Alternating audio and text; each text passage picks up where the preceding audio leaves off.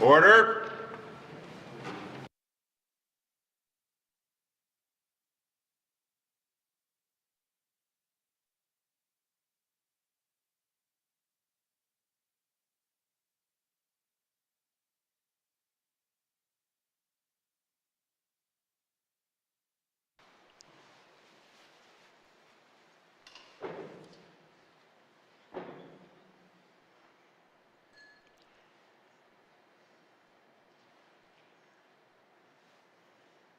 Atanek kanyaktulag nalichung uvlupak. Ilibit kamanak totin nalungat totin hibon niya ko titukot.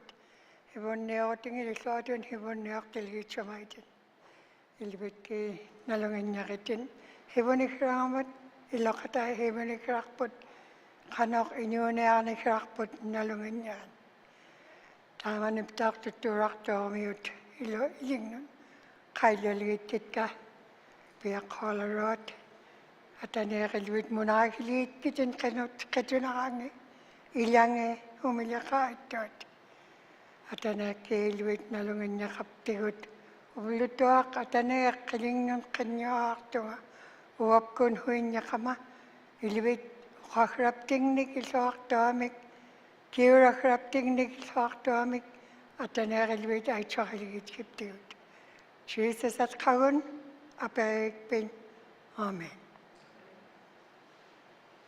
Seated, Glenn.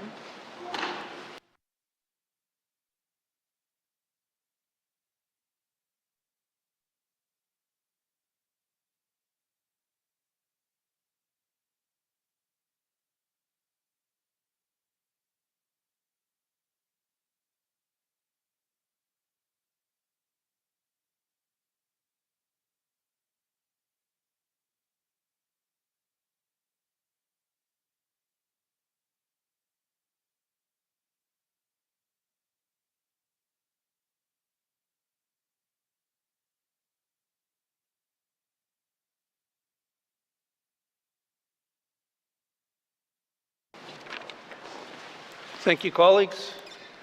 Before we start, I'd like to recognize a very important person to this 19th Assembly, Ms. Caroline Cochrane, Roy Steen, the other half of the partnership, and very smart and intelligent man. So Charlene Woodward, Meredith Wilson,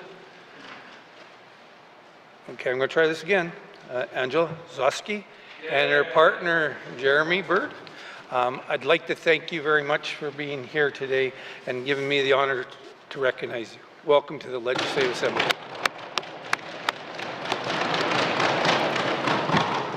Minister statements. Minister of Finance.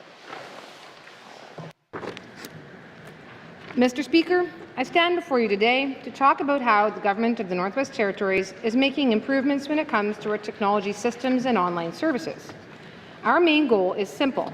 We want to make government services easier to access and safer to use. We want people to be able to securely access services like applying for a permit or accessing a marriage, birth or death certificate, no matter where they live in the Northwest Territories. Residents can now access a wide array of services digitally, from applying for vital statistics documents or renewing driver's licenses and vehicle registrations, to managing apprenticeship profiles or obtaining fishing licenses. Businesses benefit from the ability to apply for certain licenses and permits online, including those related to liquor sales or business operations outside of community boundaries, as well as submitting applications for electrical and mechanical safety inspections. We are also making it easier for families to access healthcare by enabling applications and renewals for healthcare cards online. These additions reflect our efforts to consider online service delivery in our planning processes and ensure that individuals and businesses can obtain services securely and conveniently, no matter where they live in the Territory. Mr. Speaker, over the last year, we have improved how we plan for future technology. Instead of creating such systems in silos, we now follow shared principles for every new system. These principles make sure systems are secure to talk to one another and to other systems and can safely share information when needed. This helps different government programs get what they need without repeating the same work and provides a value add. To ensure these principles are followed, a group of officials from across government reviews major technology project ideas early on. Previously, they mainly checked budgets and timelines, but now this group asks important questions, such as, will this system connect properly with our other systems? Will it keep information safe? Will it help us offer more online services in the future? And only projects that fit within these rules will move forward towards funding approval. A key part of these improvements is a new program called Information Technology, or IT, Planning Studies. These studies help identify exactly what is needed, look at different options, and work out the costs before we spend public money. This year, we started 6 of these studies. They are looking at replacing older systems used for case management, health information, inspections, and various registries.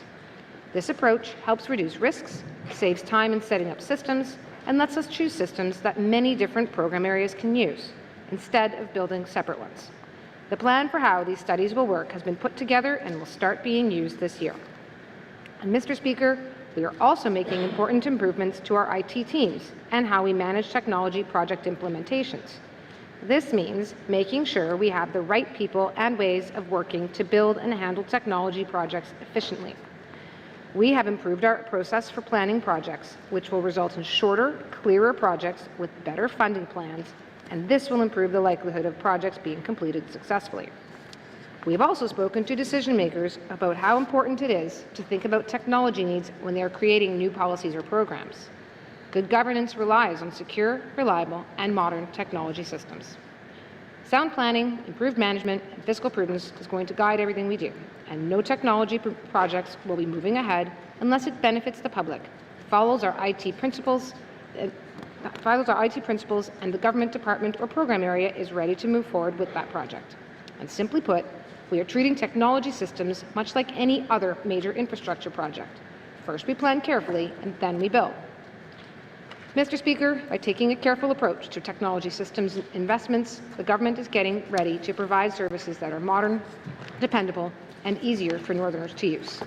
We are focused on the use of public funds responsibly in this space and to keeping information safe, and I look forward to continuing to share updates with the Legislative Assembly as we work to make these plans a reality. Thank you, Mr. Speaker. Thank you, Minister of Finance. Minister's statements. Minister responsible for Housing and NWT. Thank you, Mr. Speaker.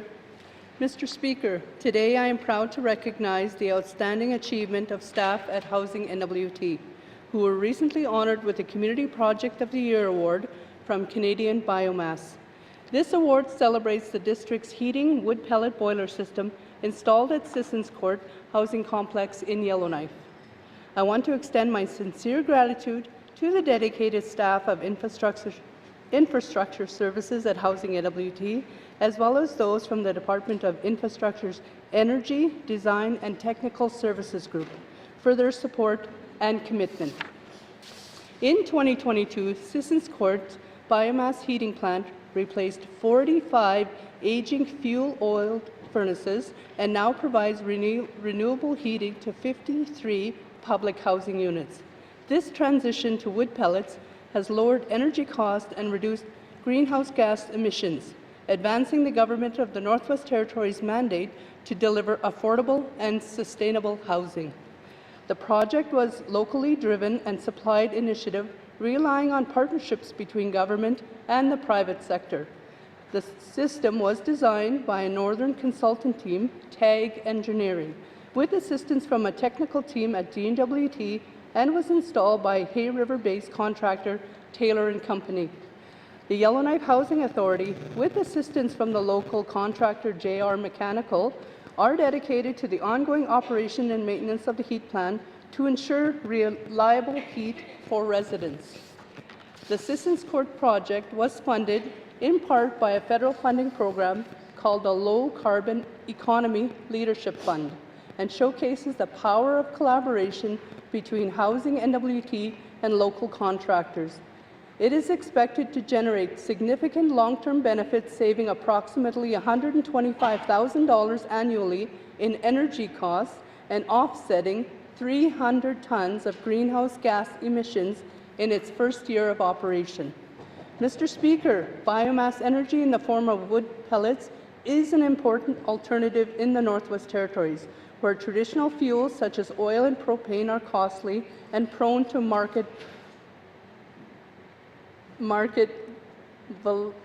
sorry, Mr. Speaker.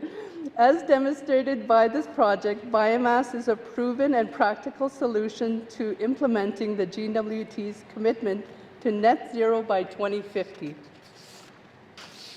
This biomass award marks a meaningful step forward in Housing NWT's mission, demonstrating that sustainable energy solutions can be a part of how we build stronger, more resilient communities across the North. Koyunani, Mr. Speaker. Thank you, Minister responsible for Housing NWT. Minister statements. Minister for Education, Culture, Employment. Mr. Speaker, I'd like to recognize an important cultural milestone. The Northwards NWT Writers Festival is celebrating its 20th anniversary, 20 years of championing Northern voices and building community through storytelling.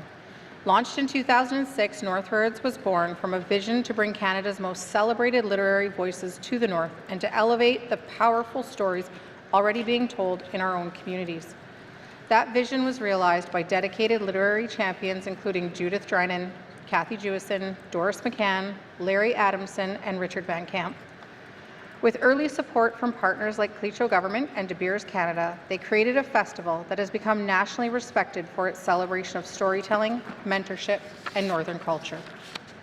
Over the years, Northwards has welcomed major Canadian authors like Lyndon McIntyre and Elizabeth Hay.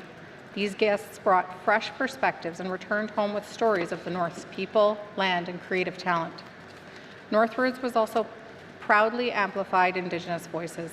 Esteemed authors and knowledge keepers such as the late Lee Miracle, the late Richard Wagamese, Katharina Vermette, Duke Redbird, Nagan Sinclair, and Rosanna Deerchild have shared stories rooted in truth, history, identity, and cultural resurgence. Their contributions have fostered meaningful conversations and affirmed the essential place of Indigenous storytelling in our collective narrative. Mr. Speaker, what makes Northwards truly special is its ongoing commitment to Northern writers. It has given a platform for authors from across the territory like Richard Van Camp, Alison McCreish, Fran Herncombe, whose voices reflect the humour, complexity, and resilience of life in the North. Through Northwards, these voices are being heard far beyond our borders. That's why the government has supported Northwards over the years. With that support, the festival has grown into a year-round literary organization offering mentorships, open mics, workshops, and publications like Coming Home, Stories from the NWT, which helped many Northerners publish their work for the first time. Mr. Speaker, the anniversary is not just about looking back. It is a moment to recognize the role of the arts in building stronger communities, preserving culture, and helping people, especially youth, express who they are and where they come from.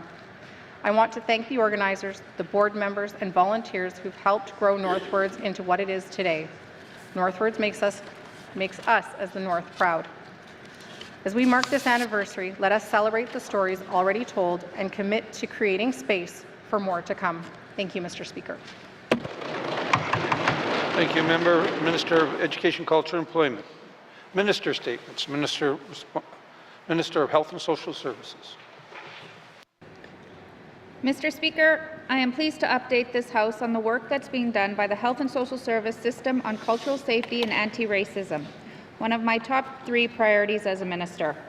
First and foremost, Mr. Speaker, our government has a duty to confront the persistent health inequities faced by Indigenous residents. Our commitment to cultural safety and anti-racism tackles a difficult reality, and that is that these inequities stem from a health and social services system founded on colonial values that have marginalized Indigenous people and excluded them from decision-making.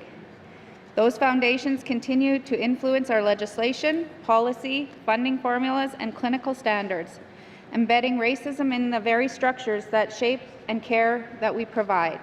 Undoing this legacy is challenging work. It requires us to rethink governance models, realign resources, and place Indigenous knowledge and legal orders on equal footing with public government approaches. We have begun a sustained effort to audit existing policies for colonial bias, co-develop new accountability mechanisms with Indigenous governments, and elevate Indigenous leadership at every level of the system. This is complex and at times uncomfortable work, but it is essential if we are to create a health system that serves all residents equitably and without colonial harm. Part of this work includes offering training to all GNWT employees, Mr. Speaker, and I want to commend my colleagues for participating in the cultural safety and anti-racism training offered by the department. We will continue to offer this training, including to GNWT deputy ministers, assistant deputy ministers, in the coming year. I believe that any genuine organizational shift towards cultural safety must start with the commitment from leadership, and I am pleased to see the leaders of our public service fully engaged with this principle. Like any effective work addressing anti-Indigenous racism, our work originates from within, guided by a dedicated team of an Indigenous staff from across the Northwest Territories. They bring rich insights rooted in lived experience and Indigenous knowledge, reinforced by extensive professional expertise. This team is responsible for developing an Indigenous, made-in-the-North approach to cultural safety that challenges the status quo by identifying and addressing anti-Indigenous racism head-on. Mr. Speaker, our goal is to support equitable access to culturally safe relationship-based care that tangibly improves health outcomes for Indigenous people. We are doing this through the Office of Client Experience, primary care reform, and by improving access to care in small communities. Our team, with staff from across the health and social service system, is piloting a new equity tool to generate deep reflection, relationship building, and accountability to Indigenous communities. The work to date has been informed by community voices, and our progress has been driven by the principle of nothing about us without us, instead of a top-down directive. We are listening to the advice and guidance of the Health and Social Services Indigenous Advisory Body. Our leadership in cultural safety and anti-racism is gaining wide recognition and respect, with other departments and jurisdictions now seeking our expertise. We are proud of that. Real progress means embracing discomfort and rethinking long-held assumptions about expertise and decision-making power. Our team is guiding these candid discussions, fostering safe, productive learning spaces, and most importantly, building relationships rooted in trust with each other and with the communities we serve. Mr. Speaker, racism is more than individual acts. It's embedded in the way we do business. From the beliefs and values that we have as an organization to the policies, practices, and unwritten rules we adopt, racism is often unchecked and systemic. If left unaddressed, racism flourishes and spreads. We will continue to bring these systemic barriers to light, placing Indigenous priorities at the centre and delivering a meaningful change where it is needed the most. Thank you, Mr. Speaker. Thank you, Minister of Health and Social Services. Minister statements, member statements. Member from Yellowknife North. Thank you, Mr. Speaker. Mr. Speaker, I'd like to echo the words of our Minister of Education in congratulating the Northwards Festival on its 20th year. The Northwards Festival is a celebration of Northern writers and storytellers, bringing together authors, readers, and community members for readings, panel discussions, workshops, and special events. And one of the most anticipated events for the festival is tonight's book launch. It's called Book of Hope, Healthcare and Survival in the North, hosted by Hotit Seda at Yellowknife Books, starting at 6:30 p.m.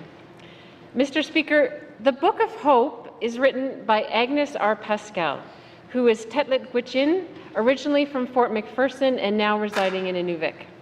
Her book is a powerful collection of first-hand narratives from Northern and Indigenous cancer survivors and caregivers, offering insight into the unique challenges of healthcare accessibility in our communities. As much as we've been focused lately on supporting healthcare staff, I think it's essential that we keep coming back to the experiences of patients, their journeys, both their literal travel and their life journeys, to understand the ways that our system as a whole works and doesn't work well. And on that note, I also want to take a moment to express my appreciation for the NWT Cancer Navigation Team at the Health Authority, which is doing incredible work supporting members of our communities going through some of the toughest times of their lives. I'm hoping that session doesn't go too long this evening so that we can all go over and attend the launch of this important Book of Hope. Mr. Speaker, the Northwards Festival has so much for everyone of all ages. Some of the events this week are free and others do require the purchase of tickets, but they're incredibly accessible. So I encourage everyone to try to get out to at least one event this week before the last day, which is Sunday. Finally, a big thanks and congratulations to the Northwards organizers, volunteers, and all of the participating writers and storytellers. Happy 20 years, Northwards. Thank you, Mr. Speaker. Thank you, member from Yellowknife North. Member statements. Member from Frame Lake. Thank you, Mr. Speaker. Mr. Speaker, at my recent constituency meeting, I had a good discussion with Frame Lake residents about their reaction to the after-action review of the 2023 wildfire season. One of the key concerns we discussed was the lack of trust and confidence in GNWT communications during the event. And I do want to take a second to acknowledge that the report made a point of noting that NWT Fire's regular updates were received positively. My constituents were clear, Mr. Speaker, that it is important to them that the government rebuild trust with residents, as it's crucial that residents feel confident to look to their government for guidance during times of crisis. My constituents expressed concern that due to experiences of past evacuations, when there are future evacuation orders, residents may not take them seriously. That concern in particular is one I want us to pay close attention to, as its implications are very serious. I know that the GNWT is in the process of preparing a response to the report, and I want to suggest that rebuilding trust should be a main theme which informs that response. Rebuilding trust and confidence in the public to look to their government for guidance and support first and foremost, but also building stronger relationships and understanding with Indigenous and municipal governments and with the many NGOs we rely on to help deliver services to residents. Building trust and fostering confidence in the public and our partners that we are prepared and have solid plans and response structures in place is the key to ensuring future emergency response will be safe and successful. Just as critical as trust is ensuring that everyone implicated in planning is fully aware of their role and responsibilities, from full-time emergency response staff to indirectly involved GNWT staff, all the way down to individual residents. One of the key recommendations of the review that I think needs to be looked at closely and taken seriously is the recommendation to establish a dedicated territorial emergency management agency. This may be what's needed to ensure the trust and relationship building I have discussed above takes place. We have a lot of work to do, Mr. Speaker. I would like to explore more of the review's recommendations, but don't have time in a short statement. I wanted to highlight the primary concerns of my constituents today, and will be following up comprehensively on the report going forward. Thank you, Mr. Speaker. Thank you, member from Frame Lake. Member statements. Member from Great Slave. Thank you, Mr. Speaker. Mr. Speaker, I want to continue the line of questioning and talk a little bit about my constituency experience with the NWT nomination program. The minister yesterday expanded on some of what she is going to be going to Ottawa and advocating for on behalf of the program and our residents, including restoring the allocation to 300, asking the federal government to engage directly with GNWT and NWT stakeholders, allow the GNWT to extend work permits for a 2-year NWT-specific frame, and to enhance support for settlement services. These are all fantastic pieces, Mr. Speaker, but I am most crucially interested in the third ask, which is to extend those work permits for a 2-year NWT-specific work permit. Constituents don't want to extend their work permits right now, Mr. Speaker, because the way that the program is structured means that if they extend their work permit, they are then losing out on the ability to get into the allotment that it currently exists. and then they are ineligible to seek that permanent residency track from our program. Mr. Speaker, it's really important for newcomers who are on temporary work permits right now. It's important for them to get clarity on whether the GNWT will continue to only consider applications of those applicants who are whose permits are set to expire within a year or less. There's a lot of anxiety and frustration, Mr. Speaker. I've spoken about this many times, and I'll be seeking clarity from the Minister of ECE later today. Thank you. Thank you, member from Great Slave. Member statements. Member from the Sudbury. Thank you, Mr. Speaker. Mr. Speaker, the Cova Lake School was a capital project approved in the later part of the 18th Assembly 2019. Mr. Speaker, the residents, students, local DEA, and teachers of the community of Cova Lake was and remains steadfast on their new school's arrival. The completed procurement, construction, certifications, now the transportation.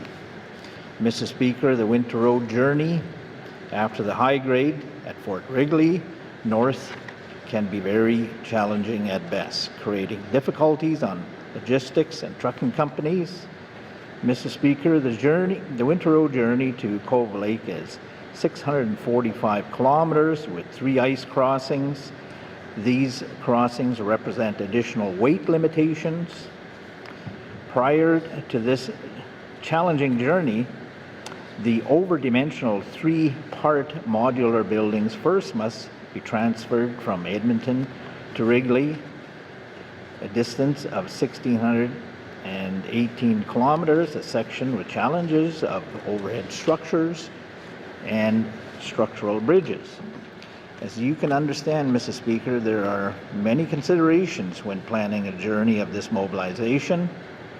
This coming transportation season, we cannot afford to let our community and the children down. Mr. Speaker, I raised these questions on numerous occasions. When will these long overdue learning facility units be delivered? Investing in our community, designing, upgrading our education environment to suit the positive outcomes and bring smiles to the residents, in particular our students, is the right thing to do in our mandate. An example to that, behind the Dawishu, there sits 4 classes in 1 cubicle room. Later, Mr. Speaker, I will have questions to the Minister of Education, Culture and Employment. Merci. Thank you, member from the Sudbury. Member statements. Member from Inuvik-Boot Lake. Thank you, Mr. Speaker. Mr. Speaker, drugs and the criminal activity associated with drugs are ravaging our communities. Yes. All communities, large and small, are feeling the effects, Mr. Speaker. We've heard that loud and clear from members in this House many times. We have legislation being considered to provide additional tools in our fight to deal with this dire situation. The Safer Communities and Neighbourhoods legislation, allowing residents to make confidential complaints to investigators on illegal activity. The civil forfeiture legislation, designed to recover proceeds and instruments used to facilitate crime. Mr. Speaker, the trespass legislation to protect landowners from trespassers by deferring potential criminal behaviour or inadvertent damages that trespassers may cause. And, Mr. Speaker, reviewing the Residential Tenancies Act to give it the teeth required to assist in dealing with this illegal activity. Moving this legislation forward as quickly as possible is paramount in our fight to deal with this problem. If there was ever a time to fast-track legislation, Mr. Speaker, and put all the resources necessary to expedite our process, this is it. Expedite our process, yes. Sorry, this is it. This is no time to drag our feet, Mr. Speaker. No. We need to move timelines up. We need to pull out all the stops. This is a key part of the mandate of this government, Mr. Speaker, and all of us in this House. Let's get it done. Let's let the residents know we are serious about dealing with drugs and crime in our communities. Thank you, Mr. Speaker. Thank you, member from Inuvik-Boot Lake. Member statement. Member from Mophie. Student financial assistance. Mr. Speaker, as another school year ends, I want to recognize the high school students graduating across the Northwest Territories. This is an exciting time for our young people filled with hope and ambition. as they prepare to leave their communities to pursue post-secondary education.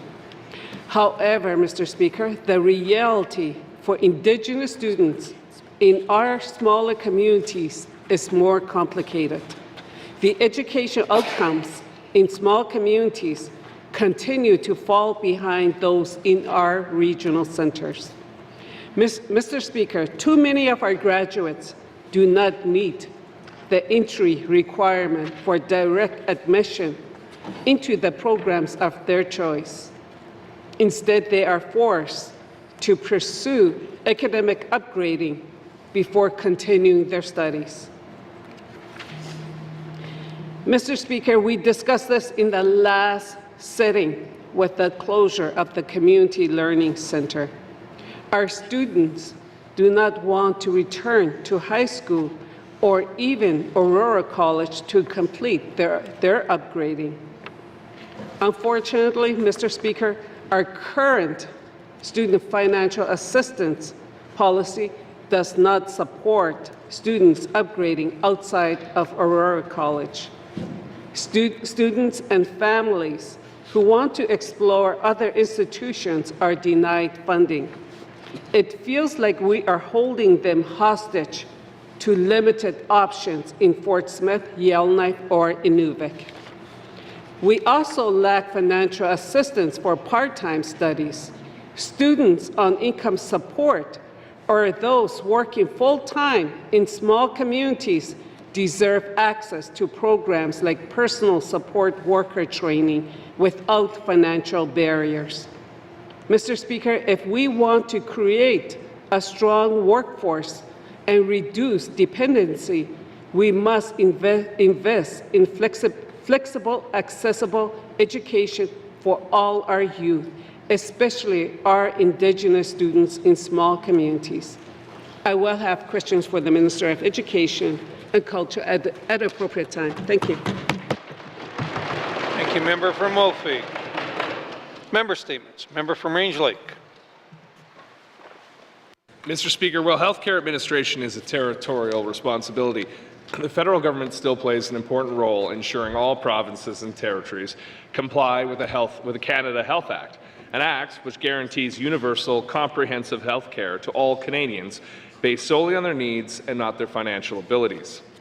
While not an outright guarantee to a right to health care, it is compliance which determines the eligibility of provinces and territories to receive health care funding through the Canada Health Transfer and a cherished part of Canadian identity. Clearly, funding available through the Canada Health Transfer is not enough for our needs here in the North. And the Minister of Health and Social Services is always ready to press her federal counterparts in efforts to secure more resources to address the systemic challenges Northerners face. However, given that these systemic challenges have escalated into what can now only be described as an urgent crisis with no clear end in sight, it can be safely assumed that the minister is gearing up for another round of lobbying when the point of failure is reached. Before this minister turns, however, to admonish her counterparts in Ottawa for their perceived inaction, we should first examine our own record as a government in upholding the very laws we are responsible for enforcing. Is the North's health care truly comprehensive without primary care? Is it universal when communities and small communities are serviced by hospitals, health centres, and health cabins that have no doctors, nurses, or other trained medical professionals on staff? Even on an operational standard, is it still a trauma bay if it is eventually run by the same staff who run a flu clinic? Maybe we should stop calling this a healthcare crisis, and we should start calling this a leadership crisis. We have the same geography, logistics, and unique northern challenges we've always had. How can we turn to the federal government to ask for more when to many it feels like we aren't meeting the minimum standards required to be compliant with the Canada Health Act? Mr. Speaker, nurses are asking, doctors are asking, Northerners are asking. It's time that the minister answered those questions with a real plan, not a work plan to a public administrator, but a real plan to fix health care in the NWT. Thank you, Mr. Speaker. Thank you, member from Range Lake. Member statements. Member from Toonaday-Willety. Thank you, Mr. Speaker. When our ancestors entered Treaty 8 in the spirit of peace and friendship, they also did so with the understanding of the medicine chest clause and how it would significantly lasting commitments to health well-being for our people. Through our oral history, we continue to remember and uphold these rights, which are now constitution protected under Section 35 of the Canadian Constitution. These rights have been further reinforced by the United Nations Declaration on the Rights of Indigenous People, UNDRIP, which this very House has adopted. UNDRIP clearly affirms the rights of Indigenous people to the highest attainable standard of health. The Truth and Reconciliation also identified improved access to health services as essential to reconciliation, a message echoed by the Make-Good Final Report. Mr. Speaker, Indigenous people of the Northwest Territories continue to experience substandard health care and inequitable access to essential services. Here in the NWT, only 59% of residents report having access to regular health care providers. In small communities like Luthitsike and Fort Resolution, the numbers are even worse.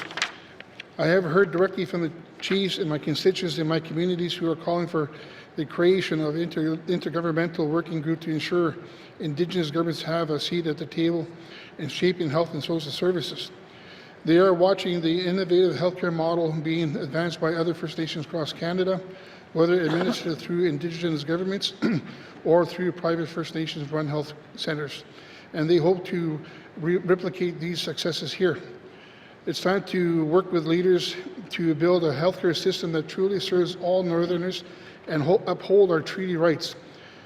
Mr. Speaker, I look forward to working with Indigenous governments on this issue, and I have questions for the Minister at the appropriate time. Thank you, Mr. Speaker. Thank you. Member from Trinidad-Wellady. Member statements. Member from Yellowknife Centre. Thank you, Mr. Speaker. Mr. Speaker, I've never seen consensus government as frustrating as I've seen it today in my 4 terms. Mr. Speaker, I repeatedly ask and point out to this Premier to involve members as part of the team. Let them feel part of the solution as we work on these problems together. Members need wins. You know what his response to me was? Write a letter. Mr. Speaker, I've seen this letter writing exercise or even question exercise, which is they're just waiting for our comments to officially trigger their official disagreement why we're wrong. But don't worry, it's already drafted and in the queue. Mr. Speaker, some people are saying we were here to be sent to work together. That is true. There is some truth in that, Mr. Speaker. But what I've noticed and seen is the informal expectation that you are not allowed to challenge the government, Mr. Speaker. And if you don't agree, then you're defined as being disagreeable. Mr. Speaker, it leaves me to wonder, are members just members of the Simpsonettes? I don't know.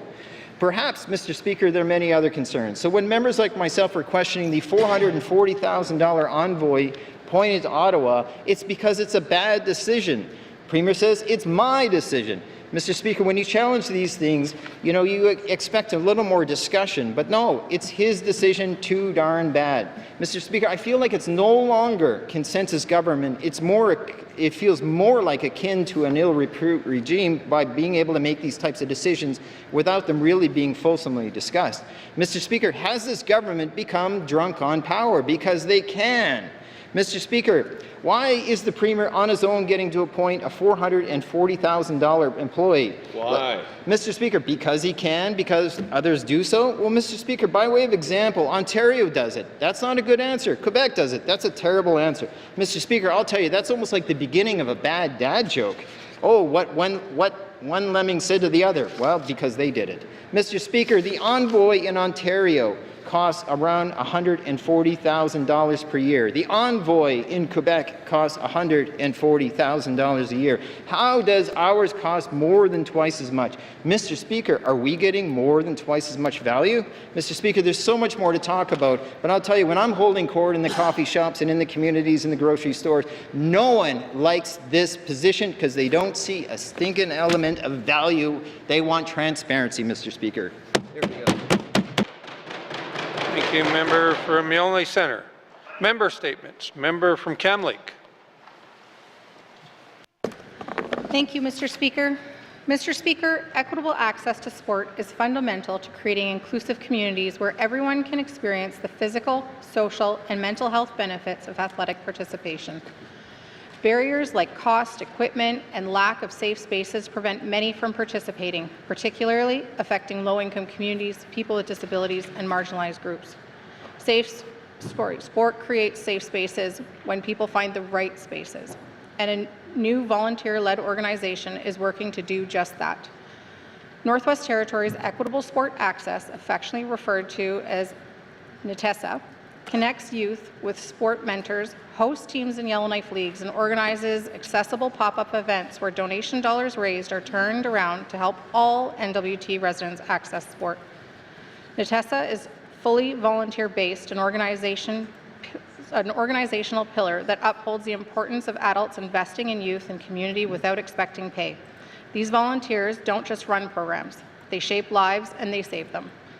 They create welcoming spaces that make sport accessible to all, including a sold-out dodgeball tournament this past Sunday that saw a diverse roster battle for hours, raising hundreds of dollars for NWT youth, sport and recreation. Mr. Speaker, you've made it clear where sport sits in your priorities, and our perspective has always aligned on the court, field, and ice. Sport isn't just a game. Teamwork builds trust. Game setbacks teach resilience, and discipline develops character. The impact is measurable. High school athletes have 40% lower dropout rates and are twice as likely to graduate. Youth in organized sports are 50% less likely to experience depression and 25% less anxious. Sport participants are 3 times more likely to do community volunteer, 50% less likely to use drugs, and have higher adult employment rates. Beyond individual benefits, sport strengthens communities by reducing youth crime and creating connections that truly last a lifetime. Mr. Speaker, access to sport and recreation saves lives and builds stronger communities. Those aren't my words, but the words of NWT residents who participated in multiple standing committee on social development reports in the 19th Assembly. Every dollar and hour we as residents invest in sport and recreation changes our territory's trajectory. One athlete, one volunteer, one community at a time. If you want to get involved in NETESA, it's as easy as showing up. And together, we can ensure sport remains a bridge to opportunity rather than a barrier. Thank you, Mr. Speaker. Thank you, Member from Kamloops. Member statements. Colleagues, this past December, I had the opportunity to chat with Jonathan Antoine about his recent trip to Los Angeles. He explained that they were able to announce the debut of the short documentary, Hunting in the Date Show, directed by himself at a prestigious LA Skins Film Festival on November 24th at 12 p.m. The significant event took place at the iconic Chinese Theater in Los Angeles, California. He explained that this remarkable experience would not have been possible without the unwavering dedication of the festival's organizers, and sincere gratitude is owed to them for selecting this important work to be showcased. This is his second time showcasing his films in Los Angeles. He explained to me that he extends his heartfelt appreciation to Ricky Tetso and Aaron Villeneuve, whose courage in sharing their invaluable stories is pivotal in highlighting the rich cultural heritage of Dene people of Little Quay. Additionally, the generous support from the Date Show GNWT ITI team was instrumental in bringing this project to fruition. In true Jonathan fashion, he made special mention to Justin Dewar, whose artistic vision has transformed the team's idea into a compelling narrative. He spent days working to provide the final product that was Jonathan's envisioned. He stressed that the wonderful community and residents of Little and Fort Simpson deserve recognition for their steadfast encouragement and belief in this mission and his dream of being a film director. As the conversation came full circle, he talked about the immense support from his family and friends, which cannot be overlooked. Their unwavering faith has helped him do this type of adventure in film, and they are very much part of his achievements.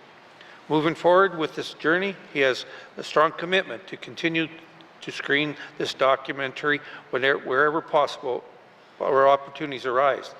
Together, he and his team will share these important stories and foster great understandings within our communities. I look forward to seeing what he has to do next. Thank you. Member statements. Member statements. Recognition of visitors in the gallery. Mr. Premier. Thank you, Mr. Speaker. It's an honor today to do what I've actually seen one of the visitors in the gallery do before. As Premier, it's an honor to recognize former Premier Carolyn Cochrane, who's joining us today, along with Charlene Woodward, both of whom I served with and worked with in the last Assembly. Thank you, Mr. Speaker. Thank you, Mr. Premier. Member from Range Lake. Thank you, Mr. Speaker. It's a real privilege to have a former Premier in the chamber today, and it's a real privilege to represent that former Premier as my constituent in Range Lake. So thank you, Carolyn Cochrane, for being here today with your partner, Rory. It's always great to have an audience in the gallery, and you are definitely a VIP. Thank you, Mr. Speaker. Thank you, member from Range Lake. Member from Yellowknife Centre. Thank you, Mr. Speaker. I have some Tree of Peace adult ed students I'd like to recognize, 3 of them in particular. We have first Jasmine Powder. Secondly, I have Anastasie Goulet. And the third, and certainly not least, Margot Reminent. Thank you very much. Appreciate it. Thank you. Thank you, member from Yellowknife Centre. Recognition of visitors in the gallery. Member from the Sawtooth. Thank you, Mr. Speaker. I too would like to recognize former Premier of the Northwest Territories, Caroline Cochrane. We had the opportunity to working together during the 18th Assembly. Merci. Thank you, member from the Sawtooth. Recognition of visitors in the gallery. Member from Frame Lake. Thank you, Mr. Speaker. Mr. Speaker, it's hard to see from my seat, but you recognized them earlier, and I'm not sure if they're still there, but Frame Lake constituents Jeremy Bird and Angela Zosky were in the House earlier, and I'd also like to recognize the Premier, who I had the pleasure of working with in her capacity as a Education Minister and a Premier when I was working as a City Councillor. Thank you, Mr. Thank you, member from Frame Lake. Recognition of visitors in the gallery. Member from Tuna Day Willity. Thank you, Mr. Speaker. Mr. Speaker, I too want to recognize the former Premier of the NWT from the 19th Assembly, Caroline Cochrane, and also I'd like to welcome Cheryl Woodward and Anastasia Goulet. Merci. Thank you, member from Tuna Day Willity. Recognition of visitors in the gallery. Member from Nuvik Twin Lakes.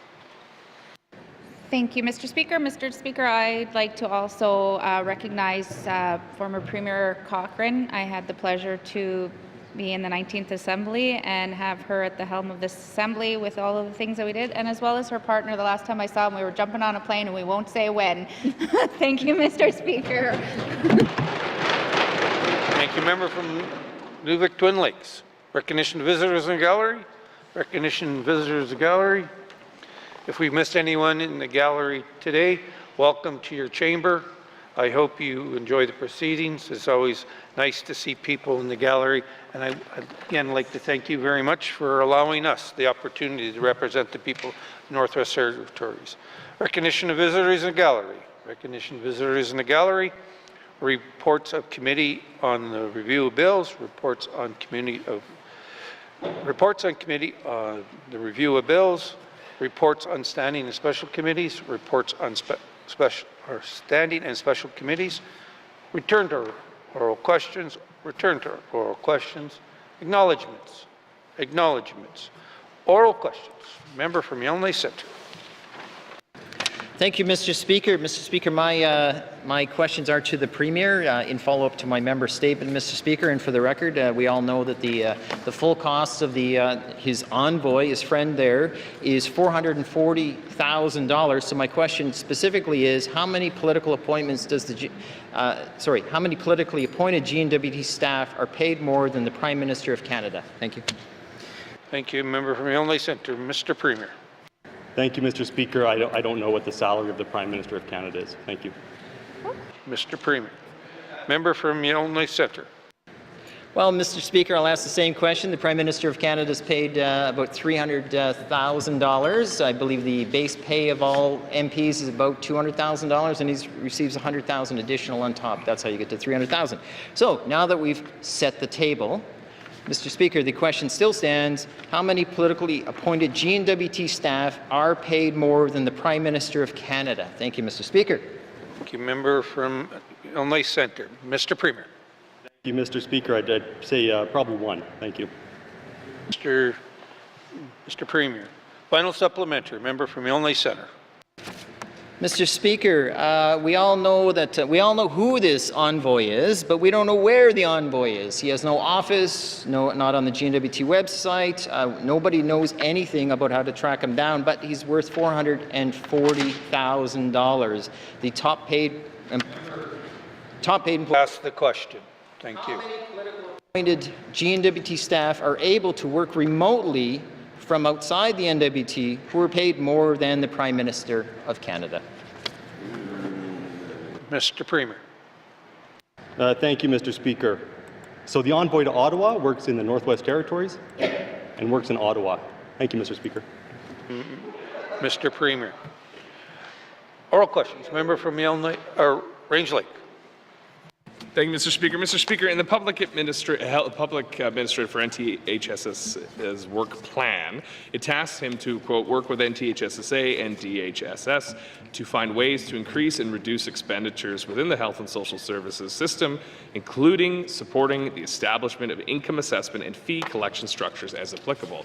I've had 2 people reach out to me today, constituents who are concerned what this actually means. So can the minister clarify, are we looking to recoup the cost of the health system on the back of patients and people who need health care in the Northwest Territories? Member from Range Lake, Minister of Health and Social Services. Thank you, Mr. Speaker. Mr. Speaker, the services that we provide in the Northwest Territories, what that statement means is that we look across jurisdictions and we compare for non-insured services, what are they charging residents for? How are they charging residents for? And is that something that you know, to be able to pay for our extended health benefits and other programs that aren't covered by the federal government? How can we find funding? Doesn't mean that we are made those decisions. It's looking at ways to be able to continue to provide non-insured services to the residents of Northwest Territories without any costs, as a lot of them are now. So we'll continue to do those reviews, and those decisions would definitely be decisions that we bring back to this house or to the members and having those discussions with if there was any changes. Thank you. Mr. Health and Social Services. Member from Range Lake. Thank you, Mr. Speaker. Well, many of these non-insured services are critical services. Urology, I believe the urology department at Stanton is non-funded. So what services are we? Well, let's just get into that. What services might we lose or might cost people to use after this review is done? Can the minister give people a heads up? Because if they're getting free care right now, and they turn around and start charging them, we're going to hear about it in this chamber. Thank you, Mr. Speaker. Range Lake. Minister of Health and Social Services. Thank you, Mr. Speaker. Mr. Speaker, if a patient is referred to neurology, and I know that the member is just using that as an example, that would be an insured services. I could go on and talk about all of the different insured services, but if members wanted to understand what non-insured services are, those are the services that we provide through extended health benefits. So many of the services that are provided through that, but however, there are other services that we do provide free of charge, so outpatient rehab services and things like that. In many jurisdictions, insurances cover those. We provide those free. They're not even added to our extended health benefits list. So those are types of things. If you're inpatient and you're getting rehab services, then those are part of the insured services. I can, if there is more information, you know, I'd be more than willing to provide standing committee on this kind of information. Thank you. Health and Social Services. Final supplementary. Member from Range Lake. Thank you to the minister for clarifying some of these points. The problem is when the work plan says as applicable, that's a very big window, and I think when people read that without that clarification. So will the minister agree to update this work plan to make it clear that insured services will not be a fee for service in the Northwest Territories? Thank you. Hear, hear. Member from Range Lake. Minister of Health and Social Services. Yes. I'll direct the PA to update what needs to be updated in that area. Thank you, Mr. Speaker. Thank you, Minister of Health and Social Services. Oral questions. Member from Frame Lake. Thank you, Mr. Speaker. Mr. Speaker, does the Premier agree that rebuilding trust needs to be a key goal of the government response to the after-action review on the wildfire season in 2023? And, Mr. Speaker, what does he feel is needed to achieve that goal? Thank you. Member from Mr. Premier. Thank you, Mr. Speaker. I know we're not supposed to discuss opinions in this House, but I'll indulge the member. Yes, obviously, we need to improve trust of government in emergency situations. I think that is, one of the primary lessons that we've learned from this last series of evacuations that we had. The work to do that has already begun. It began at the beginning of this government. When I drove out of Hay River, there was no one there to close the highway because people didn't understand what their roles were. No fault of their own, but we weren't organized enough as a government to ensure that people knew where to be, when to be there, and what to do. And so as a result, we had vehicles driving out of the community into the middle of an active forest fire. So that was one of the very first things that I really focused on, ensuring that there were business continuity plans across government, that everyone's role was defined so that they knew what they were going to do. So doing things like that and letting the public know that we've done those types of things, we've seen the issues that happened and we are taking steps to correct them, I think that's important. And as we provide a response to the after-action review, the public will see the action that we've taken and understand that we've taken this seriously. Thank you, Mr. Speaker. Mr. Premier. Member from Frame Lake. Thank you, Mr. Speaker. Mr. Speaker, I note that the report contains some short-term recommendations, but also some very long-term recommendations as far as 4 years into the future. Mr. Speaker, how will the government ensure these recommendations are followed up on and not forgotten? Thank you. From Frame Lake. Mr. Premier. Thank you, Mr. Speaker. And of course, we are going to be providing a response, and this is wading into the Minister of Macka's territory, so I don't want to get too ahead of things, but the long-term work begins now. And so a lot of that long-term work, the planning, the relationships, that's already begun. Thank you, Mr. Speaker. Mr. Premier. Final supplementary. Member from Frame Lake. Thank you, Mr. Speaker. And the Premier started to touch on the answer to this question already, but he noted that the GNWT has already taken some action. Can the Premier detail for the House what has been done to date in response to this report or to the 2023 wildfires and lessons learned? Thank you. Member from Frame Lake. Mr. Premier. Thank you, Mr. Speaker. So noting that there will be a full review or sort of a report back on the recommendations, I can note a few things. So obviously one of the very first things was the realization that fire seasons start earlier than ever. And so because of that, the GNWT has been bringing on fire crews, aircraft, seasonal wildfire personnel earlier than ever before, and there's been significant investments made in mitigation and prevention efforts. We've been working with Indigenous governments. We heard in the last, during the 2023 evacuations, that Indigenous governments, not just the community governments that might be run by the band, but even regional Indigenous governments wanted more of a role in emergency management. And so we've struck a working group with the Council of Leaders to look at how we can amend the Emergency Management Act. And we've done the same thing with the NWTAC and with ELGANT to ensure that communities are engaged in that work. We're further supporting communities by delivering community emergency planning workshops and desktop exercises to better understand, so communities can better understand emergency management and how it would play out in the real world.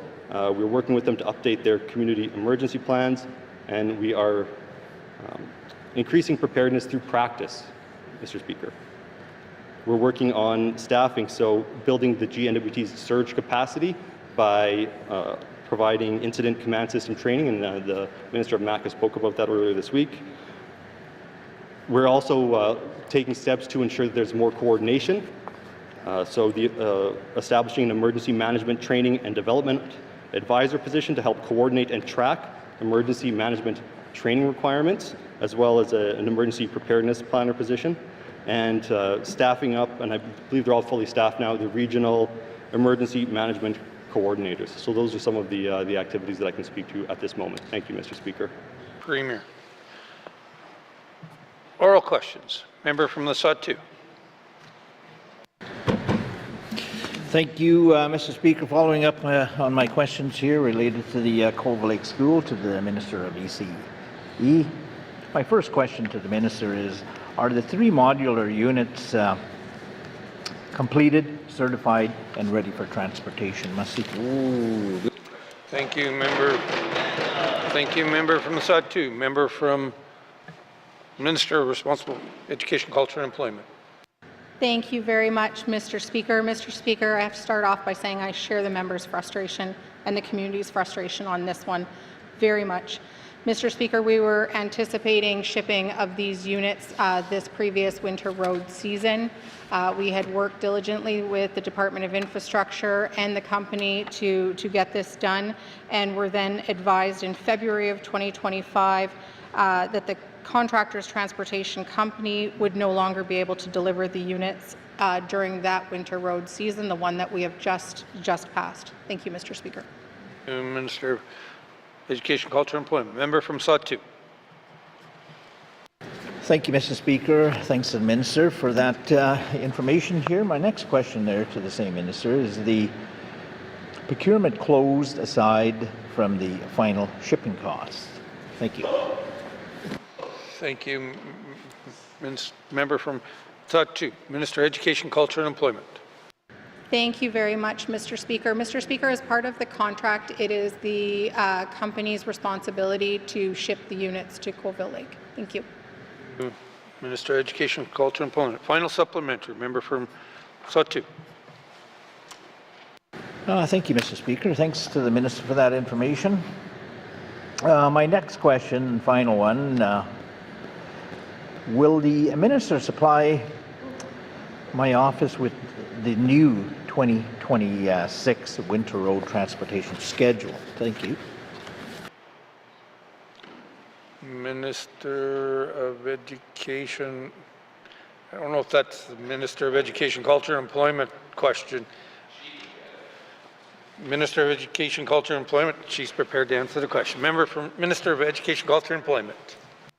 Thank you very much, Mr. Speaker. I know it's one that certainly straddles two departments, but as infrastructure does, or sorry, as Education, Culture, and Employment does not actually build our capital projects in the territory, I do work very closely with my colleagues on this House and would be more than happy to work with the Minister of Infrastructure on developing some information for the member for the Sawtooth. Thank you. Minister of Education, Culture, and Employment. Oral questions. Member from Inuvik Boot Lake. Thank you, Mr. Speaker. Mr. Speaker, in my member statement, I mentioned three pieces of legislation that are in the queue. This legislation is paramount to our war on drugs and the criminal activity that comes with drugs. Mr. Speaker, my question is for the Minister of Justice. Can he give this House an update on what the status is of these three very important pieces of legislation: Safer Communities and Neighbourhoods legislation, civil forfeiture legislation, and the trespass legislation? Thank you. Thank you. Member for Inuvik Boot Lake. Minister of Justice. Thank you, Mr. Speaker. Mr. Speaker, as was so well stated in the member's statement, I think that as we look at the challenges that we're facing in every community regarding drugs and crime, it's certainly top of mind, I know, for all of the members of this House, and certainly one of my priorities since I've become Minister of Justice. So the plan for these three specific pieces of legislation is to have legislative proposals developed during the summer of 2025 and pending approval by Cabinet to advance those legislative proposals. A couple of, I'll speak maybe to the SCAN legislation and the Civil Forfeiture Act, which are a lot more complex than the trespass legislation and will require extensive engagement with the public and stakeholders as we move those two forward. So the plan with those is to, based on approval of, obviously, of the legislative proposals, is to advance those and to have a bill brought to the floor in the winter sitting of 2026. With regard to the Trespass Act, as I stated yesterday, that's a little less complex piece of legislation, and we're currently working on the legislative proposal and again pending approval. of the legislative proposal. We'll bring that forward for a somewhat limited public engagement on that, and with the target of bringing a bill to the floor in the fall sitting. Thank you, Mr. Speaker. Minister of Justice, member from Nuvik-Boot Lake. Thank you, Mr. Speaker. Mr. Speaker, I know the minister is also sent to this House and committed to reviewing the Residential Tenancies Act to give that some strength as well to help us with this drug crisis. Can the minister give an update on where they are with the Residential Tenancy Act review? Thank you. Member from Nuvik-Boot Lake, Minister of Justice. Thank you, Mr. Speaker, and thank you to the member for the question. Certainly another very critical piece of legislation that will support the work of the different agencies that are trying to combat the drugs and the crime across the NWT, and certainly as important to the territory to help us in that endeavor as the other three pieces. So currently the department is doing a review of the Residential Tenancy Act, and that review will continue through the summer of 2025. And the information that's gathered from that review will be used to develop the legislative proposal for the Act and determine what future public engagement will also be required as we move that forward.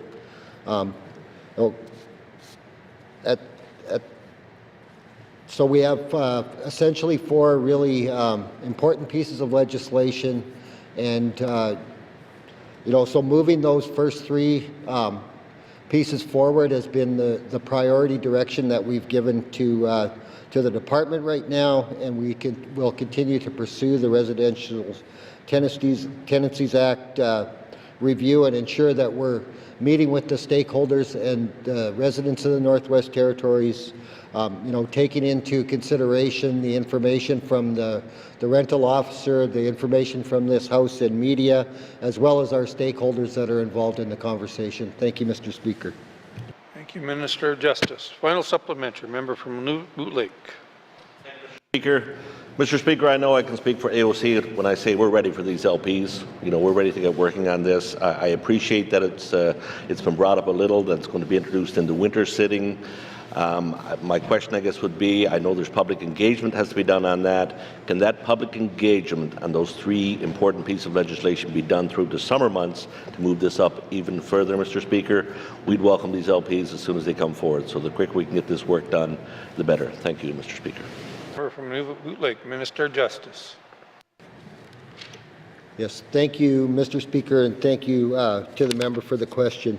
I think all members of this House, both sides, cabinet and regular members, are anxious to move these forward, and I think that was expressed yesterday in the advancement of the Trespass Act and shortening that timeline from our original plan to have all three pieces of legislation together and brought forward in the summer of 2026. So now we're looking at the fall of 2025 for the Trespass Act. We're looking at the winter sitting for the other two pieces of legislation. And the Trespass Act, I think, is certainly an easier consultation with the public and the stakeholders. The other two are much more complex, and really, to get those advanced to a state where we could bring a bill forward in the fall would be, I don't think that's possible with the complexities that we're faced there and the amount of engagement that would be required. Because of the fact that the SCAN legislation particularly is a little bit more contentious, and we'll need to ensure that we are engaging everyone on that. Thank you, Mr. Speaker. Thank you, Minister of Justice. Oral questions. Member from Mophie. Thank you, Mr. Speaker. Mr. Speaker, will the minister commit to reviewing the current student financial assistance policy to allow students to receive funding for academic upgrading at institutions outside of Aurora College, either online or outside of that territory, so that our students with Our students with financial assistance needs have a greater choice and access to quality education. Education, Culture, and Employment.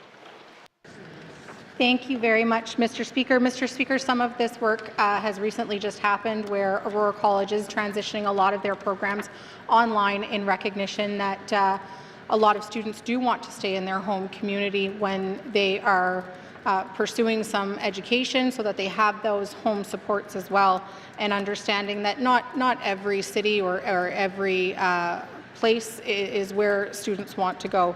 In addition to the College Access Program and the Occupations and College Access Program at Aurora College and their online offerings, there's also the University of Alberta's Transition Year Program that is also included and funded by student financial assistance. Thank you.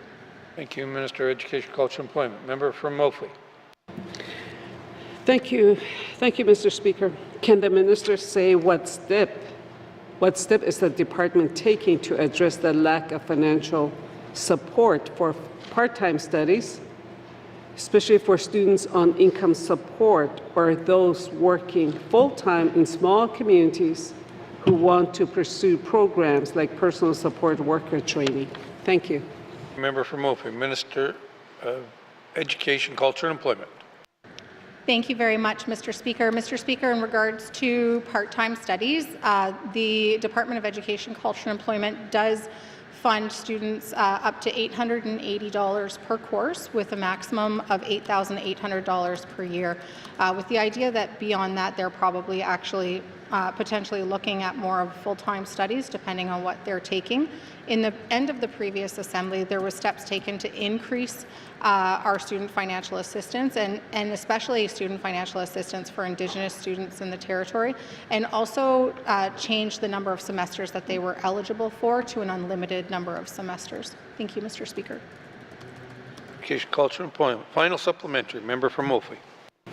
Thank you, Mr. Speaker. Mr. Speaker, given the closure of community learning centres and the limited upgrading options available, how does the department plan to ensure that Indigenous students from small communities can meet post-secondary admission requirements without being forced to leave home or return to institution they are not comfortable attending? Thank you. Thank you, Member from Mophly. Minister of Education, Culture, and Employment.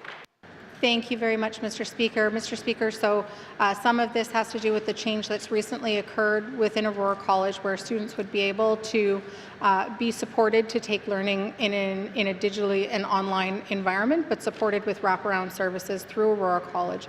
In addition, Mr. Speaker, later on this week, I have the honour of having conversations with my colleagues on the other side of the House in regards to some upcoming suggested approaches to adult learning and basic education for the Northwest Territories. Thank you. Minister of Education, Culture, and Employment. Oral questions. Member from Yellowknife North. Thank you, Mr. Speaker. My questions are for the Minister of Education. So within the past day, parents of students at École William MacDonald Middle School and Range Lake North School received news that drinking water in those schools is dangerously high in lead.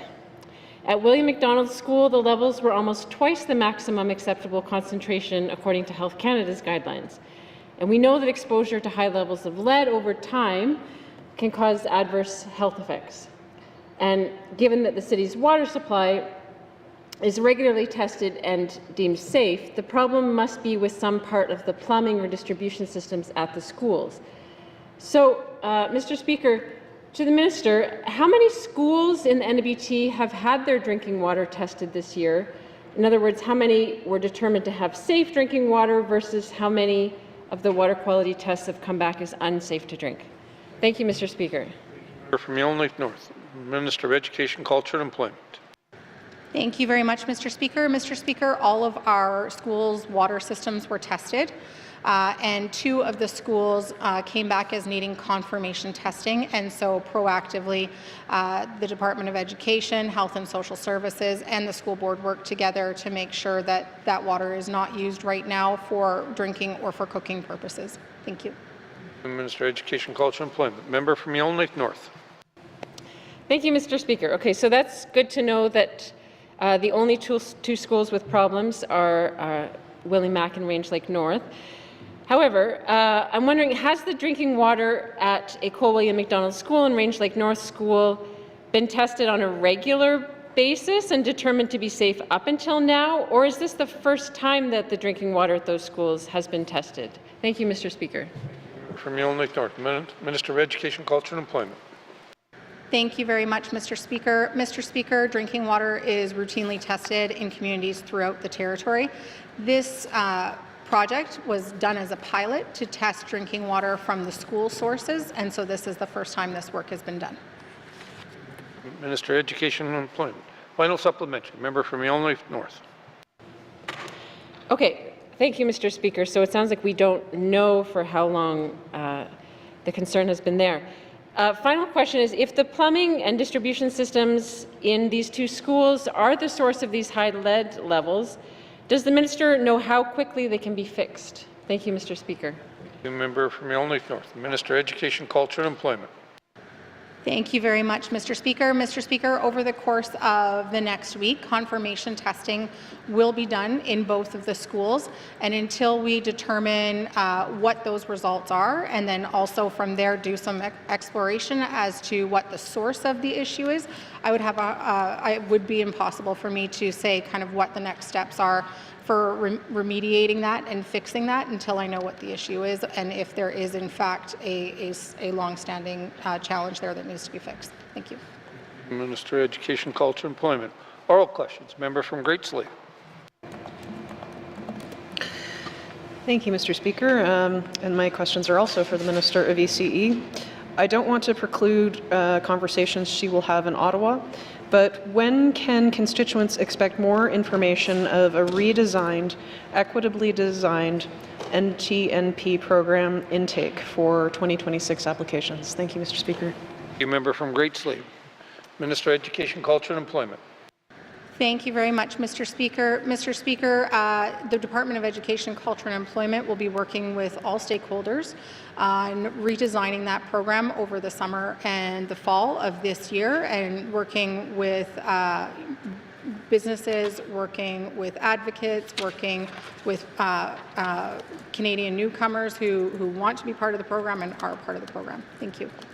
Thank you, Minister of Education, Culture and Employment. Member from Great Slave. Thank you, Mr. Speaker.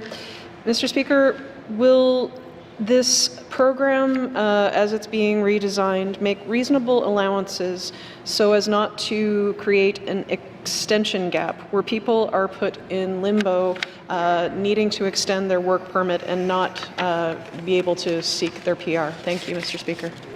From Great Slave. Minister of Education, Culture and Employment. Thank you very much, Mr. Speaker. In the re-release of the program this year, one thing that quickly became apparent was that there was concern over people whose work permits would be expiring in January and February of 2026. That quickly became apparent, and so while there is never an intention to design a program that has a gap, certainly I do know that going into next year that we have more people interested in the program than we currently have spaces for. Thank you. Education, Culture and Employment. Final supplementary. Member from Great Slave. Thank you, Mr. Speaker. I don't know if I heard an answer there, so I'll put it in a different way. Is there contemplation in the redesign that will give affordances to the fact that your application, if you're not successful on the NTNP application, you have to then extend your work permit? This is creating a cycle of gap and anxiety for people. Will that become addressed? Thank you, Mr. Speaker.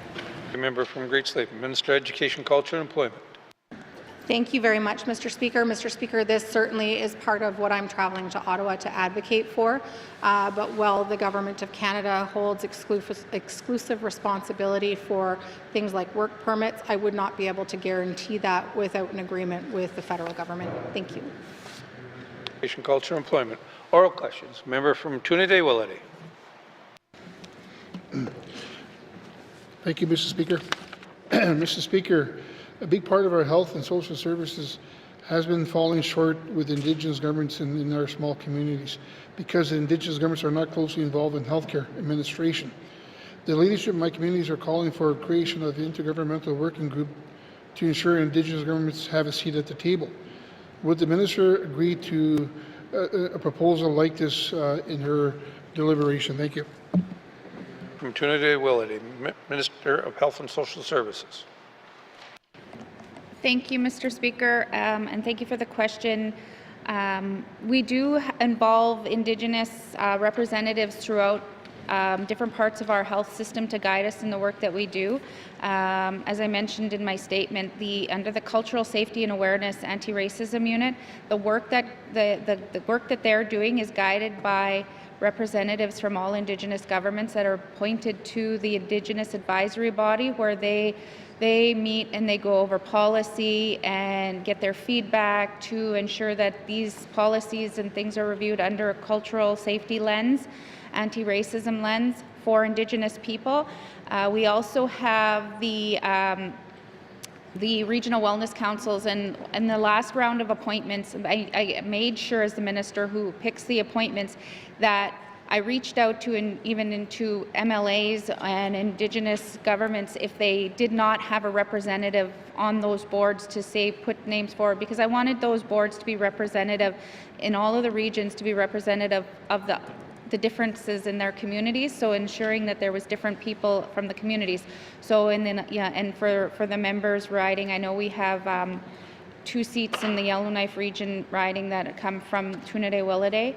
But I encourage more people to put their name forward for those. Those are the ones that they work directly with the chairs, and the chairs work directly with myself and the PA. We recently created a chair minister meeting that we'll be having the first one with the Regional Wellness Council chairs, myself, the PA, and the CEO on June 12th. That will bring forward the region's issues to a table where we can have those conversations. And there is one more that we recently did at the Council of Leaders. So all Indigenous governments in the government, we sit at the Council of Leaders as equals. Health issues continue to come up. We need to find ways to resolve these issues. So everybody around the table has appointed executive members to sit at that table to take direction from each of their group, to speak on behalf of the issues in their community. If I can, and I can share this information with the member. Thank you, Mr. Speaker. Thank you, Minister of Health and Social Services. Member from Trinidad Willowday. Thank you, Mr. Speaker. Mr. Speaker, in British Columbia, there is an agreement with the provincial government to establish a First Nation health authority. At the same time, some First Nations operate their own private health centers there as well. Can the minister indicate if Health and Social Services would consider the creation of a First Nation health authorities here in the NWT, while allowing community-based initiatives to be jump-started to fill in the gap in the meantime? Thank you, Mr. Speaker. Member from Trinidad Willowday, Minister of Health and Social Services. Thank you, Mr. Speaker. The little bits and pieces, what I do know of the First Nations BC Health Authority are from my old practices with NIHB, and I know from within BC, all of the Indigenous groups have gotten together, the reserves got together, and so they do run clinics on their reserves. They draw down those funds, and I know that we've had these conversations that they're getting larger amounts of money per capita because they've drawn down some of these services on their reserves, and they also encompass administering NIHB in their province solely. But within the Northwest Territories, because we have so many different Indigenous groups, like we have the First Nations, but then we have self-governing nations, then we have Inuit, then we have Métis, it gets very complex in the Northwest Territories, and I'm not saying it can't be done. Maybe in the in those conversations, then those are the conversations that would be something that I would suggest that we could continue to have those conversations with Indigenous governments and Indigenous leaders throughout the Northwest Territories. But how we'd get there, that would take a lot of work. Thank you, Mr. Speaker. Minister of Health and Social Services. Final supplementary. Member from Trinidad Willowday. Thank you, Mr. Speaker. The United Nations Declaration on the Rights of Indigenous People was passed by the last Assembly 2 years ago. Can the minister provide any progress on the part of Health and Social Services to uphold the rights outlined in UNDRIP, which the GWT must start implementing. Thank you, Mr. Speaker. From Tuniday Willady, Minister of Health and Social Services. Thank you, Mr. Speaker. I know that the legislation was passed. I was part of that that amazing work that was done, and and I think that work that continues to happen. I don't have the specifics on that, but what I do know is that within our department, we do continue to work with the Indigenous Advisory Body and with the Cultural Safety and Anti-Racism Unit to ensure that when we get those federal dollars, they're each community has wellness funds that we give to each community based on their wellness plans. And those things are driven from their own communities to provide those some services and programs in their community. But I will share that information with the member of what's going on in Tuniday Willowday. Thank you, Mr. Speaker. Minister of Health and Social Services. Oral questions. Member from Yonley Centre. Thank you, Mr. Speaker. Mr. Speaker, in the 2023 evacuation, Avens was forced, not of their own volition, but they were forced by the government to evacuate 57 vulnerable residents with little to no assistance. Mr. Speaker, they were even in carriage of people from Hay River and Fort Smith who needed that specialized care, and they were all too happy to do so. To support Avens was forced to cover a cost of $1.3 million that they had to take a mortgage out. Now, after some long discussion, the government agreed to cover $900,000. They left 30% shortfall. That's $400,000. Will the minister direct her department to work through this process and pay Avens the outstanding debt they are owed by this government? Could the member tell me who the question is going to, please? Well, Minister of Health. Thank you. You can start. Okay. Minister of Health and Social Services. Thank you, Mr. Speaker. Mr. Speaker, what I do know about what happened within that situation, there has been discussions that's gone back and forth. It came back between the disaster funding, that it wasn't eligible or applicable, and these were things that didn't meet for reimbursement. Thank you, Mr. Speaker. Minister of Health and Social Services. Member from Yonley Centre. Mr. Speaker, let's start with not typical. Massive fire evacuation. What not typical? Find a way to remove everyone on your own. And furthermore, lastly, Mr. Speaker, the direction of, oh, sorry, the plane you've arranged on your own without a plan, without support from us, we're commandeering it. You're right, none of it was typical. And in some ways, Mr. Speaker, not fault, but we have to figure out these things. So, Mr. Speaker, knowing the situation, would the minister go back and review the situation to see if they can assess on why this outstanding amount is still there, and furthermore, close that gap, because Avens should not be subsidizing the GNWT. Thank you. Thank you, member from Yonley Centre. Minister of Health and Social Services. Thank you, Mr. Speaker. Mr. Speaker, we have gone back. I know the Minister of MACA has gone back. My department went back and had further discussions, and the decision that was that there were benefits that were given to employees over and above that was what is, and so that's why they didn't qualify under any of their collective agreement or under the disaster mitigation. Thank you, Mr. Speaker. Mr. Health and Social Services. Final supplementary. Member from Yonley Centre. Mr. Speaker, that's all, over and above is all fair and game when someone says this is what you're supposed to do and this is how you're supposed to do it. That wasn't this situation. They were left on their own, told to solve this problem, and they did in the best goodwill that they could. They took Yellowknife residents, Hay River residents, and Fort Smith residents. Mr. Speaker, to the point of the question is, Avens was faced with the judgment of Solomon. Do they take some, which some, or do they take them all? They took them all. So back to this.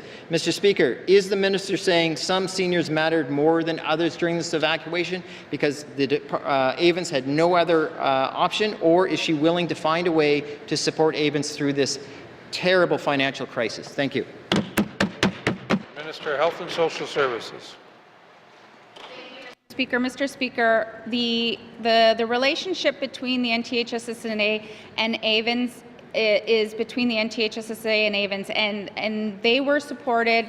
As we've been talking about in this House today, like that was something that nobody else has experienced, and I understand where the member is coming from. But like I said, we looked at all of the information and we worked with the Minister of MACA, and the decision still stands. Thank you, Mr. Speaker. Thank you, Minister of Health and Social Services. Oral questions. Member from Range Lake. Mr. Speaker, I know the Minister of Education, Culture, and Employment is actively going to be working on this immigration file when she goes to Ottawa. So there's another issue that's come up that hasn't been raised on the floor of the House to my knowledge, and that's from workers who are now expecting children as they wait for the NTNP to reopen next year. Some of them will go on maternity leave, which may make them ineligible to apply, forcing them to wait another year to act for access. What is the Minister doing to ensure that expecting parents aren't excluded from this program? Or is the message that women must delay pregnancy in order to qualify? Thank you, member from Range Lake. Minister of Education, Culture, and Employment. Thank you very much, Mr. Speaker. Mr. Speaker, I appreciate the question from the member. Currently, within the policy, there is a leave provision in there. And that is something that I am currently exploring with the department, given the existing parameters of the program. Thank you. Minister of Education, Culture, and Employment. Member from Range Lake. Thank you, Mr. Speaker. I don't know if I can tell the people experiencing this issue that an exploration is going on and that will be sufficient. So what does exploring mean in real terms to people with real lives who are experiencing this situation? Thank you, Mr. Speaker. Member from Range Lake. Minister of Education, Culture, and Employment. Thank you very much, Mr. Speaker. Mr. Speaker, I do want to fix this issue. I do think that it is an equity issue, and I don't have an answer for the member right now other than the fact that I am live to this issue. Currently, the program says that people must be employed at the time that they apply, and so I have committed on the floor of this House that I'm currently reviewing that and seeing what parameters we can push this to within the program. Thank you. Minister of Education, Culture, and Employment. Final supplementary. Member from Range Lake. Thank you, Mr. Speaker. Mr. Speaker, will the Minister develop some sort of exemption or exclusionary measure in this program for this very small class of people who are experiencing this issue? We want to keep people in the north, we want to keep people working, and we certainly want to keep people who have already contributed to the community in those jobs doing that work. So will she commit to an exemption to support expectant mothers who are in this program, who are currently being shut out of that opportunity? Thank you. From Range Lake. Minister of Education, Culture, and Employment. Thank you very much, Mr. Speaker. Mr. Speaker, I'm absolutely agreeing with the member that this was an equity issue, that we want to keep people in the north, and that we want to ensure that people can also add to their families and not be concerned about their applications. This is one of those frustrating parts of administering a program on behalf of another level of government, and so I need to see what my parameters are within our ability here in the territory to make adjustments to this extended leave part of the policy. Thank you. Minister of Education, Culture, and Employment. Oral questions. Member from Toonaday-Willity. Thank you. Thank you, Mr. Speaker. Mr. Speaker, the other day I was talking about baby Alma, and my question is to the Minister of Justice. I was at a funeral yesterday in Detta, and some of the elders were talking to me, and they were asking for an update on what's going on. So my question to the Minister is, the baby Alma has been waiting years to bring her home, and the only way to do this is to investigate her cause of death is through the Coroner's Act. My question to the Minister is, will the Minister of Justice initiate a proper investigation and bring her home through the Coroner's Act? And if the Minister could update the House on where things are at. Thank you, Mr. Speaker. From Toonaday-Willity, Minister of Justice. Thank you, Mr. Speaker, and thank you to the member for the question. We all know that this is a tragic situation and a very challenging one at the same time. I'm certainly committed, as I stated on Friday, to working with the coroner's office and with the Department of Justice to ensure that we do everything we can to find a path to get Elma home. Thank you, Mr. Speaker. Thank you, Minister of Justice. Member from Trinity-Willety. Yeah, thank you, Mr. Speaker. As you go through this process, will the minister will look at also the cost under the Coroners Act to bring baby Elma home? Thank you, Mr. Speaker. Thank you, member from Trinity-Willety. Minister of Justice. Thank you, Mr. Speaker. Mr. Speaker, I'm not familiar specifically with the Coroners Act, but happy to investigate what the possibilities may be there in that regard. Thank you, Mr. Speaker. Mr. Justice. Member from Trinity-Willety. Final supplementary. Thank you. Thank you, Mr. Speaker. Will the minister commit to working closely with myself and the Indigenous governments to develop new legislation to ensure that Indigenous communities dealing with this residential school grades never have to go through the experience like I did in my riding? Thank you, Mr. Speaker. The Minister of Justice. Thank you, Mr. Speaker. Mr. Speaker, that is a huge question, and I'm certainly committed to working with the member, with the Indigenous government and governments across the Northwest Territories.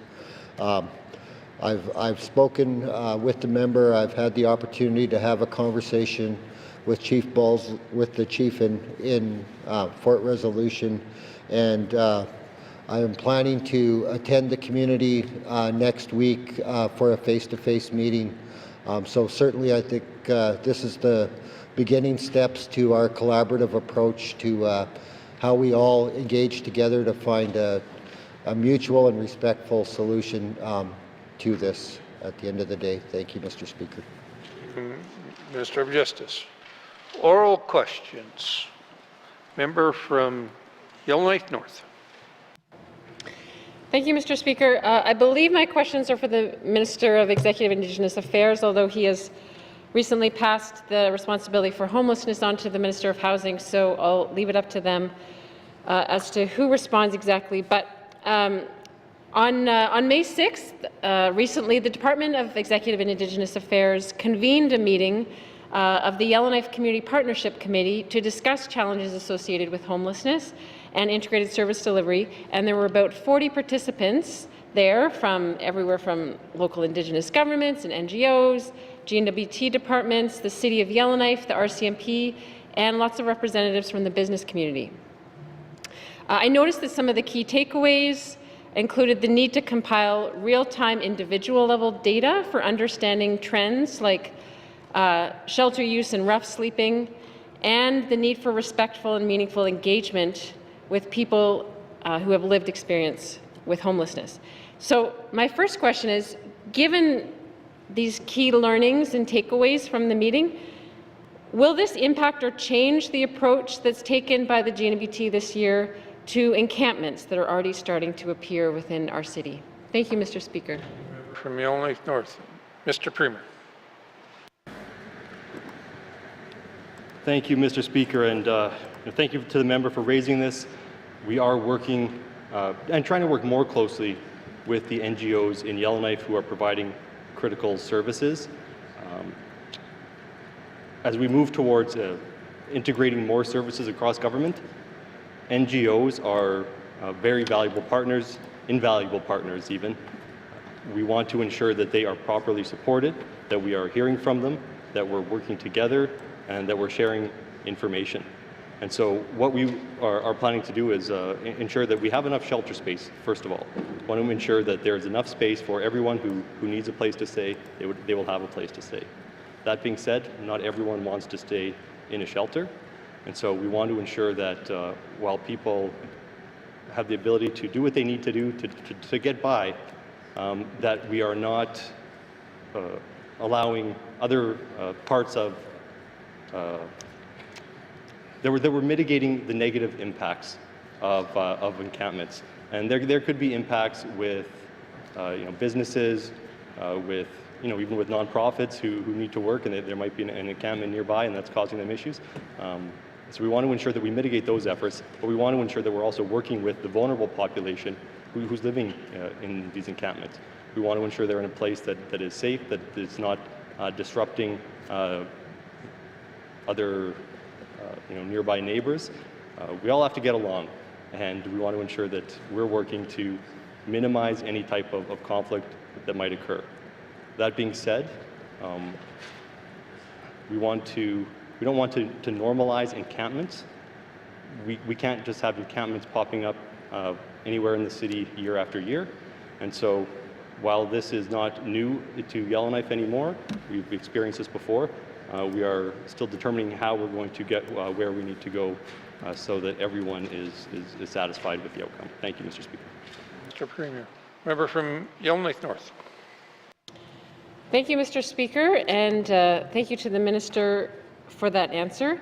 I noticed that there was a goal that came out of this meeting around the need to compile individual name-by-name data around those who may be sleeping rough or staying in shelters. I wonder if are the challenges around that task due mainly to barriers around coordination and the technical and computer systems, or are there significant barriers related to Privacy Act legislation? Thank you, Mr. Speaker. Yellowknife North. Mr. Premier. Thank you, Mr. Speaker. Yes, all of those things. The population of individuals who are unhoused, they come and go. They don't have fixed addresses, obviously, and so just knowing where people are at any given time can be difficult. And so that's the most fundamental issue that we have. There is things like the Health Information Act, which is one of our two pieces of privacy legislation here in the territory, and that puts a lot of boundaries around who information can be shared with, who can hold on to that information, and that can make it difficult when we are working with, working in the government system, working with individuals who might be on the streets. And so that legislation is up for review, and I've had discussions with the Minister of Health about that and the need to ensure that our own legislation doesn't get in our way. And so that review will take place later this year. There's also the issue of having computer systems and databases that can talk to each other. And so we have offered to NGOs certain software that we're using so that we can all speak in the same language essentially and all share information to better support the vulnerable population. However, I understand that the federal government provides some funds to NGOs as well, and they require them to use a particular software that's different than our software. So that's an issue that we're going to have to figure out how to overcome as well. So a lot of challenges, but I think that we're actually in a pretty good place here. In my time as an MLA, I've never seen this type of focus on supporting the NGOs sector or homelessness. Thank you, Mr. Speaker. Mr. Premier. Final supplementary. Member from Yellowknife North. Thank you, Mr. Speaker. I also noted the extraordinary involvement of the Yellowknife business community in these meetings, and I've certainly spoken with many business owners myself who are highly motivated to contribute to solutions, including equipping staff to better assist or deal with those experiencing homelessness. So can the minister explain, are there initiatives underway where the GNWT is assisting business owners to take tangible action in the short term? Thank you, Mr. Speaker. Mr. Premier. Thank you, Mr. Speaker. So we certainly engaged with the business community. For that level of detail, I'm going to have to get back to the member. Thank you. Mr. Premier. Oral questions. Member from Yellowknife Centre. Thank you, Mr. Speaker. I'll follow up with the Premier with a similar line of questioning. He brought it up. So knowing that there's an encampment downtown, I brought it to the attention of several ministers, not directly to the Premier, but I have no doubt he's well aware of it. And I'm concerned that if the government starts providing food, water, toilets, security, etc., it becomes entrenched. So, Mr. Speaker, I'd like to know what the Premier is doing or instructing through his government, through various departments, about removing the current encampment that's downtown to a more appropriate place. Thank you. Member from Yellowknife Centre. Mr. Premier. Thank you, Mr. Speaker. And so I think one thing that the House needs to be aware of is that there's no legal authority for us to remove an encampment. We can't go down there with a bulldozer and knock it down. We have to work with the individuals who are staying there. And so that is the plan, is to work with those individuals help them find somewhere to stay, whether that's a shelter, whether that's a different location that's not as disruptive to business and the general public downtown. Thank you, Mr. Speaker. Premier, member from Illinois Centre. Mr. Speaker, I'd like to find out what work with means, because the residents of that area, be it the neighbors with children, families, investments, businesses, same situation, investments. Mr. Speaker, they want to understand, why are they being held hostage over people who have taken over a government parking lot that's usually used for vehicles to park in, while these people are stealing power and being set up quite nicely? Thank you. The member from Illinois Centre. Mr. Premier. Thank you, Mr. Speaker. So I know the member referred to these people who are stealing power and holding people hostage. I get if you are living next to an encampment and there's late night partying, that would be very disruptive. And if that goes on continuously, that that would aggravate anyone, and rightly so. And I understand that. But the fact is that these are people who need a place to stay. I can't imagine that this was their destination in life, to be in an encampment in an alley. But that's the situation. So we are working with them, having conversations, working with their legal representation, and doing our best to find locations that might be more suitable. Thank you, Mr. Speaker. Premier, final supplementary. Member from Illinois Centre. Thank you, Mr. Speaker. I believe there's a law or an area you can cite called mischief. And hence, why don't we send the authorities down and work with them and say, we'll deal with this problem under the mischief. It's the catch-all of statements and charges, Mr. Speaker, because we have families, and just to be clear, when I say held hostage by the noise, the intensity, the regularity, and the frustration that they can't sleep and can't live healthily. That's what I mean about being held hostage, not physically bound, just to be clear.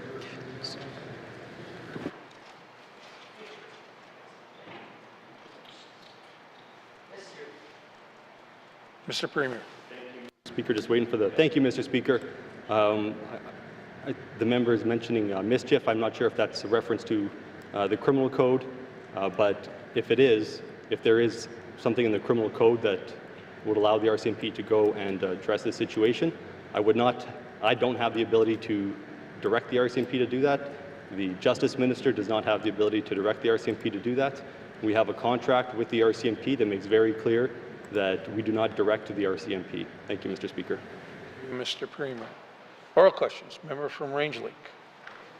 Thank you, Mr. Speaker. Mr. Speaker, so we have a work plan for the public administrator for NTHSSA. We don't have an action plan. He says he's going to bring forward something in the fall. Can the minister give us a sneak preview of what that's going to look like? Because people need action today, and they can't wait any longer. Thank you.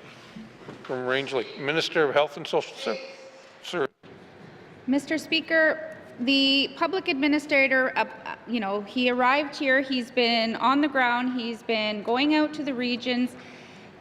This is where the work is happening. It is going in, like I said, he went into the Nahende first. He visited with the health center, he visited with the staff, he went into small communities. Now they're doing a pilot on how patients are accessing care. This is access to care is our priority. And within our smallest communities, this is where we're hearing and we're seeing that access to care is almost next to nothing. So the action plan is going into all the regions, speaking with, he's met with NTHSSA, he's met with Stanton leadership, he's met with the regional Yellowknife region leadership. There is a lot of work going on, and the action is the work that they're doing right now, and we did say that we will follow up with quarterly updates to the members, a standing committee. Thank you, Mr. Speaker. Health and Social Services. Member from Rangelake. Mr. Speaker, that's an engagement plan, not an action plan, and I'm very privileged to be able to get those updates, but members of the public are not. These are the people we serve, these are the people who are concerned, and the staff are concerned as well. They don't feel like things are moving fast enough. So will the minister commit to bringing forward a clear, concise set of actions that are going to affect the entire health system, not just one area of it, but the entire health system? Thank you. Hear, hear. From Rangelake, Minister of Health and Social Services. Thank you, Mr. Speaker. As I said before, there is many things going on throughout the entire healthcare system that is improving within the capital, within the regions. There is capital projects that are going on. There is a significant amount of work that is going on. I have discussed this with my department on how to better front face all of the work that the department is working on and is doing, and we're working with our comms people to be able to provide a front-facing some type of public document that is showing a lot of the different things that are going on within the NTHSSA, as well with the Department of Health. Thank you, Mr. Speaker. Mr. Health and Social Services. Final supplementary. Member from Range Lake. Thank you, Mr. Speaker. Mr. Speaker, there is a lot going on, but what's going on is a system of healthcare that's failing people. We hear it every day. So, Mr. Speaker, can the minister tell us what steps the public administrator is taking to guarantee that the emergency room does not close? Thank you. Ooh, good question. Member from Range Lake. Minister of Health and Social Services. Mr. Speaker, not only is the public administrator worked on that area, but as recently as today, I've had conversations with NTHSSA, and they are working with staff. They are working with staff on contingency plans throughout any department that we start to run short on staff in any of our regions, because this happens in the small communities. We have to have contingency plans. In the regional centres, we have contingency plans, and in the capital. And so that work is going on, and it's engaging those staff to come up with other plans, in case that there comes a time where maybe there is a shift or two that there is an emergency doctor. Well, there's other physicians, there are other trained physicians that have emergency experience. Those things are being worked on. It's like what we've been asked for evacuations. So it's what we are asked for any types of emergencies. We need to plan, and that's the planning that's going on, and those things are being documented within health. Thank you, Mr. Speaker. Thank you, Minister of Health and Social Services. Colleagues, time is up. Mr. Clerk. Thank you, Mr. Speaker. Pursuant to Rule 7.27, I've received follow-up information for oral question 598-20(1). Thank you, Mr. Speaker. Thank you, Mr. Clerk. Oral questions. Oral questions. Written questions. Written questions. Returns to written questions. Returns to written questions. Replies to the Commissioner's address. Replies to the Commissioner's address. Petitions. Petitions. Tabling of documents. Minister of Finance. Mr. Speaker, I wish to table the following document, 2023-2024 report on the Departmental Indigenous Employment Plans results. Thank you, Mr. Speaker. Minister of Finance. Tabling of documents. Member from Tuna-Day-Willity.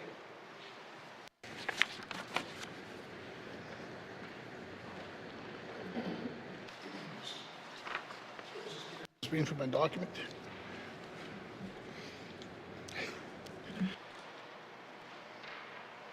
Thank you, Mr. Speaker. Tabling documents, Mr. Speaker. I wish to table a letter dated May 20, 2025 from the Yellowknife Indian First Nation to Premier Simpson regarding burial of children who attended St. Joseph's School in Fort Resolution. Thank you, Mr. Speaker. Thank you, Member from Tuna-Day-Willity. Tabling of documents. Tabling of documents. Notice of motions. Notice of motion. Member from Yellowknife Centre. Thank you, Mr. Speaker. I give notice that on Thursday, May 29th, 2025, I will move the following motion. Now, therefore, I move, seconded by the member for Cam Lake, that the Northwest Territories Electoral Boundaries Commission 2025 is hereby established. And furthermore, that the Legislative Assembly recommends to the Commissioner of the Northwest Territories that the Honourable Judge R.D. Gorn of Yellowknife Northwest Territories be appointed as chairperson, and Mr. Daryl Delaney of Yellowknife Northwest Territories, Mr. Sam Dick of Inuvik Northwest Territories, Mr. Kevin O'Reilly of Yellowknife Northwest Territories, and Ms. Georgina Rolth of Yellowknife Northwest Territories be appointed members of the Northwest Territories Electoral Boundaries Commission 2025. And Mr. Speaker, at the appropriate time, I will be seeking unanimous consent to deal with this motion later today. Thank you, Mr. Speaker. Thank you, Member from Yellowknife Centre. Notice of motion. Member from Yellowknife North. Mr. Speaker, I give notice that on Thursday, May 27, 2025, I will move the following motion. I move, seconded by the Honourable Member for Thabacha, that notwithstanding Rule 2.1, when the House adjourns on Thursday, May 29th, 2025, it shall be adjourned until Thursday, October 16th, 2025. And further, that any time prior to October 16th, 2025, if the Speaker is satisfied after consultation with the Executive Council and members of the Legislative Assembly that the public interest requires that the House should meet at an earlier or later time during the adjournment, the Speaker may give notice, and thereupon the House shall meet at the time stated in such notice and shall transact its business as it has been duly adjourned to that time. I believe, actually, there was a typo in the beginning and that I meant to give notice that on Thursday, May 29th, 2025. I will move that motion. Thank you, Mr. Speaker. Leon Lake North. Notice of motions. Notice of motions. Motions. Member from Yonge Centre. Thank you, Mr. Speaker. I seek unanimous consent to deal with the motion I gave notice of earlier today. Thank you. From Yonge Centre. The member from Yonge Centre has asked unanimous consent to deal with his motion today. Seeing no nays, you can proceed. Thank you, Mr. Speaker. Whereas Section 2(1) of the Electoral Boundaries Commission Act prescribes that the Electoral Boundaries Commission be established within 2 years after the date fixed for the return of the writ of the 2023 general election. Whereas Section 2(2) of the Act requires that the Commission shall be composed of a chairperson and 4 other members appointed by the Commissioner on recommendation of the Legislative Assembly. And whereas the Legislative Assembly is prepared to make such a recommendations, now therefore I move, seconded by the member for Cam Lake, that the Northwest Territories Electoral Boundaries Commission 2025 is hereby established. And furthermore, that the Legislative Assembly recommends to the Commissioner of the Northwest Territories that the Honourable Judge R.D. Gorin of Yellowknife, Northwest Territories, be appointed chairperson, Mr. Daryl Delaney of Yellowknife, Northwest Territories, Mr. Sam Dick of Inuvik, Northwest Territories, Mr. Kevin O'Reilly of Yellowknife, Northwest Territories, and Ms. Georgina Rolth of Yellowknife, Northwest Territories be appointed members of the Northwest Territories Electoral Boundaries Commission 2025. Thank you, Mr. Speaker. Member from Yonge Centre. To the motion. Question has been called. All those in favor? Yay. Opposed? Abstention. Motion passed. Colleagues, being recognition of the time, we will take a small break to give our interpreters a chance to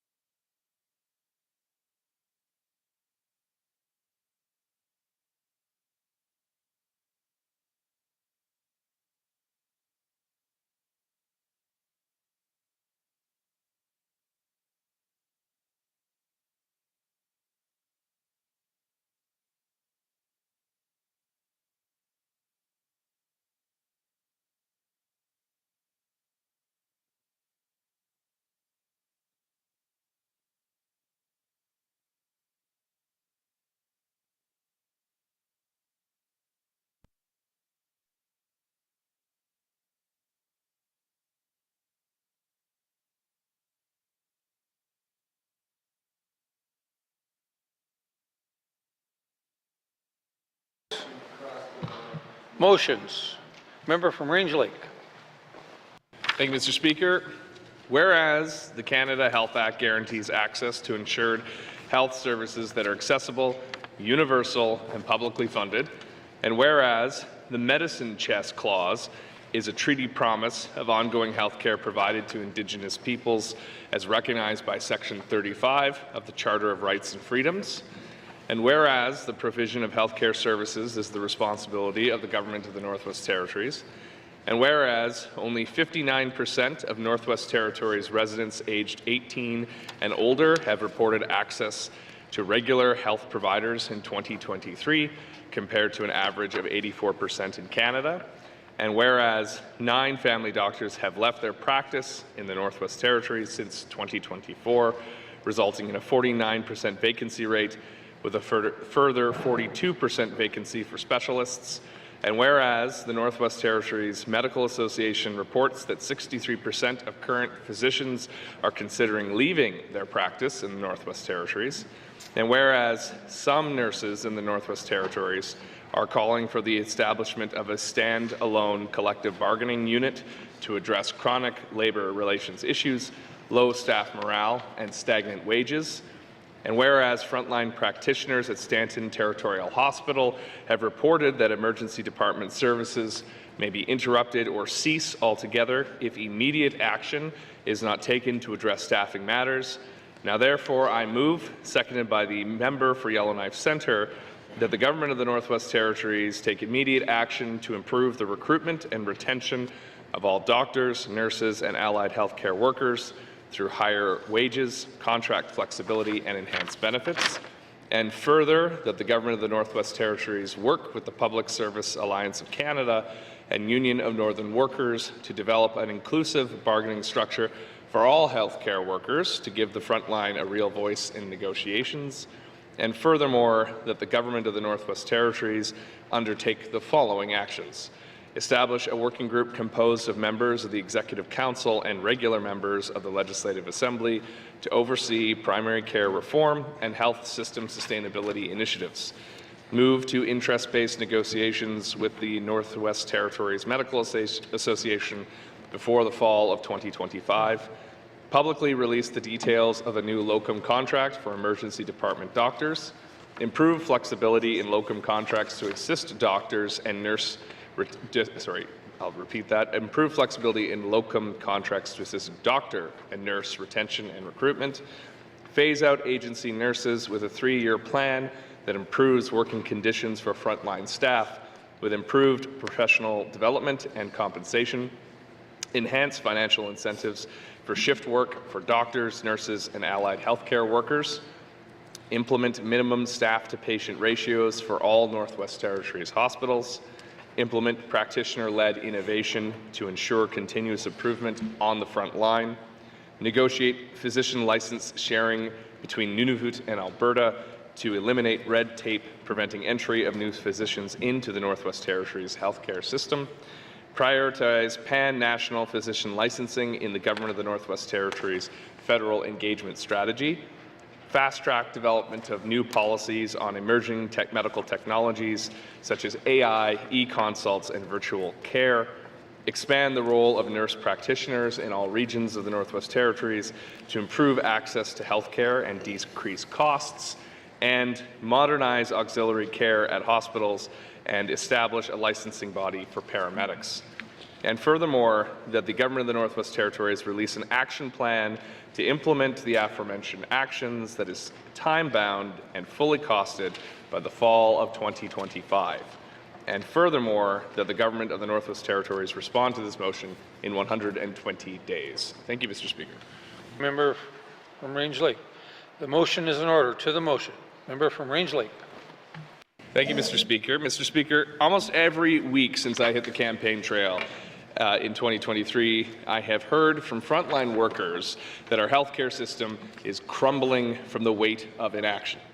I want to share one of those stories today that left me with a profound sense of urgency. Last weekend, I received an email from a physician who had spent 7 hours in the emergency room, not as an attending doctor, but as a patient. Their child was suffering from a laceration, and there was only one doctor on shift, leading to treatment delays in an already overworked and overwhelmed emergency department. It took another hour, 8 in total, to care for this child for what should have been a 3-hour triage if the ER had been properly staffed. I am grateful that this physician's child was able to receive treatment and is doing well. I'm also grateful for the doctors, nurses, and other staff at the emergency department who work tirelessly, sometimes without compensation, to ensure that doors stay open and Northerners receive treatment. But this incident is an all too common experience for Northerners, and this physician is one of those practicing medicine in the Northwest Territories, 60% of whom are thinking about leaving due to the lack of attention to the systemic failures in healthcare. I am proud to represent the Range Lake riding that is home to a great many healthcare workers. Doctors, nurses, nurse practitioners, physiotherapists, lab technicians, you name it, we've got it in Range Lake. And what we've got is a whole lot of healthcare professionals who are fed up with their working conditions. This motion calls for concrete and constructive action. It is not just complaining. It is consistent with many of the points my friends from Yellowknife Centre, Teneda Willowday, and I raised publicly, but also changed to reflect the feedback we received from many, many healthcare workers since its release. I personally heard from RNs, NPs, doctors, patients, and policymakers. We've updated and clarified their concerns with this motion. But what's clear, Mr. Speaker, is that no one is happy about the state of health care in the Northwest Territories. Well, maybe one person. The minister responsible has said, quote, there's no place better to get sick in Canada than the NWT. And this is exactly why we have brought this motion forward. The message being sent by patients and practitioners is simply not getting through loudly enough to those charged with managing our healthcare apparatus. We've tried for over a year to raise the alarm on healthcare through member statements, oral questions, written questions, motions, and even a private member's bill. But the response has been steady as she goes. Yes, we have a public administrator with a personal work plan to do some work fixing healthcare. On paper, it looks good, like a great move. But without a clear action plan, with defined and costed measures, it's little more than a gesture of accountability for a system careening off the fiscal and operational cliff. Mr. Speaker, we've had discussions with our Cabinet colleagues in the past over how to address matters of urgent crisis. Typically, when we think of that, we think of floods, fire, homelessness, things that require urgent attention from more than one side of this House. We are calling for that in this motion, to establish a working group composed of members of the Executive Council and regular members of Cabinet, and the regular members working together in a working group to oversee the primary health care reforms and health system sustainabilities that are going on. Not to dictate those policies, but to work together in collaboration to ensure that front line is being heard. Because again, I will repeat that time and time again, until their voices are heard, and until we start to see changes that they are asking for, that their voices are not being heard. And I don't know if it's because they're being limited by their ability to speak up publicly because their employer doesn't want them talking to MLAs or speaking publicly. That's all too common, something that happens in the Northwest Territories. But they are brave in bringing these concerns forward, in bringing their working conditions forward, in asking for change, undaunted by the political pressures for them to stay silent, keep their heads down, and work, again, I might add, often for no compensation. Because these healthcare workers, these doctors, these nurses, these allied healthcare workers, they have deep compassion for the residents of the Northwest Territories. We've heard the stories that they're willing to put aside their vacation time, to not take overtime in order to keep these healthcare services going. And for that, I do thank them. But that shouldn't be the way it is. That's a recipe for disaster. It's a recipe for burnout, for low morale, and for only exacerbating the problems we have. Wages are stagnant. We hear that time and time again. When negotiations are reached, or when new contracts are reached in other jurisdictions, we hear about it almost immediately. Have you seen what they got in Alberta? That's the most recent one I can think of, which is a very generous deal. Why aren't we getting that here? Why aren't we even talking about that here? And the position, and what we do here is that we need to find ways to spend less on healthcare because it's unsustainable. That is true, that we have an unsustainable healthcare arrangement, but not supporting our staff with improved compensation and benefits is not going to help that sustainability. Sustainability can't just be measured in fiscal terms. It has to be measured in the quality of healthcare that's provided. And as I said earlier today, if we can't provide the healthcare that Canadians, Northerners and Canadians expect to have, we might lose all our funding altogether because we're not compliant with the Canada Health Act. Mr. Speaker, many of these considerations we brought forward as well aren't coming from us. I mean, all the concerns aren't coming from us, obviously. They're coming from the front line. But there's specific things in here that have been asked. The NWT Medical Association gave a very eye-opening presentation to the Standing Committee on Social Development about the conditions of the emergency room. If it was not for that, I would wager we wouldn't have seen the immediate response from the public administrator to issue new locum contracts and start working with the doctors to build something that can actually keep the lights on and keep patients going through the doors. There's still challenges there. And one, because there's no transparency around these measures. We haven't seen the terms of what these locums are being offered. We haven't seen the full details of the financial compensation. And as a result, there are still people, I hear anecdotally the public administrator telling members or telling the committee that personally he's talking with lots of doctors and they're very excited about this opportunity. But when you talk to healthcare professionals, they say, we don't know what's going on. And we can't tell our colleagues in other jurisdictions about the great opportunity because we just don't know what it is, which is why we're calling for transparency on this. It's an expenditure of public funds. And it's important that we know what these new measures are.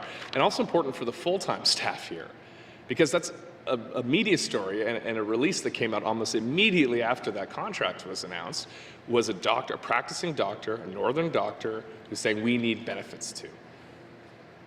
And that doctor was taking mat leave at the time and took issue with comments that were made that doctors on mat leave were causing some of these gaps.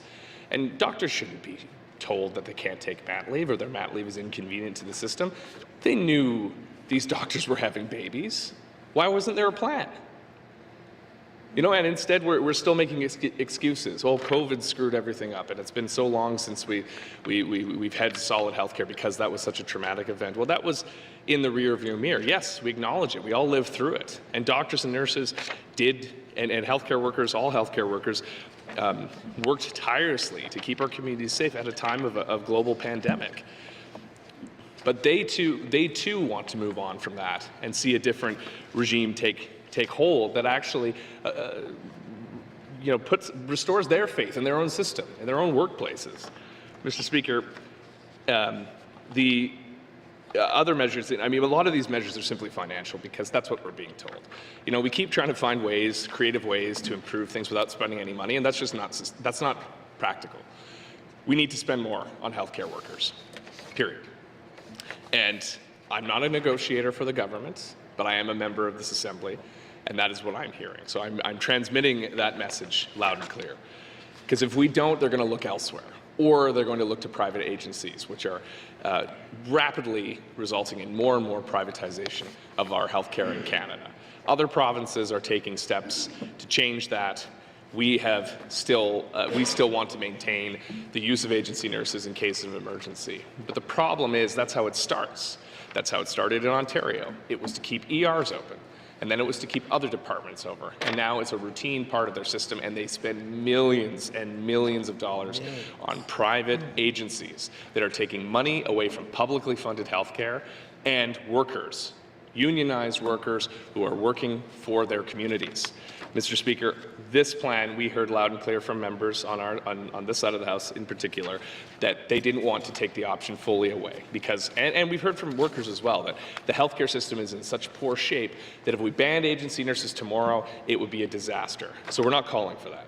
We're calling for a 3-year plan to phase out agency nurses and to take as much privatization out of nursing work as we can, to level the playing field for our own staff and show them that they are trusted and they are valued. But to do that, we need to improve professional development opportunities and compensation. If we don't start to invest in the nurses we have in the Northwest Territories, they will leave. Yesterday, we saw that in the gallery. We saw the message, you'll miss us when we're gone. And that is a very chilling statement if you really let it sit with you. Imagine a system with no nurses. It cannot function. Mr. Speaker, staff-to-patient ratios is an emerging area of healthcare reform that we're seeing in other jurisdictions as well. There are plenty of healthcare systems we can look at to draw on, but it's a much needed thing because that's how you ensure that you're not overloading and overburdening your staff by having the appropriate staffing on hand. Now, you need to hire those staff to have the ratios in the first place, otherwise you are setting yourself up for failure. But again, this all comes back to the fundamentals, which is pay, compensation, benefits. Make it easier and more lucrative to be a nurse in the Northwest Territories so we can start stealing nurses from other jurisdictions. Let's be the best we can be in Canada. So many people have come to the North to build a better life because the opportunities here were second to none. And we've let that competitive advantage slip away as our cost of living continues to rise and we play catch up with the rest of Canada. Cost of living is lower down south and our wages are not keeping pace with that. You can take a wage hit and still save money by living in a cheaper jurisdiction. Or you can go to an agency nurse, still work in the Northwest Territories as an emergency, and make exponentially greater than your peers who you're working with as a staff nurse only months before. These are stories we're hearing, Mr. Speaker. These are not hypotheticals. And that's what we want to stop. That's sustainability. It's not just about cutting costs. It's about keeping staff in place and keeping services in place. We also spoke to the Medical Association about physician license sharing. This is something that's been raised in this House before, and it's an important piece of the puzzle. In the Atlantic provinces, they have a physician license sharing program that allows doctors to move between the different maritime provinces. Why don't we have something similar with Nunavut and Yukon? We have very similar challenges, geographic, resourcing, logistical. Having doctors who understand those challenges means it's a lot harder to start from zero when you come into work in the Northwest Territories. We also work very closely with Alberta, notwithstanding some of their repugnant policies that are preventing gender-affirming care and other things that vulnerable minorities in our society look to their governments to support and aren't being done there. But notwithstanding that, we still have nurses, we still share much connective tissue with their healthcare system. So let's find a way to do that. It's done elsewhere. There's no reason we can't. The minister says she's going to go talk to the health minister. I hope that's part of the conversation. And when I looked at the federal engagement strategy, we were told loud and clear by our own doctors that the North should be the ones prioritizing pan-physician license sharing.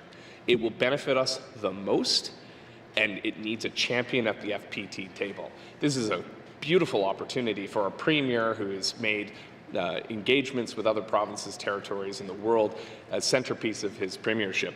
Bring this on too. Start talking about how to get more, about how to share more credentials with other, and not just doctors, but in this case doctors, but in other hard to recruit specialists and specialized professions that we need in the Northwest Territories. Start making those deals. Sign them, publicize them, have a signing ceremony, a photo op. It would be fantastic because Northerners would know we're working for them. And fundamentally, I will add, the role of paramedics is important as well. They're currently unregulated in the Northwest Territories, and many of them, once they get through the initial application process to work, they have credentials from other jurisdictions that don't need to be renewed here. And I have full confidence in the many hardworking paramedics, particular firefighters in our community of Yellowknife, but the many hardworking paramedics who do great work in the Northwest Territories. But to not have a regulatory oversight of people who are practicing medicine is a problem. And this is a gap that I know the minister is aware of, but we need to fill it and use it to support especially care in smaller communities where the resources are stretched far thinner. Paramedics can make a huge difference. I think in your riding too, Mr. Speaker, paramedics could make a huge difference. So if we actually modernize auxiliary care in medical centers, and we also regulate paramedics, we can find more ways to move forward on solving some of these challenges. But we need bigger thinking. And right now we just don't know what the thinking is, which is why finally this calls for an action plan. When I talk to people, and I'm on the receiving end of this sometimes too, and it's fair. You know, I've met with nurses in my riding only last week who said, "You haven't done anything for us. What are you doing? You know, you're our MLA. Why haven't you spoken about this?" And I thought I had been doing that, but not well enough if the message isn't getting through. So, you know, if we're having trouble communicating that to nurses, doctors, healthcare professionals, patients out there, when we have one of the biggest forums in the Northwest Territories, I can tell you the public administrator's work is not well understood. We need to do a better job, and that's why we need an action plan. Perfect is the enemy of good, and right now we just need a good action plan. We don't need to have everything figured out, but we need some concrete things. You know, nurses have pointed me to what they're doing, what Premier Houston is doing in Nova Scotia. He releases routine action plans. Some actions work, sometimes they don't, but he keeps at it.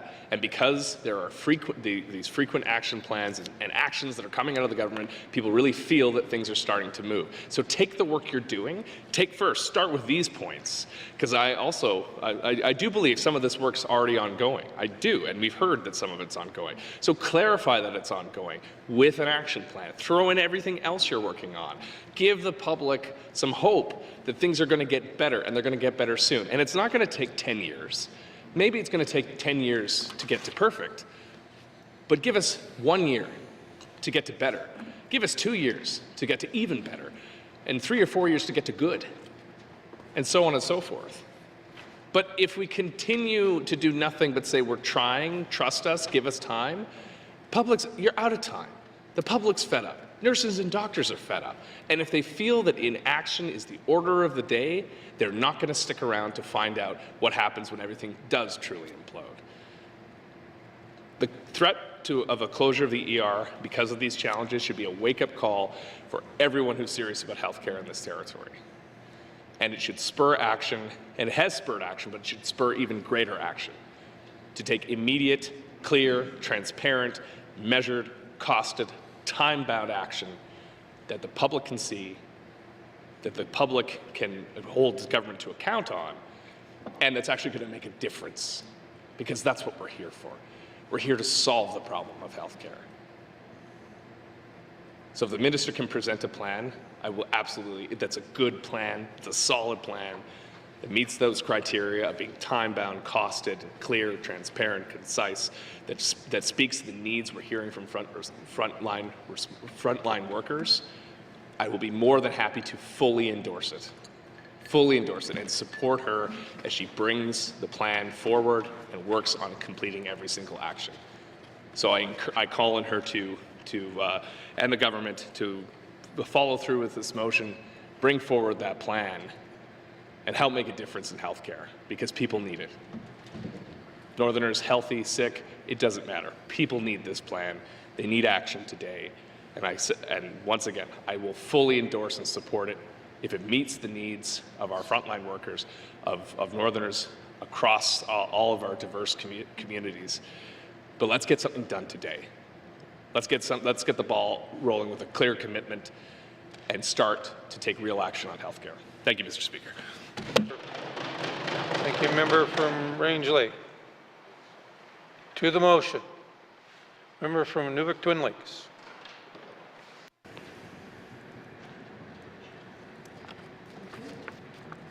Twin Lakes? Okay, he said Boot Lake. Mr. Speaker, I want to thank the member for bringing this motion and for drawing attention to the fundamental principles that guide our healthcare system. As an Indigenous nurse who has worked in the regional centre and traveled to various small communities, I have witnessed firsthand the critical need and accessibility and quality health care that's needed.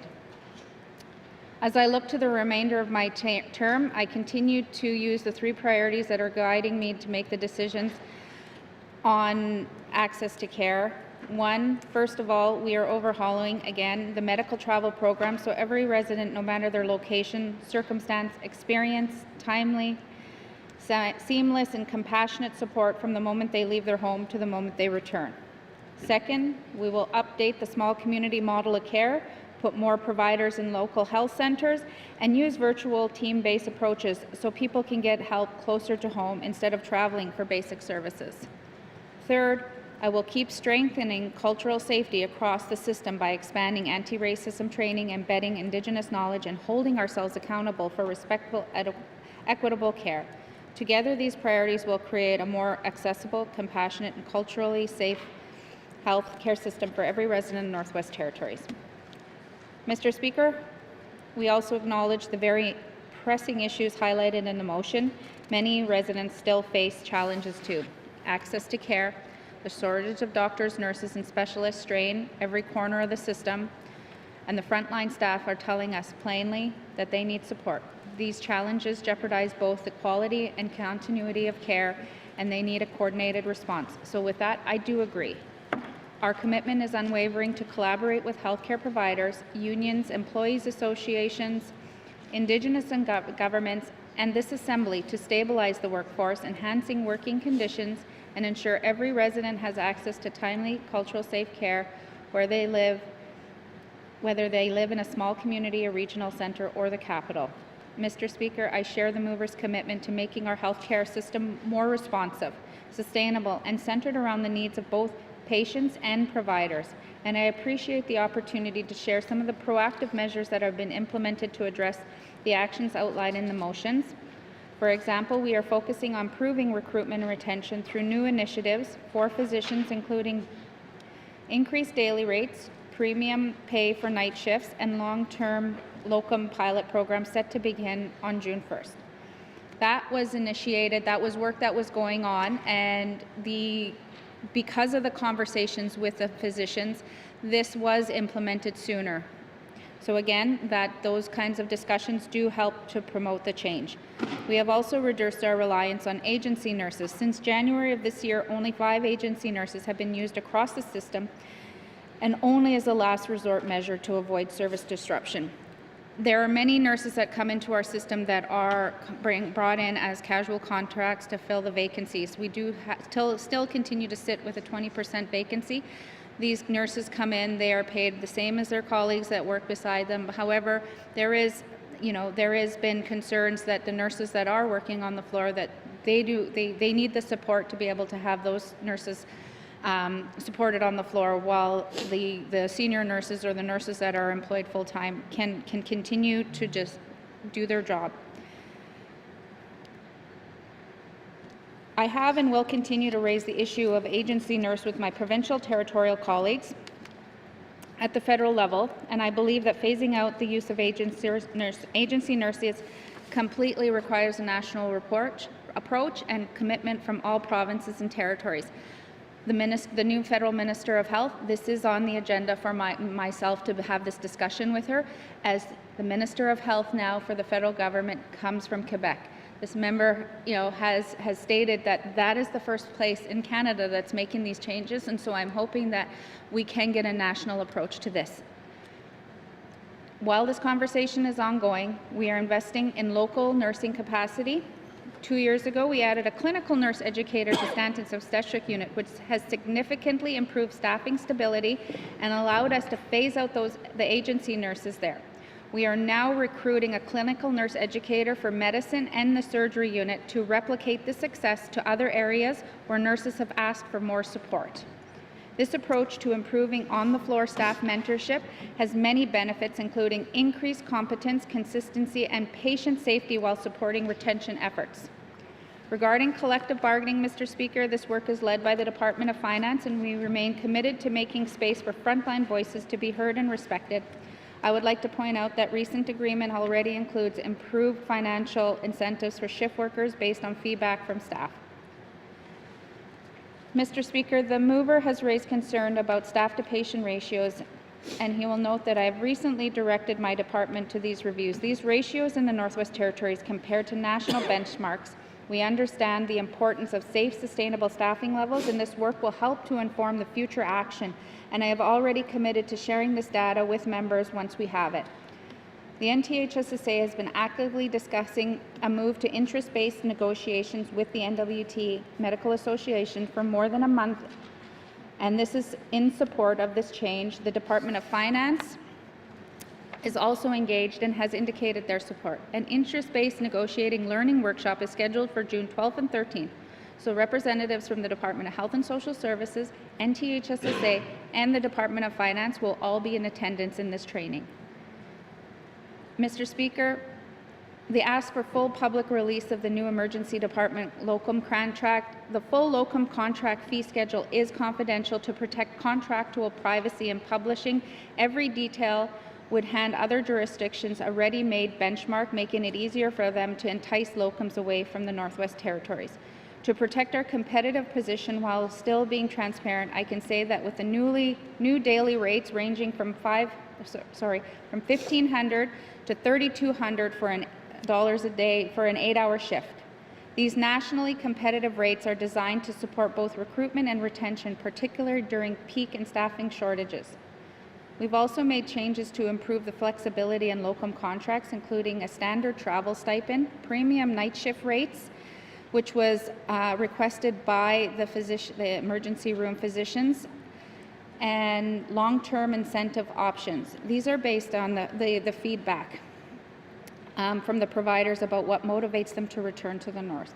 Mr. Speaker, we are streamlining physician licensing. This includes maintaining our agreement with Nunavut, which waives licensing requirements for NWT-based virtual clinics, treating Nunavut patients. However, turning that around, with all the territories, we all struggle to retain physician services. But we are negotiating a similar arrangement with Alberta, our southern partners, to enable broader license exemptions so more out-of-territories can deliver virtual care to NWT residents. Feedback from recent hires is guiding us in removing the remaining barriers. We are also active in the national discussion on a pan-Canada physician licensure, and we are reviewing how best to modernize physician regulations in the Northwest Territories. We are advancing practitioner-led innovation under my leadership. New staffing working groups and town halls have provided staff with direct channel to identify barriers and purpose practical solution. We are already exploring AI-enabled tools, e-consult, and expanded virtual care. These early steps demonstrate our commitment to solution designed and driven by those who deliver care every day.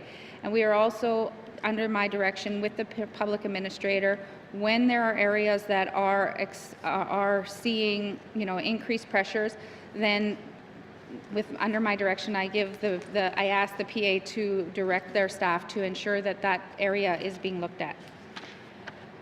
We are redesigning the small community health center model of care to strengthen continuity of care. This includes exploring innovative ways to integrate other health professionals into the teams so core services remain consistently available.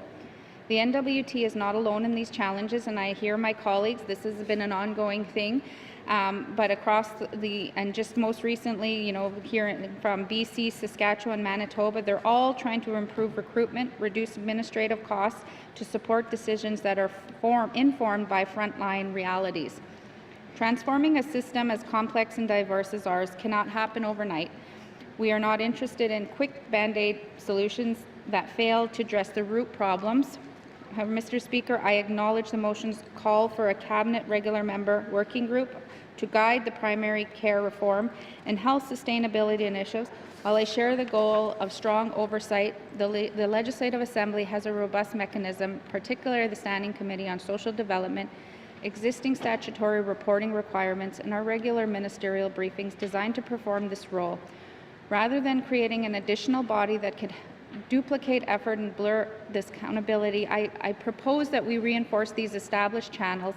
I'm committed to providing regular updates to Standing Committee, offer public technical briefings at key milestones, and collaborating with members to ensure that they have information and access needed to scrutinize and help shape our reforms. I appreciate the request for a formal time-bound action plan. Most of the priorities outlined in this motion are already underway, and I am committed to improving how we report progress on this work to its members and the public. In fact, I have recently committed to providing regular updates to both staff and Standing Committee on the progress of the Public Administrator Work Plan. And as I mentioned earlier, I am in the process of working on how to have health have a front-facing public face, so that way the information and the work that we are doing and ongoing doing can be put into that for the public and the members to see. As we move these initiatives forward, I welcome continued collaboration with members of this Assembly, with Indigenous governments, and with the public.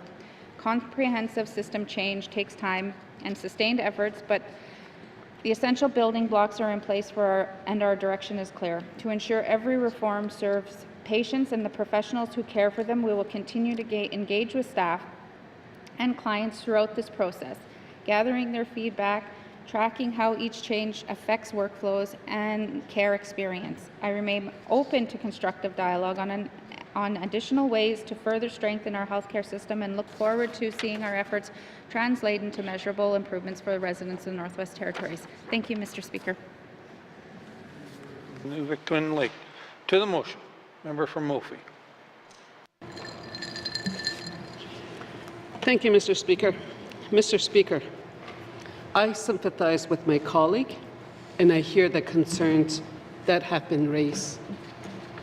Mr. Speaker, as members, we need to focus on cooperation and collaborations to make life better for residents across the Northwest Territories. Mr. Speaker, this motion includes strong recommendations. True progress depends not just on passing motions, but on continued dialogue, accountability, and collaborative approach to problem solving. Mr. Speaker, we all want the same thing, a better health care system for our people, especially in small communities. Mr. Speaker, I want to acknowledge that the Minister of Health and Social Services inherited a system with decades of challenges, some going back 60 years. With this motion, we are discussing how to bring about reform. Mr. Speaker, I know the minister has valuable insight, not only as a representative from the regions, but also as a former frontline nurse with years of experience. Mr. Speaker, I am very thankful her leadership is bringing long overdue attention to small communities that have often taken a back seat to the needs of the city and/or larger regional hubs. I also want to recognize that some of the items in this motion are already being acted on by the department. The minister has responded to concerns raised recently by MLAs and is collaborating with members to advance primary care reform. This is the kind of cooperative, inclusive approach we need. Merci, Mr. Speaker. Thank you, member from Mophie. To the motion, member from Frame Lake. Thank you, Mr. Speaker. Mr. Speaker, I appreciate following up after the member from Mophie, because I couldn't have said it better myself. I really appreciated her comments. And certainly quite a lot was said about this motion already. And so I don't want to add too much to it. I appreciated the minister's response. Mr. Speaker, there's a few aspects of this motion I'm more comfortable with than others, but would say that much of this has been called for already by MLAs, the NWT Medical Association, nurses, and other healthcare practitioners. And this motion is kind of, I don't even know, I guess I'd call it like a healthcare super motion that kind of brings all the thoughts together that have been coming out in committee over the past couple of months. And so to the principle of the motion, Mr. Speaker, I do agree with it. I will vote in favor of it. I'm going to leave my comments at that. Thank you. Member from Frame Lake. To the motion, member from Yellow Lake North. Thank you, Mr. Speaker. Mr. Speaker, I do support the intention behind this motion, and I support many of the specific demands within it. I will support the motion, but it's also a very long list of demands, and I just wanted to note my concerns with some of the specific points within it for the record. First, I don't actually think that another working group is going to be very helpful. There is currently a clear line of responsibility through the health authorities to the public administrator and ultimately to the minister and the premier in some cases. The minister is already responsible for overseeing primary care reform, and the premier is responsible for overseeing the health system sustainability initiatives. So my concern is that a working group that includes regular members is not going to be able to directly oversee anything, given that our role is to hold Cabinet to account. We already have many avenues to do that, including working with our committees to have regular communications both ways with the minister, which has been happening. Secondly, I'm unclear as to what it means to call on the GNWT to, quote, work with the Public Service Alliance of Canada and the Union of Northern Workers to develop an inclusive bargaining structure for all healthcare workers. If we're talking about rearranging locals within the union or changing decision-making internally around who gets to be on the bargaining team, I don't see how it would be appropriate for the GNWT to get involved in that. What the GNWT is responsible for is our legislation, and honestly, I think what would give frontline healthcare workers a real voice in negotiations is if they had the freedom to choose their bargaining agent and to be able to choose to represent themselves at the bargaining table, instead of, in this motion, once again dictating that it's the PSAC and the UNW and the GNWT who know best, and they should be the ones to decide on behalf of healthcare workers how bargaining structures should be organized. Next, I don't see how we could or why we should even publicly release the details of locum contracts, just as we don't publicize details of other private contracts in this government, and I'm not clear what the purpose of that would be. And certainly if we want to phase out agency nurses or temporary workers, I think there's general consensus that we don't want to have a system that relies on agency nurses, but we would have to eliminate the need for them. And that means major changes, and to achieve this goal in the next few years, major changes in the short term to be able to retain and recruit new nurses. Significant and lasting changes in compensation and financial incentives are really only going to come from a new collective agreement, and one that is targeted at meeting nurses' needs, which is what is contemplated by the private members' bill I brought forward that's now going to be examined by committee. The other items on the list I do support, and we've already been hearing from Cabinet that work is underway on most of them. So it's up to us to continue holding the government to account to ensure that meaningful and steady progress is made. Thank you, Mr. Speaker. From Yellowknife North. To the motion, member from Nunavut-Bootleg. Thank you, Mr. Speaker. I won't be quite as long. I've got my speech right here. Mr. Speaker, it comes to no surprise to us that the member from Range Lake has brought this motion forward. He's been passionate about this issue. It's been one of the main issues he's brought to this House since he's been elected and since we've been in here. And the points he brings forward are valid, and he does a lot of work in that area, and I certainly appreciate that. It also comes as no surprise to me that my colleague, the Minister from Inuvik Twin Lakes, is also passionate about this and has done a lot of work to already implement a lot of those things that I brought up in this motion, and I certainly appreciate that, and I know how much she cares about this issue as well. It's not just a Yellowknife issue, obviously. I speak to health professionals in Inuvik as well. I know we're facing challenges. I speak to colleagues across other jurisdictions in Canada.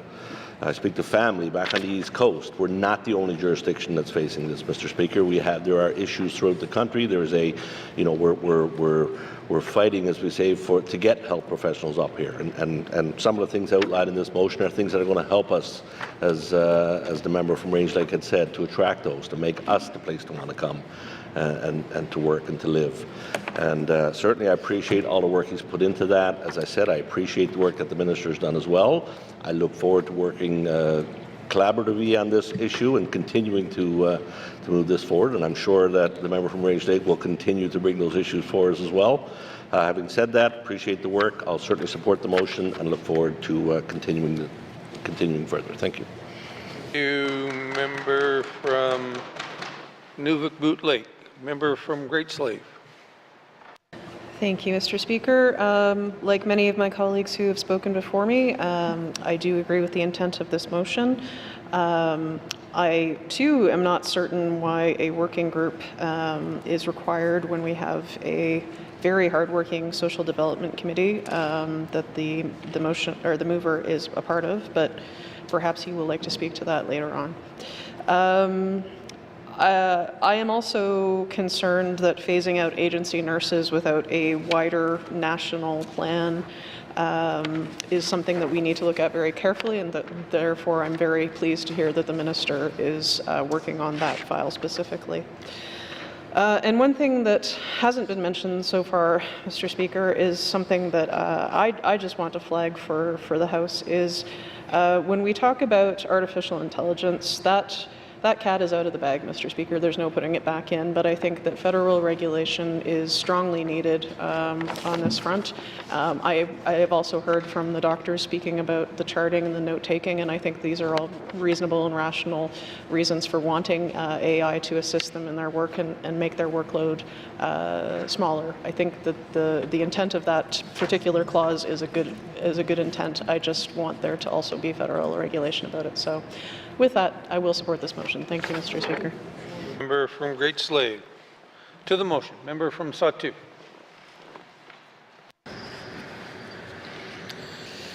Thank you, Mr. Speaker. I too will be supporting this motion. What I've heard these past several months, several weeks, is healthcare reform, efficiencies, and with the passion and leadership we have, I'm confident that this motion will only add to the list of efficiencies as a checkbox. And with the 4 departments in deliberations, including Dexterra, I'm quite confident that the department will harness the leadership together to execute this motion, which I feel confident strengthens our move forward to rehab our system. When I recently visit the hospital here, and when I recently visit the clinic in Norman Wells, when the dental team came in, there's a need for servicing that equipment in these smaller communities to make them readily available when the team comes to that small community. So there's a number of issues out there that needs our attention, and I'm confident and the leadership will do that. In short, thank you. I'll support this motion, Mussey. Thank you, member from the Satu. Member from Hay River South. Thank you, Mr. Speaker. As a member, an active member of a volunteer ambulance service that was pretty busy back in the day, you know, I was able to form many relationships with doctors and nurses currently in the territories, around the territories, and throughout Canada. You know, I do appreciate the work that's been done to this. However, I do feel, for me, it's very Yellowknife focused and very focused on what the issues are in Yellowknife, where for me, if we took care of our regions, if we took care of our communities, the strain on Yellowknife would not be as much as it is. And we not only have to deal with the issues of staffing issues, we also have to deal with the lack of professionals out there that are willing to work full-time, willing to be committed full-time. And I know this firsthand because I know 2 physicians who work in a city, that live in a city, that locum in the same city, that do not want to work full-time. So these are the things that our government has to deal with all the time, is attracting physicians, attracting people to work that don't want to work full-time. They want to do locums. They want the freedom to do as they wish. So it's not only always a government issue. We're dealing with HR issues. We're dealing with personal issues, family issues, manager issues. We're dealing with everything. And I commend our health minister on the work she's been doing. For somebody who bothers her probably on a weekly basis, I feel that, you know, we've come a long ways in the last little while with where we're going with the Department of Health.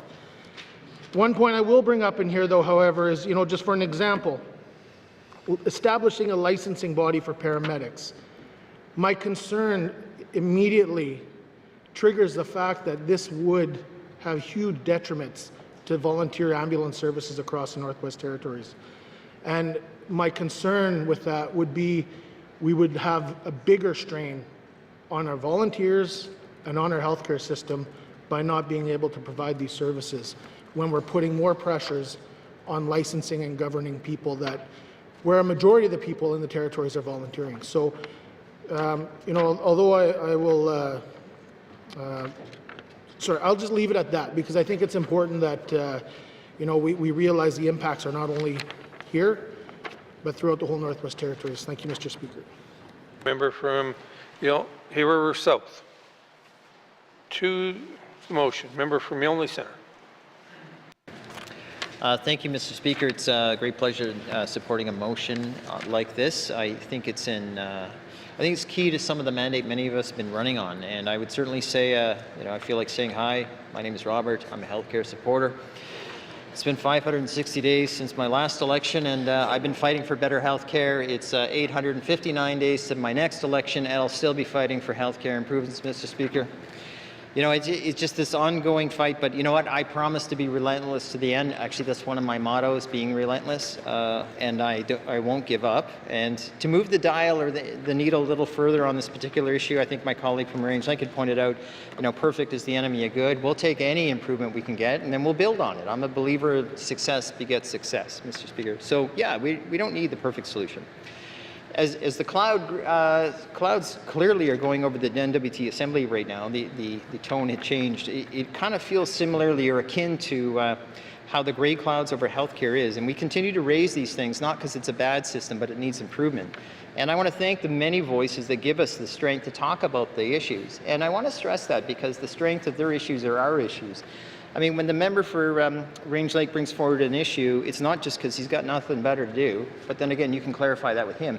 But the thing is the community of the healthcare professionals are saying to him, you know, we need help. When the community are telling my good colleague from Tuna Day about how their community health services are struggling, I mean, he's not just doing it because, again, he's got nothing better to do. He's hearing crisis and they want their voice echoed in this chamber. So when we hear about people working together trying to do this, this is exactly what we're talking about. This is a collaborative approach to making positive suggestions on how we can improve this. I mean, if you're looking for failure in here, I don't think, like in the sense of a bad message, there's not a piece in here. There's not a line saying, give me someone's head. There's not a line in here and saying, you know, bring them before us on their knees. There's nothing like this. This is all about working together. You know, when that highlights about trying to get the two unions together on the same page, absolutely. Now, I can appreciate my colleague down the row here has concerns maybe about the wording of the messaging of this, but you know, we must empower groups to work together. And if these two unions are willing to work with the government, we could almost do anything. How exciting that is. Mr. Speaker, wanting to work together is exactly what the working group concept is. And being part of the solution. I mean, how many times does the House hear me talk about or bemoan about the fact that members are often thought of as an afterthought? We want to be part of the solution. We want to be part of the progressiveness of these opportunities. Again, we're here to help too. But it's been a little bit of a process here since I've been in this 560 days about, you know, oh, we have all the power and we get to do it all ourselves and we'll tell you when the solution's ready, but we'll tell you. And we'll tell you when to vote for it. Members want to be part of the solution. Mr. Speaker, now I recognize as well some of my community colleagues may be voting for this because they appreciate the file, and I hear other community colleagues saying, well, this is a Yellowknife issue. I wish you'd see beyond that. This is a healthcare system issue. Yellowknife issues are the same but different than regional issues, and regional issues are the same but different than community issues. And hence, everyone has their own dynamics. But it doesn't mean you have to ignore Yellowknife to fix a Delaunay issue. We can work on them differently at the same time. You know, a solution in Norman Wells may be a solution in Fort Smith or Fort Simpson that is slightly different than Yellowknife. Yeah, work on them all at the same time. We have so many people working on different facets. Stop, you know, I hate this frustration of somehow embedding or characterizing this is a Yellowknife only solution or a Yellowknife only motion. This is a territory-wide problem. Mr. Speaker, some of I'm going to run through these very quickly. You know, For example, locum contracts, and we want to talk about them in a public release. Actually, I think that would be a good thing. It's kind of like the sunshine list of our contracts. They're out there, we're honest about what we're paying people, and we're showing people what better way to be more competitive and transparent. Mr. Speaker, there's no shame in that by saying these are the base pays of what we offer. They may come with benefits, but the reality is these are the base pay. By the way, we do that for most of our employees anyway now. So why would we keep this area super secret just because we call the word contract instead of employee? Mr. Speaker, the reason we want to instill very important essence to the agency nurse problem. When we see people coming here, being paid more, leaving and whatnot, it causes frustration. And hence we also see people here, and we've been told stories by the nursing community where folks have just said, well, wait a minute, if I quit and I move to California, and I even heard a lady point out an individual from Australia comes all the way here. I mean, it's hard to imagine that those costs are being picked up. So you have all the glory of living wherever you want in the world, and someone picks up all your costs. I mean, these are the type of dynamics that we want to see closing those gaps. Will there ever be a time that there's zero agency nurses? I don't know, but we can work towards it. And we certainly should work with that attitude, trying to close that gap to zero. And it's things like that that change the retention attitude on how nursing and other types of healthcare workers feel. As far as pay incentives, Mr. Speaker, I mean, I heard the other day about from the minister, like they have a contract, and in sort of a way her response being is, we can't do that. I've never, ever heard someone saying they wouldn't take more money than their contract currently prescribes. I mean, it'd be really nice if people are like that, but the truth is that if we're going to pay healthcare workers more, who's going to say no? Oh my goodness, you're paying me $10 more an hour. That's a breach of your contract. So, like, they're not going to dig in. And the fact about pay is, you know what? It's about money too. I mean, what's wrong with leading the country? And I hate the repetitive story. I hear everyone's competing for these people. Who cares? Let's show them we're leading and make them sweat bullets when they find out how much we pay them, and show them how much we care for them, and how much we're willing to go. I mean, if the minister wants to bring forward through the finance minister, clearly, but if the Minister of Health wants to push forward at a SUP of another 20% on her budget, I mean, I'll support it. Because healthcare matters. And as a matter of fact, every door you knock on, whether you're in Litz-OK, whether you're in Delaney, healthcare matters. Mr. Speaker, it's funny when we talk about the negotiated physician licensing sharing. Actually, it's kind of like the trade barrier is broken down. A license is good here, a license is good there. And I think things like that are extraordinary opportunities. And when we look at, for example, technologies, I would actually extend that from my opinion of saying like online bookings. I was listening to something Wab Kinew was talking about the other day, how he was holding up his cell phone. I won't use it because that's technically a prop, but he was holding up his cell phone and showing people in Manitoba, you want an appointment? Here, book one in the night. Oh, book one on the weekend. Like the attitude of doing things is so much different. I really like that guy, by the way. Shout out to Wab Kinew, because he's pretty cool. I really wish he was here at Western Premiers. He was the guy I wanted to meet. Because he's real. That's why. He's not robotic. He's sincere, but he's in touch with some of the challenges. And I really feel that he cares about the passion of these particular issues. And that's not saying the health minister doesn't, but I'm just saying he has a way of communicating that passion. And I think Manitoba's quite lucky to have him. Mr. Speaker, when I hear about emerging technologies, it's not emerging booking online, it's not emerging transferring your e-file to Alberta when you need a specialist to look at you, and it's not an emerging technology being able to dial in and find your own file like you can in other jurisdictions. These are literally catching up to the modern age. We're not even advancing progressiveness in healthcare. These are catching up. Mr. Speaker, I want to speak of a little frustration given the chance here is that doctors will be frustrated. We've seen the statistics. We've pulled them. We talked about 50% rates, challenges of staffing our specialists, hearing about some who've left, some are planning to leave. And often we hear things like from the doctors directly themselves, would you just let us schedule our own stuff?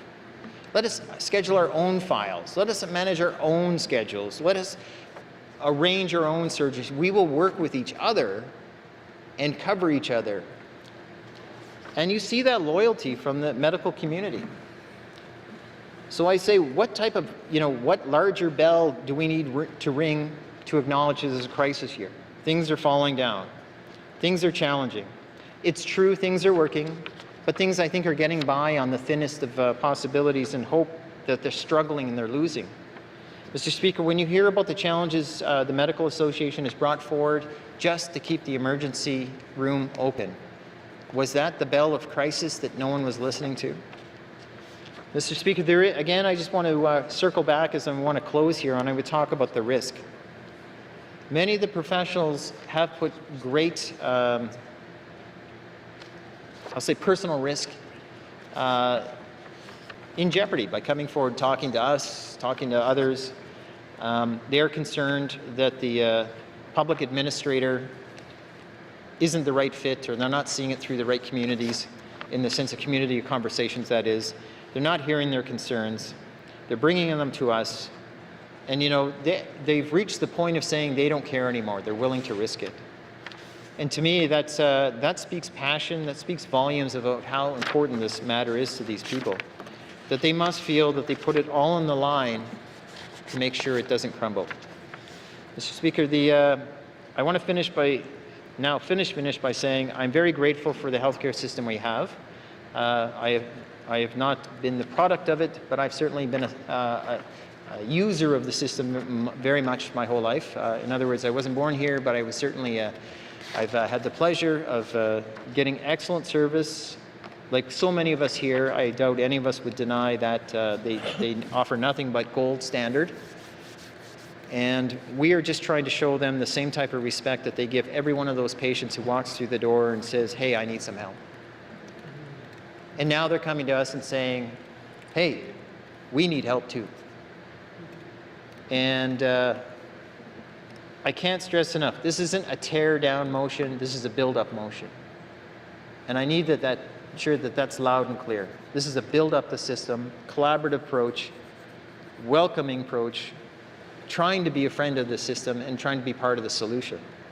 So if you heard something else, give me a call, I'll walk you through it and show you that we mean well and we want this endeavor to succeed. So Mr. Speaker, I'll do it for my good colleague just in case. I know we'll be asking for a recorded vote, so I'll make sure that that gets noted on the record now so it doesn't get forgotten. So anyway, thank you colleagues for listening, and to our healthcare workers, we need every one of you. Please don't leave. Thank you. Thank you, member from Yolney Centre. To the motion, member from Toonaday-Willety. Yeah, thank you, Mr. Speaker. To the motion, staffing solution to rebuild and reform healthcare.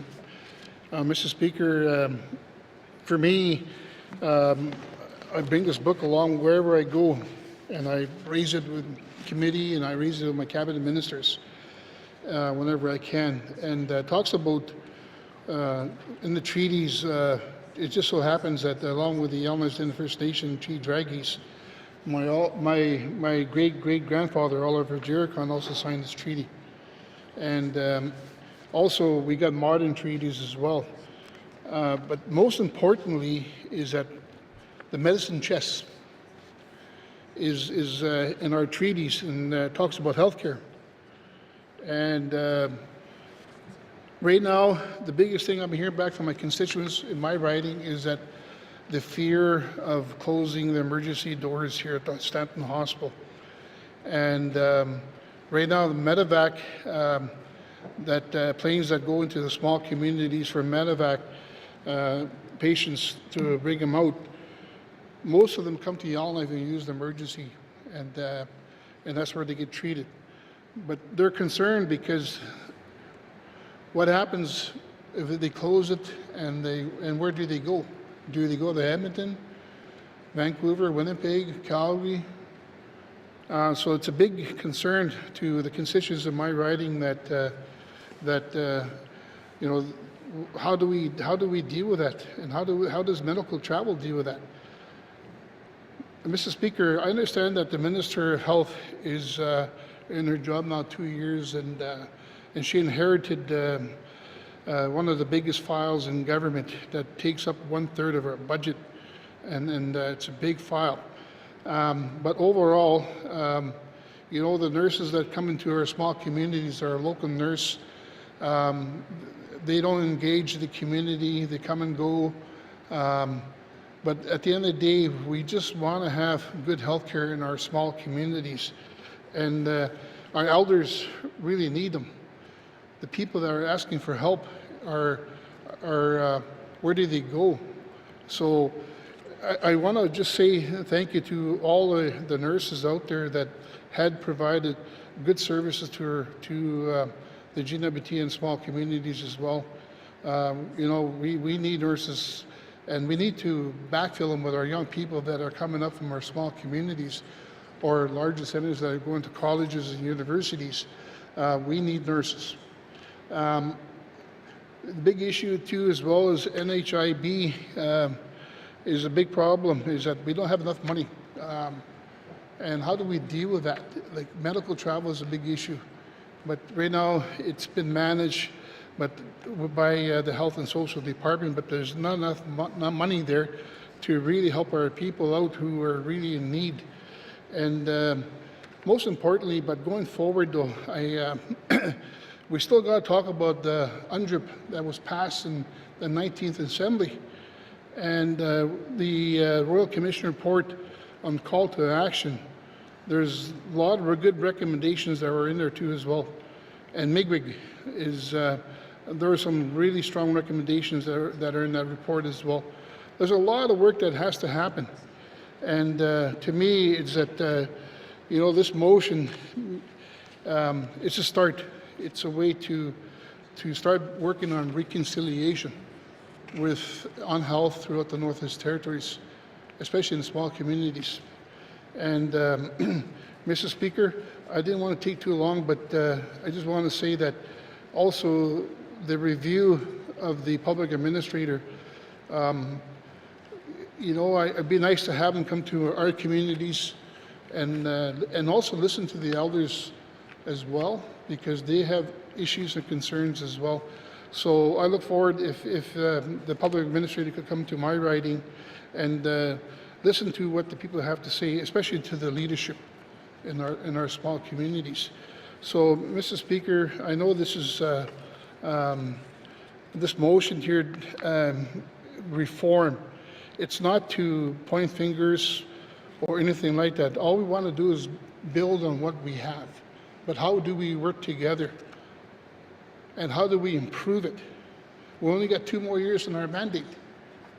And between now and then, I think it's time that we really take a look at this issue, and this motion is a start. So I'll be supporting this motion, Mr. Speaker. Thank you. Member from Trinity-Willety. To the motion. To the motion. Question has been called. Before we do question, member from Range Lake. Do you like to conclude the discussion?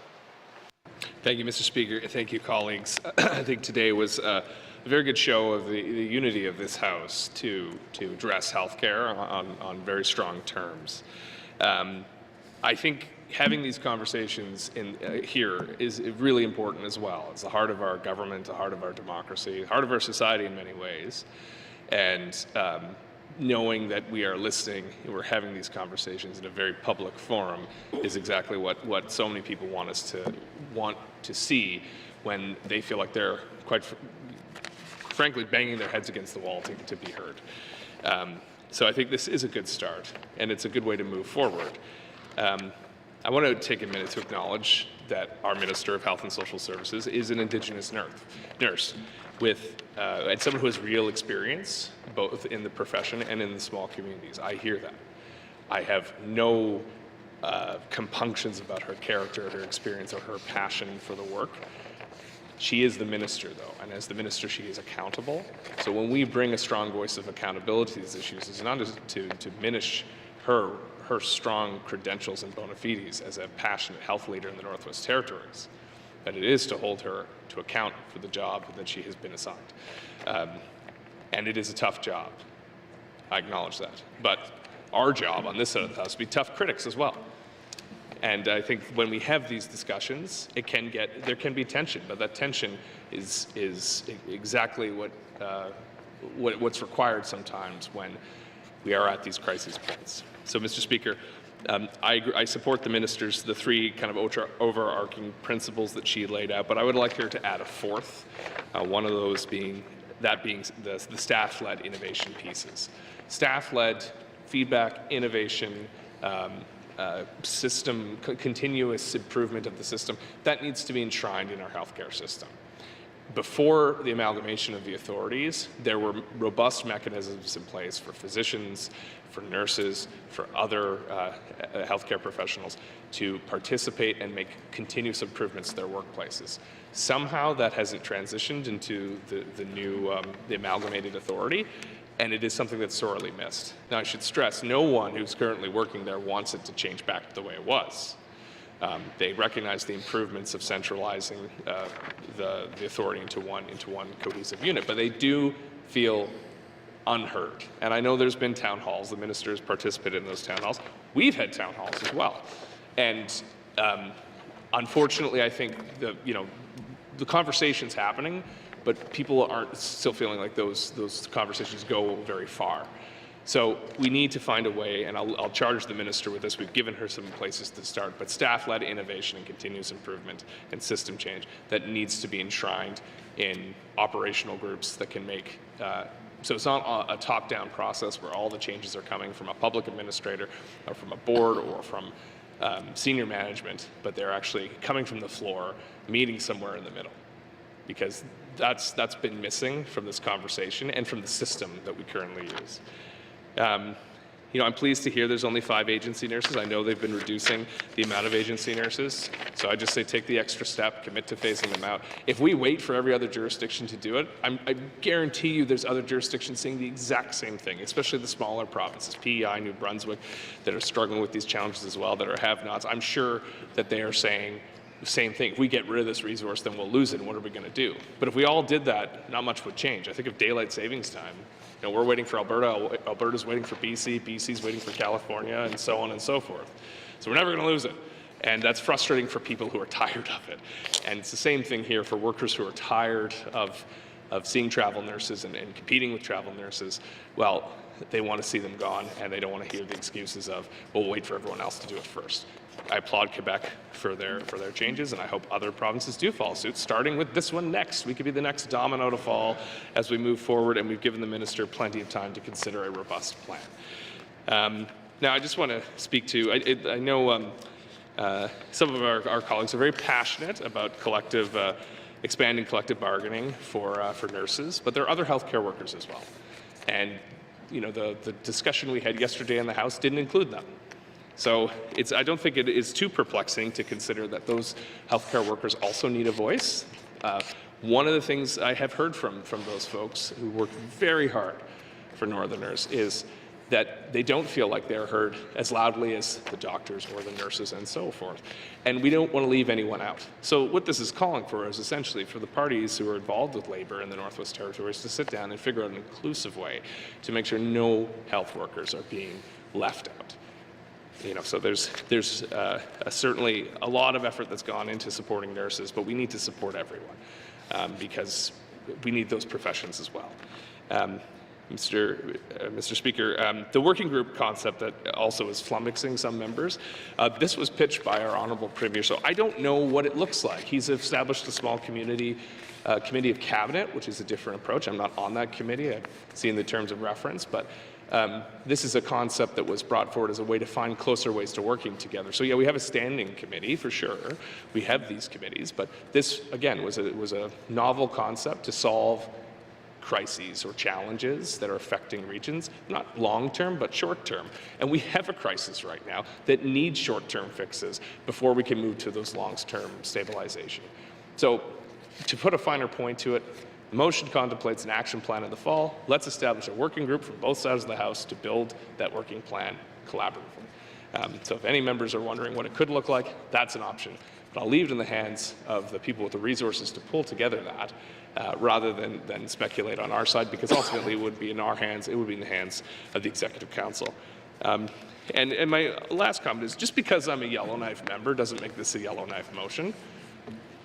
I hear often that criticism, and I hear on the one hand some members saying, there's a divide and conquer approach that is often seen in this assembly, and we shouldn't have that. And then I hear other members saying, well, Yellowknife gets everything. Well, that's divide and conquer. And again, just because I'm a Yellowknife member doesn't mean this is a Yellowknife motion. If we're trying to staff positions in the communities and outside of the capital and regional centers, well, we need a strong incentive regime. We need a strong collective agreement. We don't have the staff to deploy to the small communities or recruit to the small communities. So I don't see what these points are explicitly about Yellowknife. Yes, there's a hospital in Yellowknife that serves the entire territory. It's Stanton Territorial Hospital, not Stanton Yellowknife Hospital. We benefit from that resource. Absolutely. My community benefits from that resource. But it is not to the exclusion of the rest of the territory.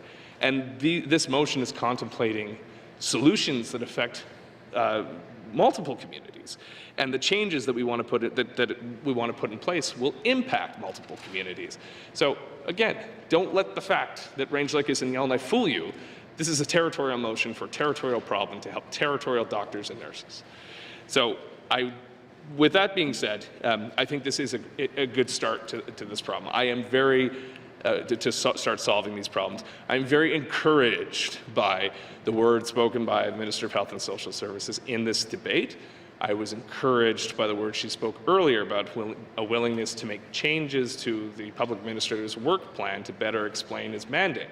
I think communication is a key point here, and I want to communicate something very clearly, that coming into the session, I had made references to confidence. I'm no longer making those references to confidence. I am now confident that the minister is on the right track, and now it is our job to hold her accountable for the commitment she's made.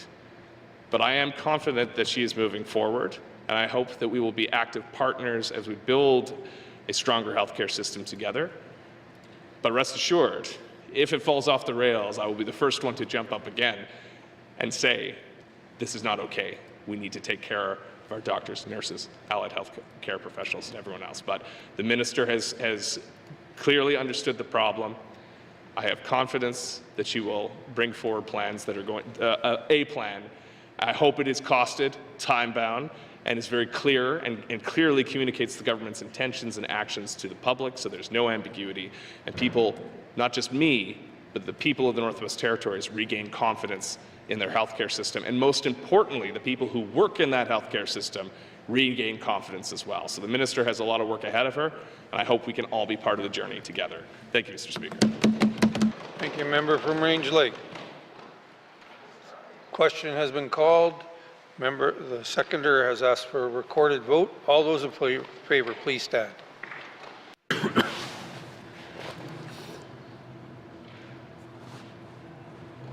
The member for Range Lake, the member for Inuvik-Boot Lake, the member for Montfouille, the member for Frame Lake, the member for Great Slave, the member for Yellowknife North, the member for Tunadé-Willowday, the member for Sahtu, the member for Yellowknife Centre. All those opposed, please stand. All those abstaining, please stand. The member for Thabacha, the member for Yellowknife South, the member for Cam Lake, the member for Hay River North, the member for Hay River South, the member for Inuvik Twin Lakes, the member for Nunavut.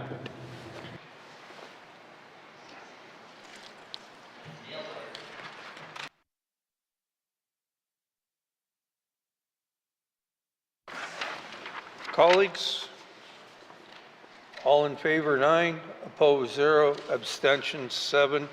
Motion has carried.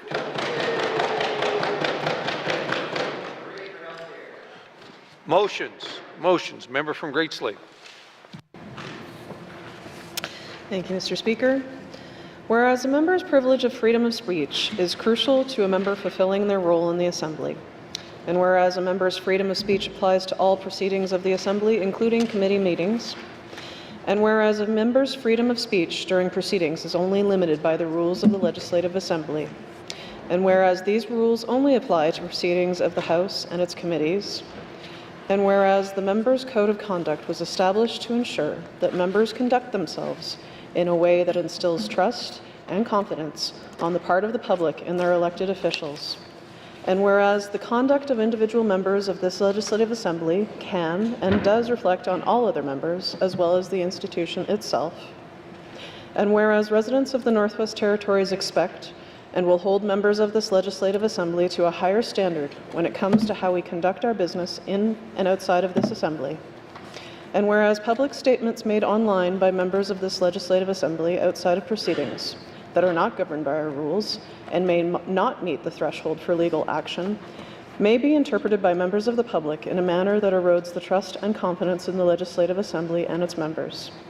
Now therefore I move, seconded by the member for Yellowknife South, that this Legislative Assembly direct the Standing Committee on Procedure and Privileges to consider if the Northwest Territories Legislative Assembly Members' Code of Conduct requires any amendments or updates regarding statements made online by members of the Legislative Assembly outside of our proceedings. And further, that the Standing Committee on Procedure and Privileges deliver a report to this House on the matter by February 2026. Thank you, Mr. Speaker. Thank you, member from Great Slave. The motion is in order. To the motion, member from Great Slave. Thank you, Mr. Speaker. Mr. Speaker, the conduct of each member of the Legislative Assembly reflects not only on how the public perceives that member, but also how the public sees all members and the institution. This is why we have a code of conduct. Residents of the Northwest Territories expect and will hold members of the Legislative Assembly to a high standard when it comes to how we conduct our business inside and outside of this Assembly.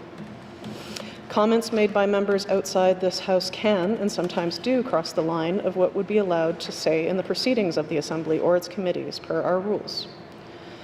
Those rules are what we have collectively agreed to not allow for decorum and order and to be respectful of each other. The limits on our speech during our proceedings are, in some instances, greater than those required by law. Members' conduct outside of the proceedings of the Assembly is governed by laws as well as the members' code of conduct. As such, members of the Legislative Assembly are expected to conduct themselves to a high standard to protect the reputation of the institution. This builds and maintains public confidence in our institution and contributes to a healthy work environment for all members and staff. If this institution is seen as a healthy, collaborative workplace, it can and will inspire residents to seek public office. This point is very important. This point is very important to me as the Commonwealth Women Parliamentarian for the Northwest Territories. I'm committed to sharing my knowledge with residents of all genders and backgrounds who wish to run for elected office. Our residents deserve to choose the best representatives to serve in this institution, and if we are working towards a healthy, collaborative workplace, it can encourage more people to get involved in our democracy. After discussing the idea for this motion with caucus, I heard that members are particularly concerned with the conduct of conversations of politicians writ large, that is, in many jurisdictions worldwide, on social media. This motion is a deliberately public conversation that I will hope help us discuss whether members should consider updating the Code of Conduct so that online statements made outside of the House are bound by some or all of the rules related to order and decorum in our proceedings. Thank you, Mr. Speaker. I will reserve the rest of my comments to close the debate. Member from Great Slave. To the motion. Member from Frame Lake. Thank you, Mr. Speaker. Mr. Speaker, I'm going to keep my comments brief today. Certainly as a member of this committee, I see merit in investigating this issue further. Times change. Social media has been around for quite a long time now. I'm happy to refer this to committee for further investigation. I'm supportive of the motion as such. Thank you. Thank you, member from Frame Lake. To the motion. Member from Yellowknife Centre. First. Thank you, Mr. Speaker. Mr. Speaker, it was my pleasure to be the seconder on this motion.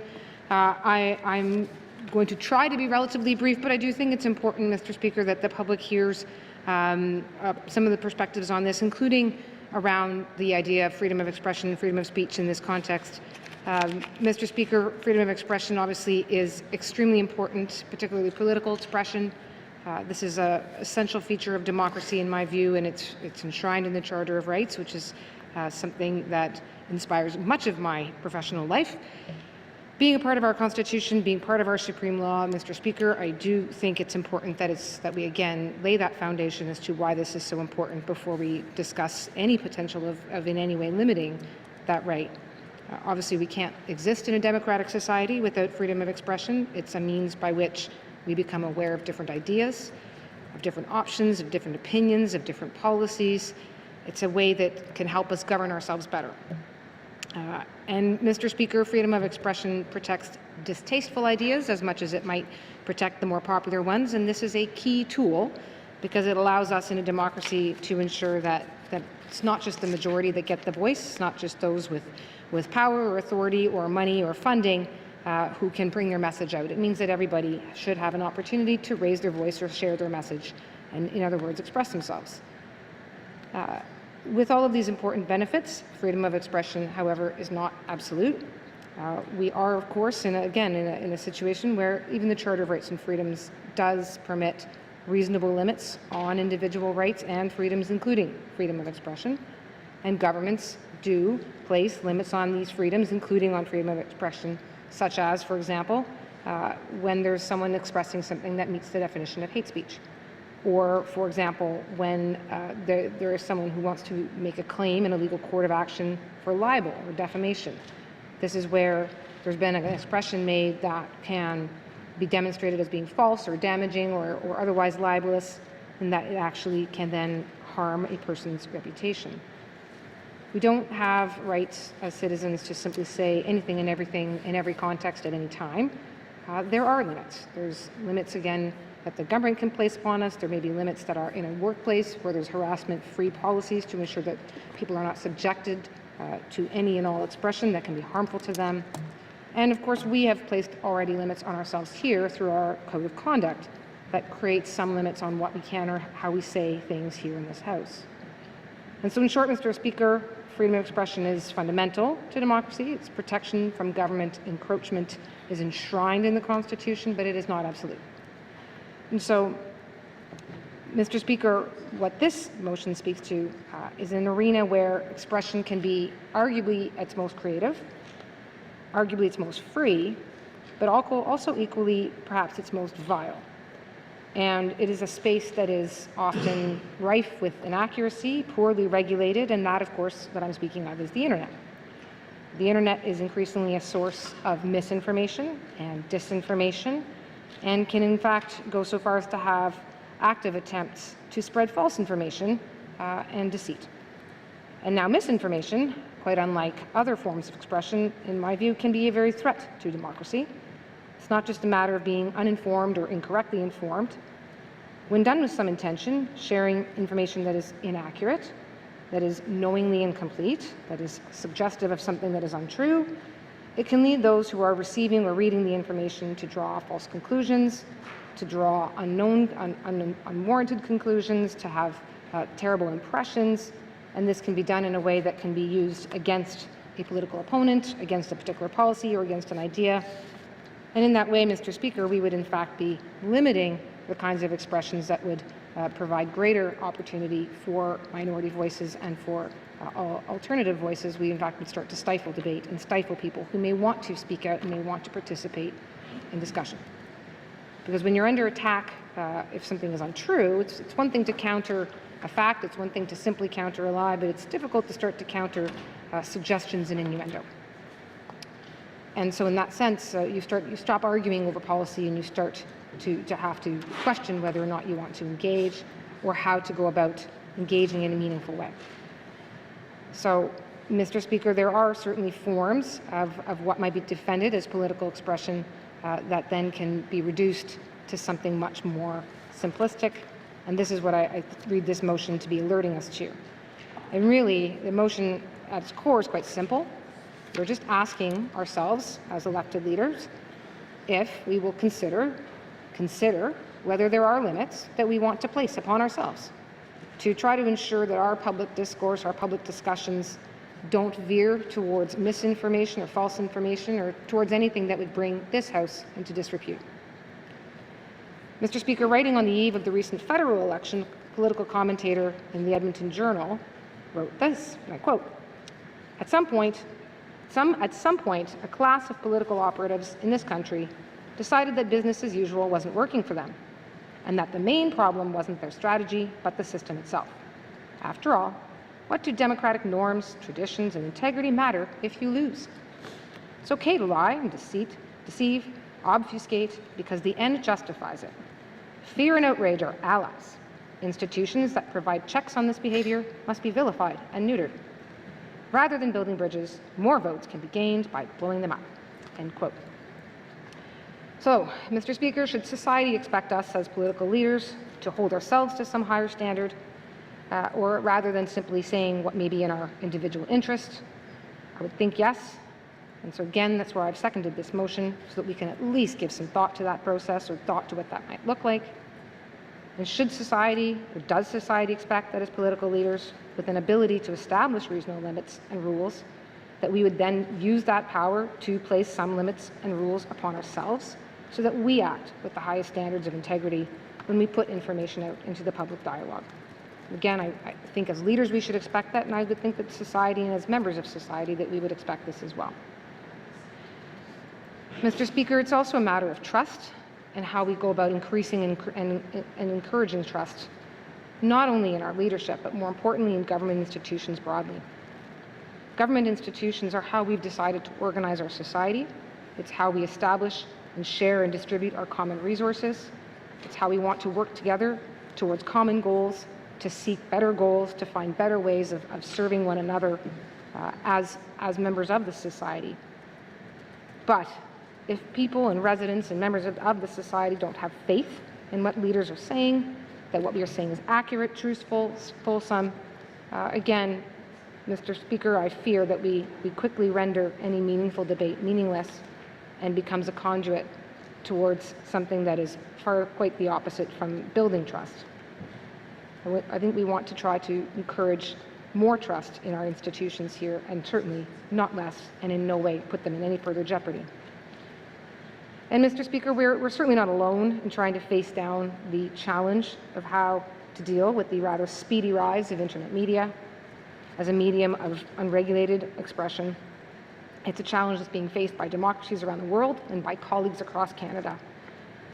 Fortunately, I believe here in the Northwest Territories, we are well placed to lead this discussion. MLAs who are legislators but not members of Executive Council have access to government information in a very different way than what politicians in a partisan system might. We, of course, have a variety of information sharing protocols and practices to provide MLAs with a variety of different advanced copies, for example, of the budget or of other documents, and in-camera briefings where we can speak frankly. We certainly entrust this House with various documents through our internal processes here, with legislative proposals, for example, and ask committees to do the hard work and heavy lifting of legislative committee work. There are standing committees that have powers to bring ministers and department officials in. And Mr. Speaker, we of course are not divided in terms of allegiances to party lines or party teams or platforms. We arrive here as representatives, each of us together. And so really, I would suggest that as far as any legislative system in Canada, we arguably are among the best placed to consider whether or how we can look to ourselves and ask ourselves how we can find a way to engage in policy discussions that are tense and often terse, but that remain well-informed, founded on facts, and avoid anything that veers towards presumption or innuendo that is not founded on fact and not advancing a policy discussion in the interests of the residents of the Northwest Territories. Mr. Speaker, in conclusion, I of course don't know what outcome of the discussion there might be at this committee on this question. Perhaps we will not find any path forward that will allow us to better manage ourselves in a digital age, although I certainly hope that we do. Even so, Mr. Speaker, I am still pleased to second this motion for the very fact of wanting to put it to the public, to let them know that we are trying to be better leaders, that we are trying to look for ways to improve how we as leaders communicate to the public about topics and issues that impact this territory. And so it was with that in mind that I seconded this motion, that I support this motion, and that I want to encourage the committee to do some heavy lifting.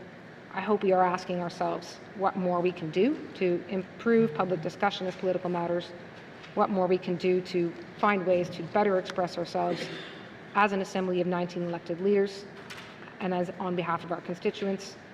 I think, Mr. Speaker, that we can do better, and at the very least, I'd like us to try. Thank you, Mr. Speaker. Thank you, member from Milne South. To the motion, member from Range Lake.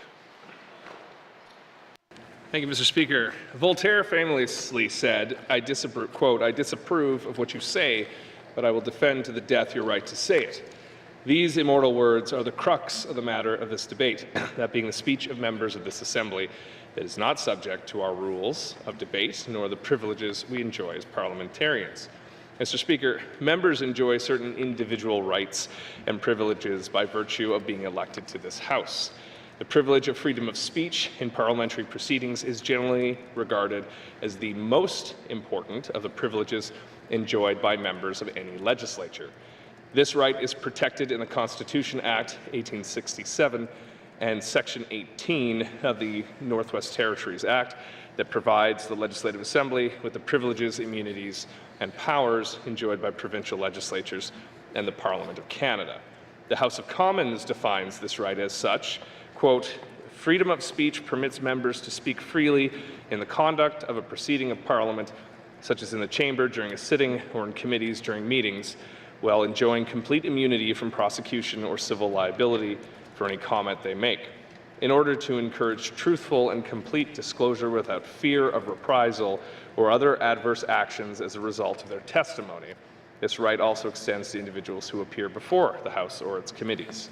The House of Commons cannot work effectively unless its members and witnesses appearing before House committees were able to speak and criticize without being held to account by any outside body.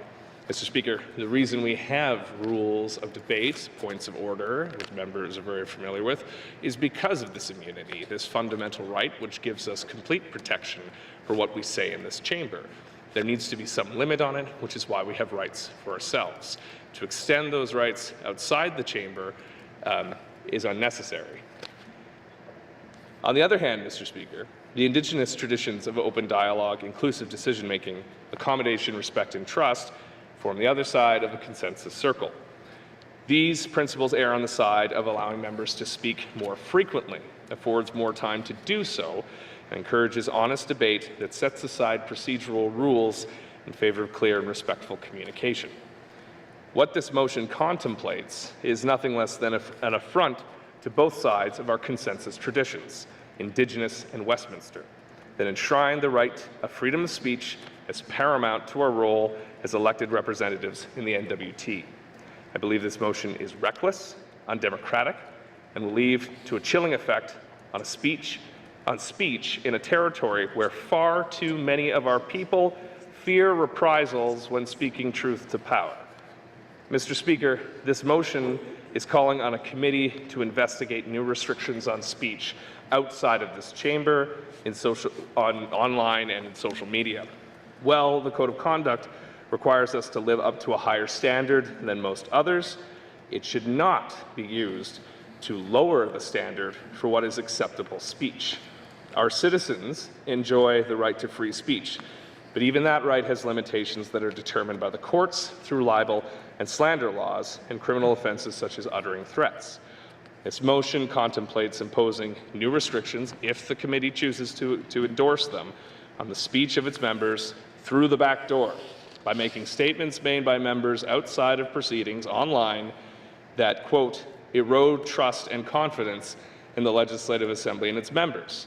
These offenses could be censure, fines, suspension, maybe even expulsion, despite the fact that these statements so made would not meet the threshold for legal action in civil society.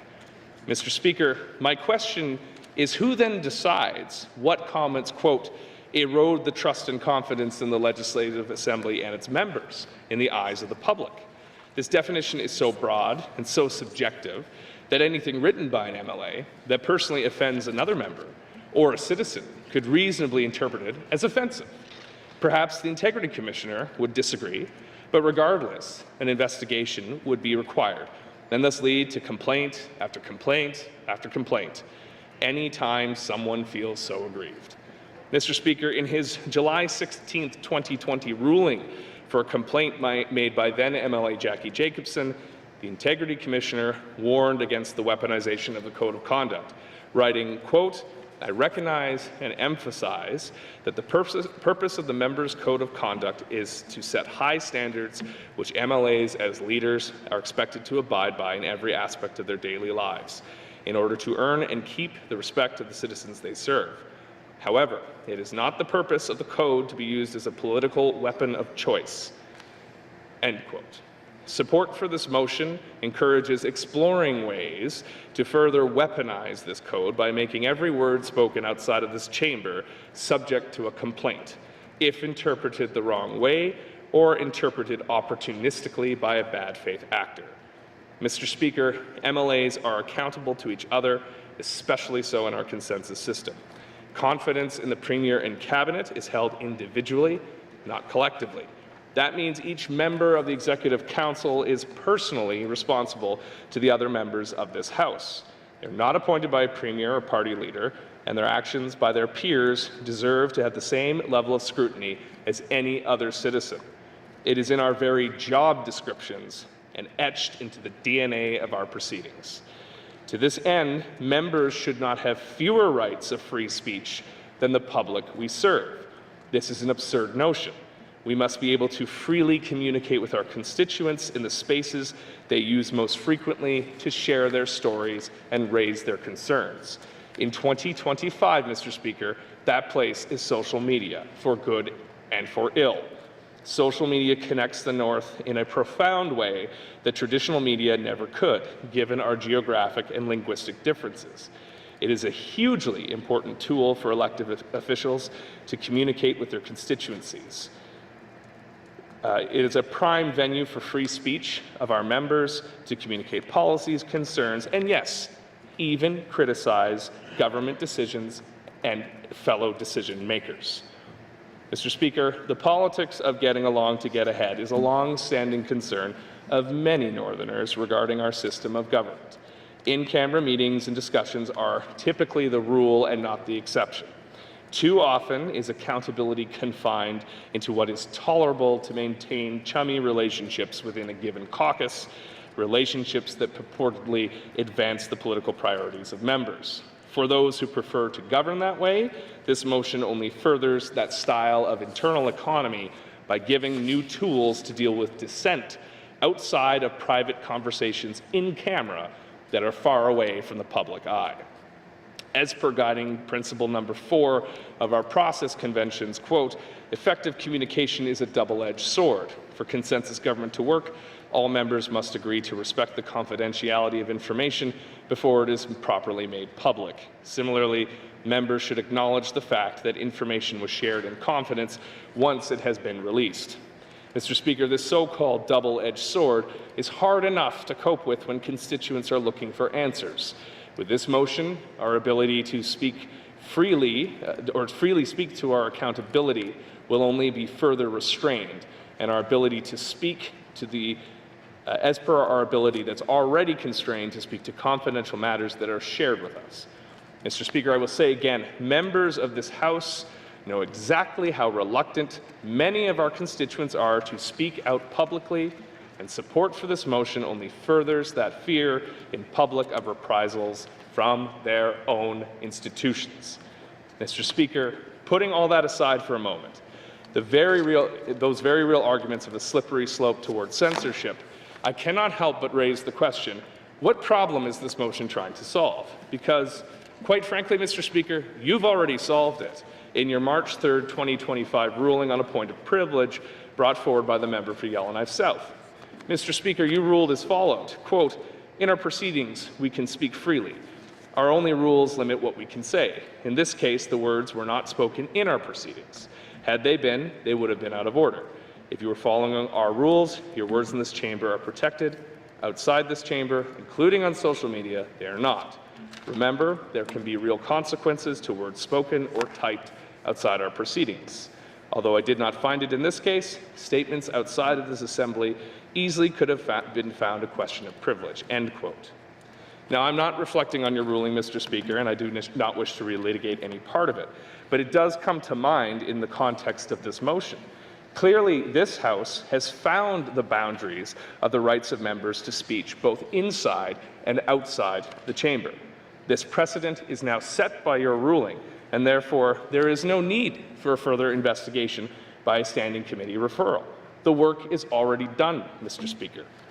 Mr. Speaker, democracy is beautiful, even when it gets messy. We shouldn't be trying to sanitize political speech and instead embrace it for what it is, even when it forces us to face hard truths about ourselves and what we stand for as politicians. As an elected official, I expect to be scrutinized in print and online. I expect to be satirized in editorial cartoons and memes. This is what we all signed up for, whether we like it or not. We have better things to do in the limited time of this Assembly than police the speech of our members outside of this chamber and the committee room. Let's fix our broken health care, end homelessness, rebuild our faltering economy, take back our streets from criminals, balance the budget or any other multitude of issues Northerners sent us here to solve. Censoring members' words and protecting members' hurt feelings are not the reason why we were elected. Let's not waste time on matters that have already been addressed by the precedents of this House, by the rulings of our Speaker, that are guaranteed by our privileges, and most importantly, fundamental to our rights as Canadian citizens. Mr. Speaker, I ask my colleagues to reject this incautious motion and get back to the work on what matters most to our constituents. Thank you, Mr. Speaker. Member from Range Lake. To the motion, member from Inuvik Boot-Lake. Thank you, Mr. Speaker. Another long speech. It's a tough one. Certainly, I mean, I see both sides of the debate on this one. The member brought it forward, and I'm not convinced, Mr. Speaker, that we can change the code of conduct to reflect online comments without restraining our freedom of speech. I think it's, but I'm not an expert in that. The member has asked to have this go to committee, and quite frankly, the Committee on Policy and Planning and Procedures could have studied this at any time they want. I don't have an issue with taking a look at it at committee. I'll support the member's motion to send it there to have a look at it, to at least review it. Again, we're not making any decisions at this point. We're just saying, hey, let's take a look at it in light of some of the things that happened. Certainly, a wise person told me that I think Facebook has been stolen by the baby boomers from Gen X, and 50% of the comments are likely made from the washroom anyway, Mr. Speaker. So we'll take a look at it at committee. Thank you. Thank you, member from Inuvik Boot-Lake. To the motion, member from Yellowknife North. Thank you, Mr. Speaker. First, I just wanted to clarify that, as far as I understand, we're not talking about taking away or challenging any of the rights and privileges established for work that we're doing here within the chamber or within our committees. The point that I think we're trying to discuss here is that as elected officials, our freedom of speech needs to be balanced and constrained by the need to instill public trust and confidence in their elected officials. So I think that's the basic premise that we already accept, because that is already constrained by code of conduct and rules within this House. Mr. Speaker, 4 years is a long time between elections. I mean, it can be short for those of us who are really anxious to focus on the issues and make as much change as possible for residents, but it can be long for residents who may watch their elected officials publicly behave in unethical ways, whether that's through comments on social media or comments that make it into more traditional media. Mr. Speaker, no one is going to stop anyone from speaking truth to power. The point is to put boundaries and consequences around elected officials potentially speaking lies, and that would be within forms such as social media. I think it's alarmist to claim that this would lead to a flood of complaints. I mean, I don't know what my colleagues are planning to do on social media. I hope it wouldn't lead to a flood of complaints. And I don't accept the idea that it would be impossible to judge what is an inappropriate, untrue, or misleading statement on social media. We already have mechanisms to judge within this chamber whether statements violate the code of conduct or untrue or misleading.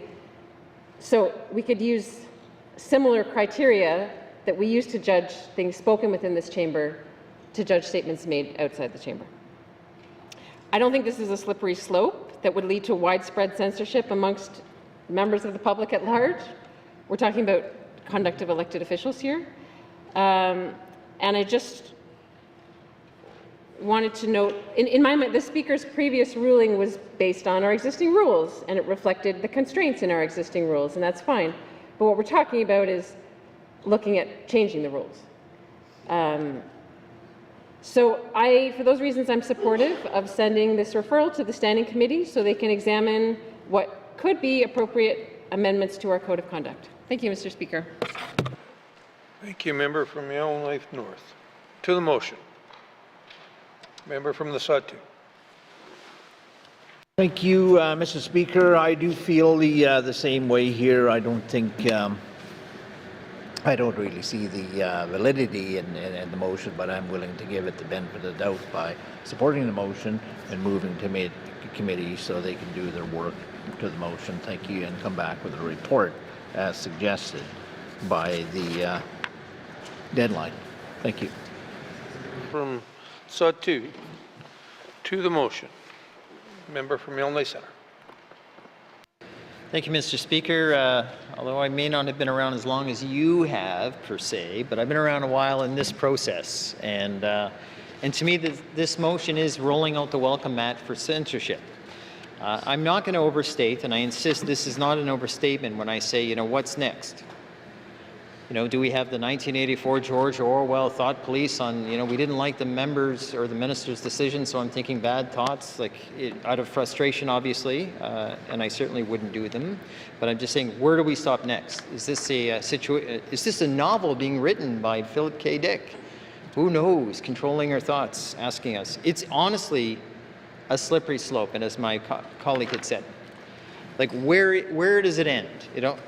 And that's what really worries me, is it's rolling out, again, the welcome mat for censorship. Limiting free speech, honestly, undermines individual autonomy. I have, you have, my colleagues have, and, rightly so, that last decision, your authority as Speaker of this House to help us ends at the door or the end of the precinct, Mr. Speaker. And to me, we can't let members who want to downplay the seriousness or consequences of what's happening. They're kind of missing the point. We're opening up the doors to this type of censorship, and it's, it's abhorrent to the overall principles of our assembly. It will stifle free exchange of ideas, opposing ideas, ideas that people speak both frankly and passionately. And sometimes it takes a special ear to hear the difference. And what I mean by that is, I remember being at a wonderful speech Perry Bellegarde was giving, and I was really excited listening to him, and he got louder, and I'm going to emphasize just by way of example, louder, and I'm just emphasizing, louder, and he stopped. And he goes, I'm not yelling, I'm just excited. But somebody who only heard the volume thought he was yelling. But then the moment you stop and think about maybe the words, it's their passion sending the message. And I really enjoyed that little comment he had provided. Because it's true. The writer, or in his case, the speaker, was sending a message. Which message are you hearing? Which message do you want to hear? Which message do you refuse to hear or acknowledge? I really like that man's context, because to me it made a big difference on how I listen to people sometimes, or sometimes how I hear people sometimes. So, we could go on or get dramatic about the democratic process, and as important and fundamental that is, it can't be overlooked. The moment we allow this type of censorship, suppression of dissent, to me, it starts to get, I get a chill down my spine thinking about who's going to police members. Are we policing members? So why do we police members when certain people in the public say way, way, way worse things than us? Do we police them next? Is that the next thing? Because if a member is making a comment on social media that offends another member, well, why wouldn't we be policing the public then? if it offended a member of this House? Like, where does it stop? That's the point. The Code of Conduct, I actually really strongly and adamantly believe this is a lowering the bar of offenses. Finding ways to find offense. Putting members at risk. Risk that's unfortunate. Risk that you have to accept in this business, that people will be disagreeable and sometimes very strongly disagreeable. Mr. Speaker, when we have that risk, then it'll be members deciding about the continuity. And we'll be voting on, oh, well, that hurt their feelings, or that hurt their opinion, and I completely disagree, or we feel that that might have misled the circumstances. And that'll then roll the ball on to the next process. Well, we need an inquiry and a process, and we welcome more complaints. I mean, how many times has there been complaints about stuff that ends up growing legs? I mean, we had complaints that were dismissed through the last assembly, through the Integrity Commissioner, about someone swearing at someone at the public.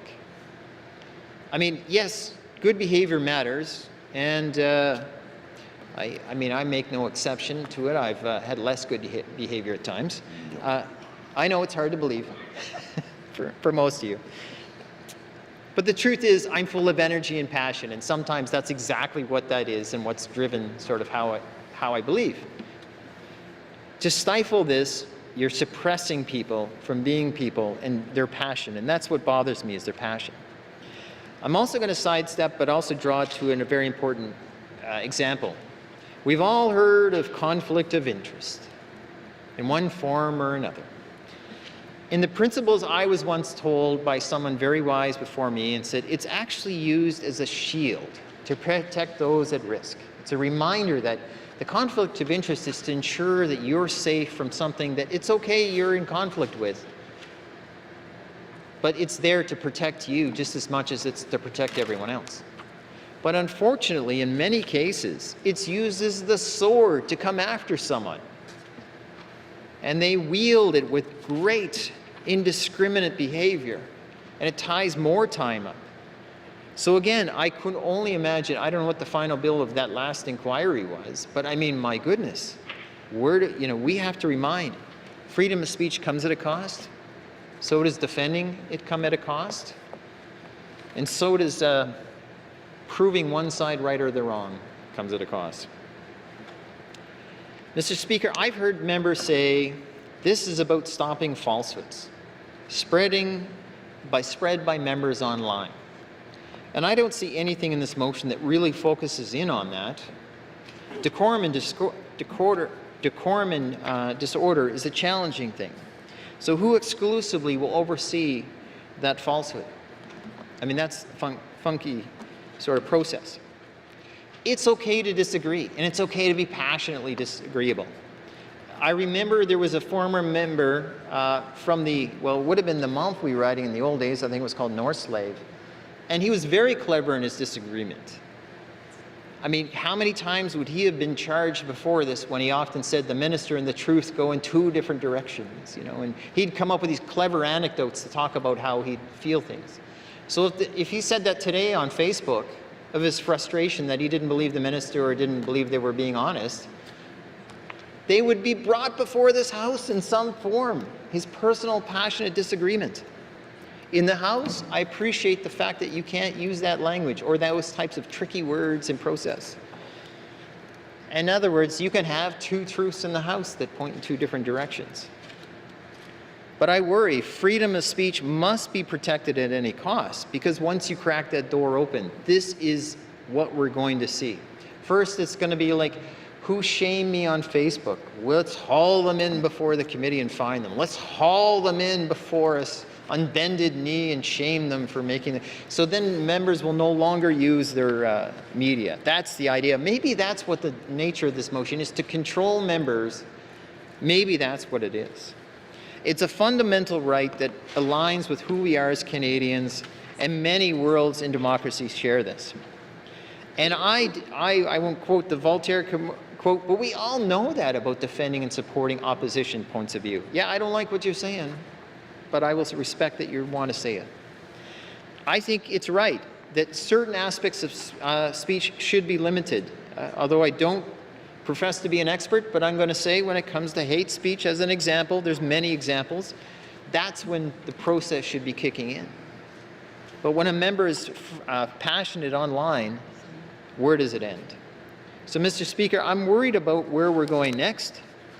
It's not overstating that are we looking at a George Orwell times or Philip K. Dick times once we start this?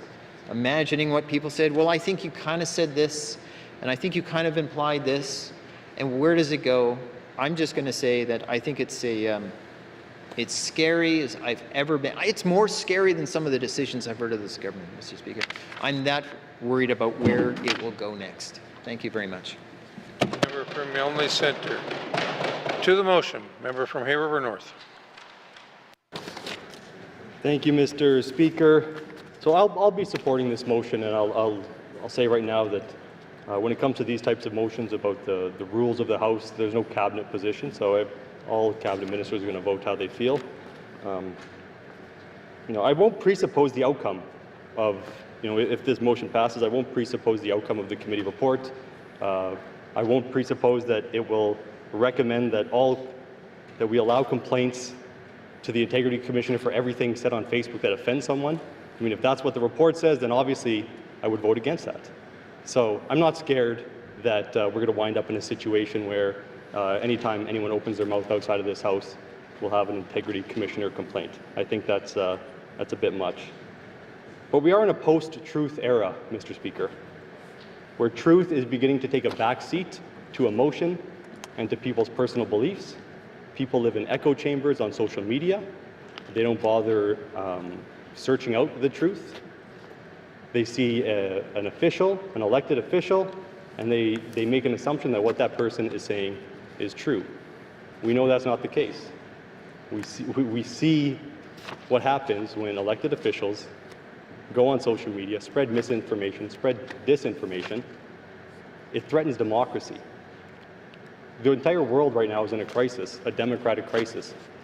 And social media and the comments made by politicians on social media have a role to play in that. So I don't think this is far-fetched, the idea that we want to look at that sphere. I think it's worthwhile to examine it. It's going to have to be some very well-crafted recommendations that really don't infringe on free speech to the greatest extent possible for me to support it. Even standing up here, no matter what comes out of this, I'm probably leaning, right now I'm leaning towards, well, maybe I won't support whatever comes out of this report. But I want to see what comes out of the report. I think it's worthwhile to have that conversation. There's been, I hear about the comments that people make on social media, elected officials, and then I hear about the results of that. That empowers other people to make similar comments. It empowers them themselves to go after elected officials. There's real-life consequences of the comments that officials in this territory make for other people, for those other people's families. So this isn't, this isn't a situation where we haven't seen any sort of impact from these comments. This is a response to things that are actually happening today. And I know the Integrity Commissioner was quoted earlier, and I also have a quote from the Integrity Commissioner from an October 8th, 2024 ruling. There are limits on what a member may do and how they may go about what they do. Being a member is not carte blanche to make or repeat unverified or unfounded allegations. Members have an obligation to inform themselves about the facts. Mr. Speaker, I don't think that's a very high bar, and that's my concern. I want members to inform themselves about the facts, and I want members, when conveying information, for that information to be factual as far as the member is aware, and that they've done their due diligence. There's frankly too much nonsense out there. There's too many comments that are made outside of this House that everyone knows definitely can't be made inside this House, but they have the same effect. Because of social media, actions outside of this House have a far greater reach than the actions inside this House. And so I think that it's worthwhile for us to at least begin to look into this, because we could be heading down the path of the United States. We see instances in Canada where we are going down that slippery slope, where social media comments are eroding democracy, are emboldening people who would do damage to our democracy. So, Mr. Speaker, I think that this is something where we want to get ahead of this. We don't want to be talking in a number of years about why we never looked into this at all. So I'm supportive of this motion. Thank you. From Yellowknife North. To the motion, member from Kamloops. Thank you, Mr. Speaker. Mr. Speaker, let me be clear from the outset. I do not believe in censorship or anything that stifles anyone's ability to speak truth to power. But I do believe in the need for responsible leadership. Before the last election, I sat down with a dozen people considering running for MLA. I was excited by their ideas, leadership and professional experience, reputation, and what they would bring to the job. But the majority chose not to run. The most common reason? They said they had too much to lose. The social cost of politics had become too great, driven largely by the behavior they witnessed from politicians in chambers and on social media platforms where fact did not always prevail, and the global shift is notable. This should concern us all. When good people refuse to serve because the personal cost has become unbearable, we don't strengthen democracy, we weaken it by narrowing the pool of those willing to lead. Social media has fundamentally transformed political communication. These platforms have democratized political engagement in remarkable ways. Politicians can speak directly to dozens, hundreds, and millions. Citizens access diverse perspectives instantly, and grassroots organizing has become more accessible than ever, and this is good news. Yet this digital revolution has also created serious concern. Information overload, echo chambers that deepen divisions, rapid spread of misinformation, and the informal nature of these platforms leading to more impulsive, sometimes harmful statements from politicians that imply untruths or conveniently leave out key information to drive a narrative. Freedom of speech stands as one of our most cherished democratic principles, yet it remains one of our most misunderstood rights. Too often, we hear this phrase invoked as blanket justification for any statement, no matter how harmful or irresponsible. But true freedom of speech has never meant the absolute right to say anything, anywhere, at any time, without consequence. The architects of our constitutional freedoms created a framework for robust democratic conversation, not a license for unlimited expression. Even the most speech-protective legal systems recognize necessary boundaries. These limitations exist not to weaken free speech, but to preserve its essential purpose, enabling the open exchange of ideas, holding power accountable, and allowing truth to emerge through debate. Consider how unlimited speech can restrict freedom. When marginalized voices are drowned out by harassment campaigns, when communities are terrorized by hate speech, when deliberate lies poison public discourse, the result is less meaningful dialogue, not more. Free speech protections aim to create space for all voices in democratic conversation, not to allow the loudest or most aggressive speakers to dominate. With every right comes responsibility. The power and privilege to speak brings the obligation to consider the impact of our words. This doesn't mean self-censorship of controversial ideas. They are precisely what free speech protections are designed to safeguard. It means recognizing that our words have consequences. They can heal or harm, unite or divide, inform or mislead. Mr. Speaker, all that said, there need to be clear lines, and I would like to start with one. When people run for elected leadership, they consciously submit themselves to public scrutiny. Their policies, records, statements, and actions will be dissected, debated, and criticized. This is not only appropriate, it's essential to democracy. But their children, their families who never sought the spotlight, these individuals made no such choice. When we attack politicians through their families, we're not holding them accountable, we're engaging in collective bullying that diminishes us all. This behavior doesn't strengthen democratic discourse, it drives good people away from public service and reduces our politics to its worst elements. I see this motion as twofold.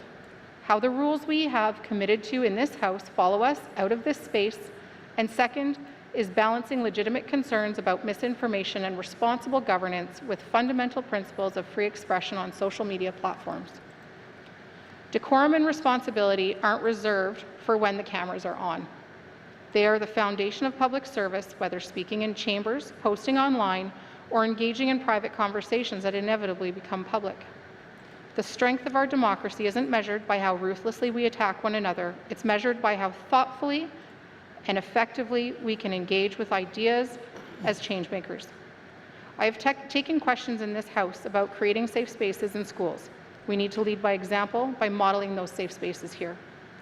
I support this motion because I think there is value in discussing how the rules that we have chosen to adhere to in this House apply outside of this room where we spend most of our time, and because the role social media plays in how we serve residents and the consequences to democracy play a significant role in politics today.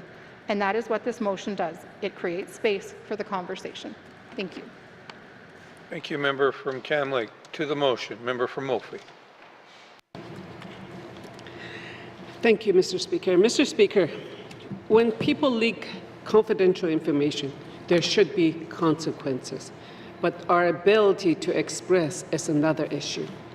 From Indigenous perspective, as an Indigenous person, a woman, we finally got our voice. As a result of the colonization, it destroyed our language, culture, and way of life. For so long, the racist Indian Act had power and control over our life. Not only that, it discriminated more against the Indigenous women. With this in mind, Mr. Speaker, I do not support this motion. Thank you. Thank you, member from Moultrie. To the motion, member from Inuvik Twin Lakes. Thank you, Mr. Speaker. Mr. Speaker, I stand here today to support the motion to send the members' code of conduct to the Standing Committee on Procedure and Privilege for review and possible changes. This motion, again, is not about restricting free speech. As my colleague has said, as an Indigenous woman, we have a voice, we'll use it. But it's about our duty as elected leaders to maintain the respect and the trust of the people that we represent. In our territory, governance goes beyond just laws and parliamentary rule. It's also deeply connected to Indigenous laws, values, and Northern traditions, as we practice those as part of our processes. The Dene, Métis, and Inuit and other Northern communities have long governed themselves based on respect, honesty, and accountability. These values are not just written down, they are shown in our relationships, teachings, and the shared responsibility to keep harmony in our communities. And when I speak about this, one of the areas that I like to talk about is when my first experience of walking into this chamber of fear of doing it wrong and getting it wrong for the people that I represent, of being a role model for those that come behind me, and to be the person that my elders expect of me. And many of our elders are sitting around us, behind us, as we do these proceedings. And I do hear feedback from my constituents and other residents in the Northwest Territories and ask me, what's going on? What's going on? Why is this happening? You know, and I take it a step back, and and I say that we are all passionate. That is not. I'm not going to say that that's happening in this room. Every single one of us are here because we are passionate about the work that we are doing. We may disagree, and again, we can disagree. We can, get to the point where we may not even like each other very much, but we have to respect each other. And that was something that was taught to me a long time ago. And I'm not saying that rule that's in here. That was given to me when I was working, when I was in school. I had teachers that I didn't get along with. It was like, you may not like them, but they are there and you have to respect them and you have to do the work with them. So, when I take that away. So, Mr. Speaker, our Northern laws and values teach us to communicate carefully and with integrity, especially in the public.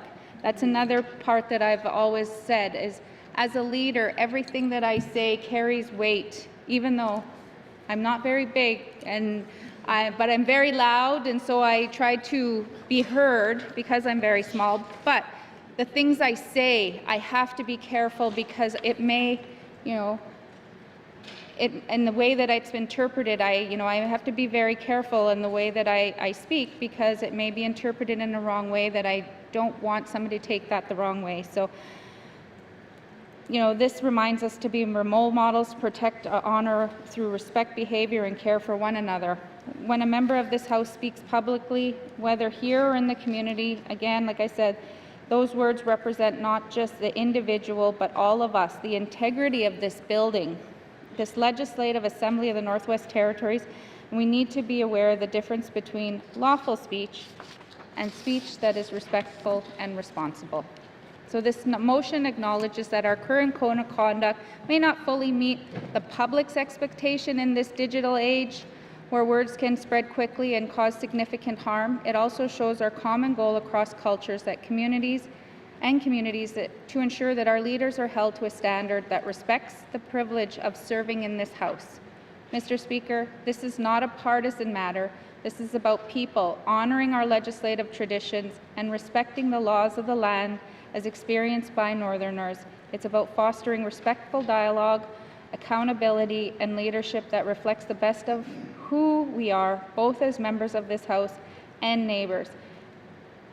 And at the end, in closing, Mr. Speaker, I do reflect when I have conversations with members or with people in the public that might get heated and take away. And I'm always okay to say I'm sorry and I forgive you and move on for the greater good. And I think that's something that a lot of people that are close to me kind of go, I don't know how you can forgive and forget a lot of things. And that's not to say that that's this in this House. It's something that I try to carry throughout everything that I do. So for those reasons, I wholeheartedly support this motion and the work that will come with it. Thank you. Thank you. Member from Nunavut Twin Lakes to the motion. Member from Tuna-Day Willity.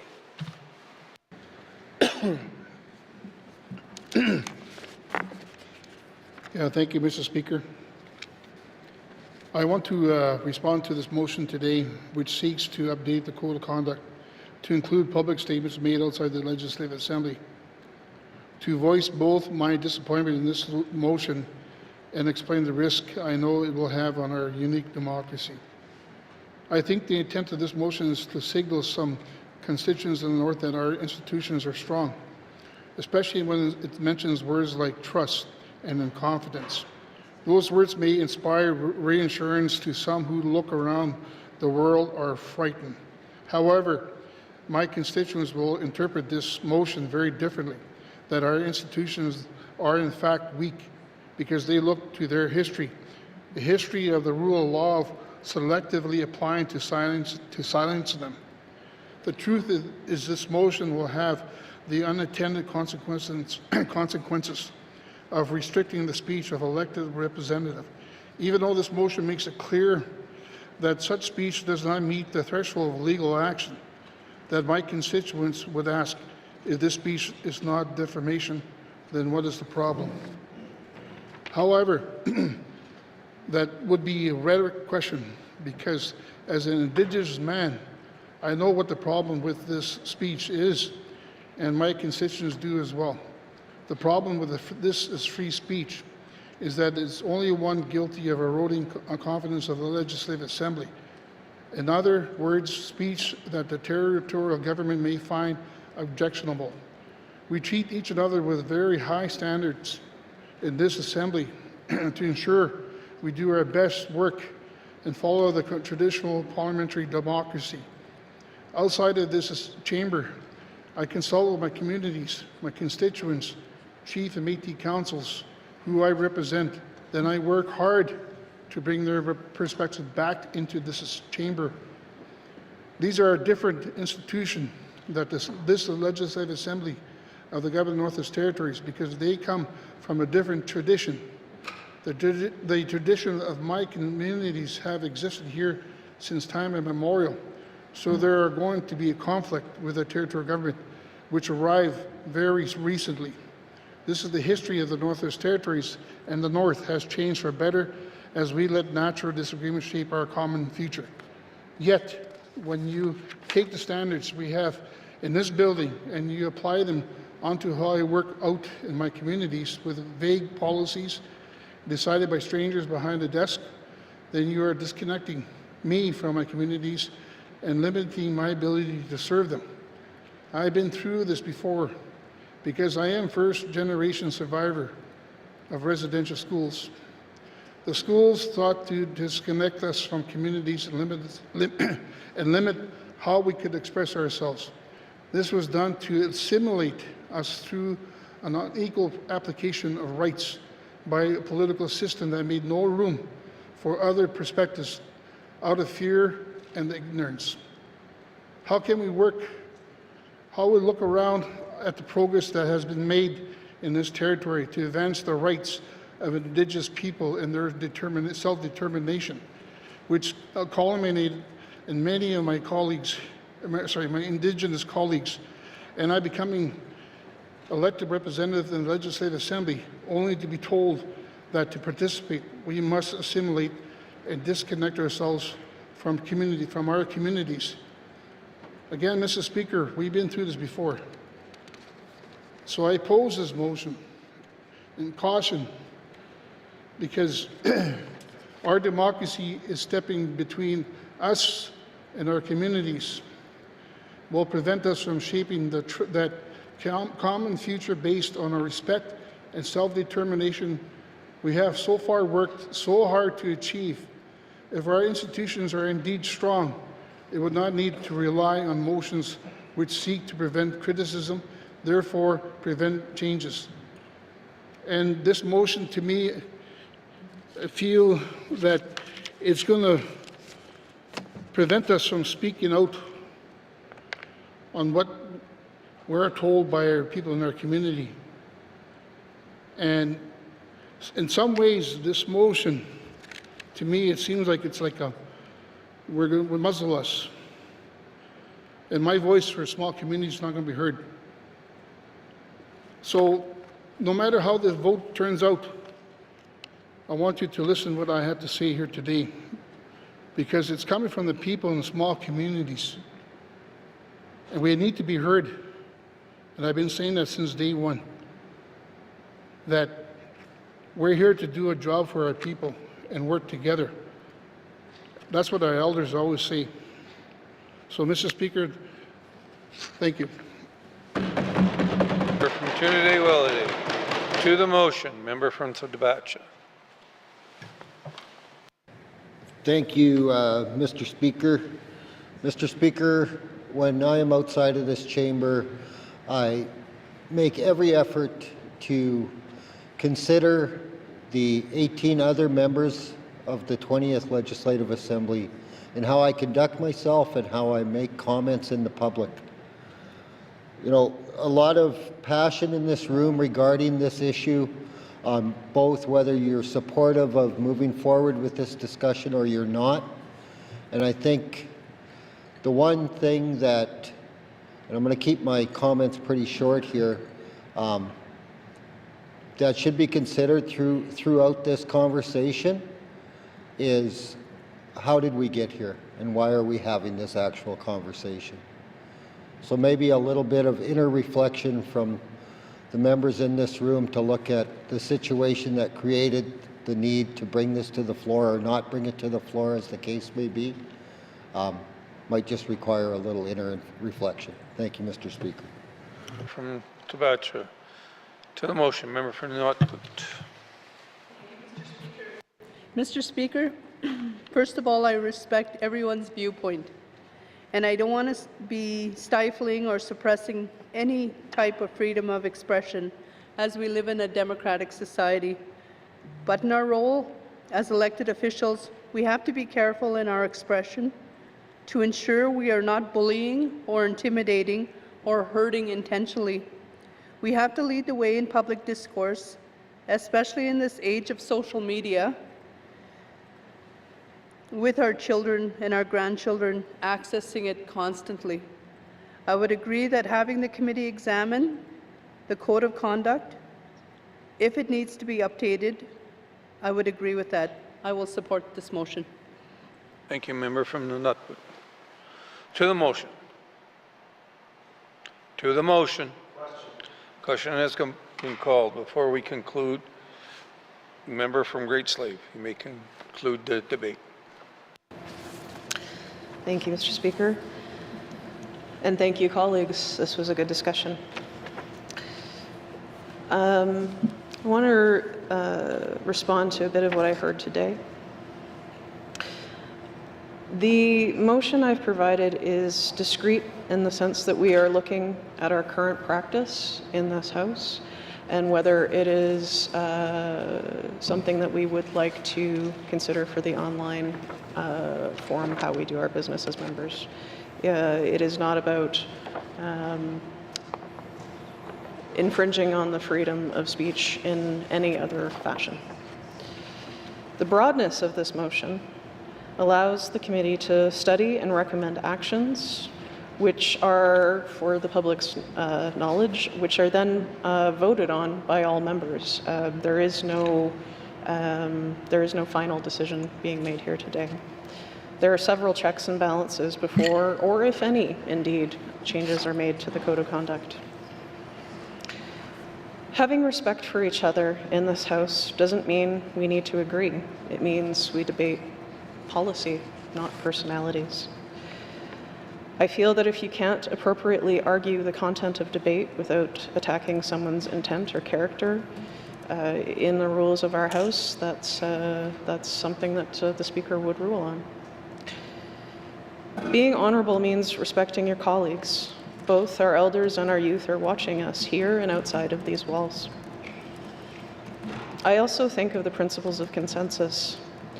We're not here to defeat or discredit or lie about each other. If impugning motive to members is unacceptable in this House, my question, I suppose, with this motion is why should it be acceptable online? Consistent behavior strongly contributes to perceptions of integrity, and encouraging members to behave consistently in public contexts helps build trust and confidence in individual members and the Assembly as a whole.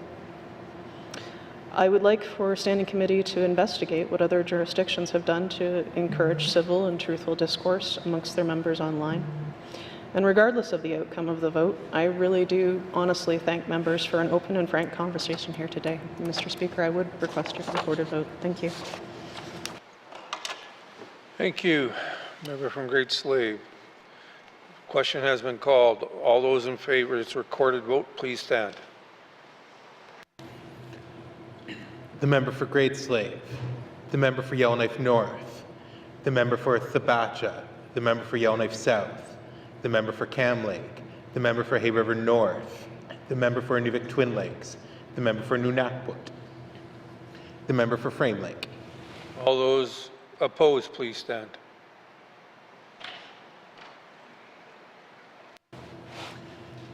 The member for Tunadé-Wellade, the member for Yellowknife Centre, the member for Range Lake, the member for Montfouille. All those abstaining, please stand. The member for Hay River South.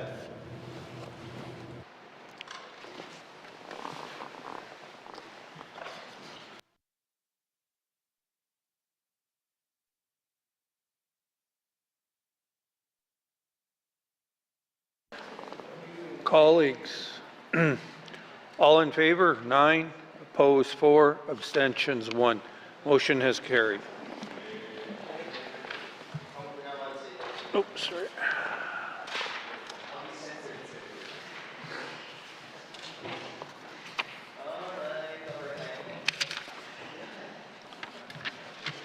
Notice of motions for first reading of bills. Notice of motions, first reading of bills. First reading of bills. Minister of Justice. Mr. Speaker, I wish to present to the House Bill 27, an act to amend the Protection Against Family Violence Act, to be read for the first time. Thank you, Mr. Speaker. Thank you, Minister of Justice. Pursuant to Rule 82 brackets 3, Rule 20, or Bill 27 is deemed to have been read for the first time and is ready for second reading. First reading of bills. First reading of bills. Second reading of bills. Second reading of bills. Consideration in committee of the whole and bills of other matters. Table document 340-20 brackets 1. Table document 341-20 brackets 1 with the member from Le Satu and the chair.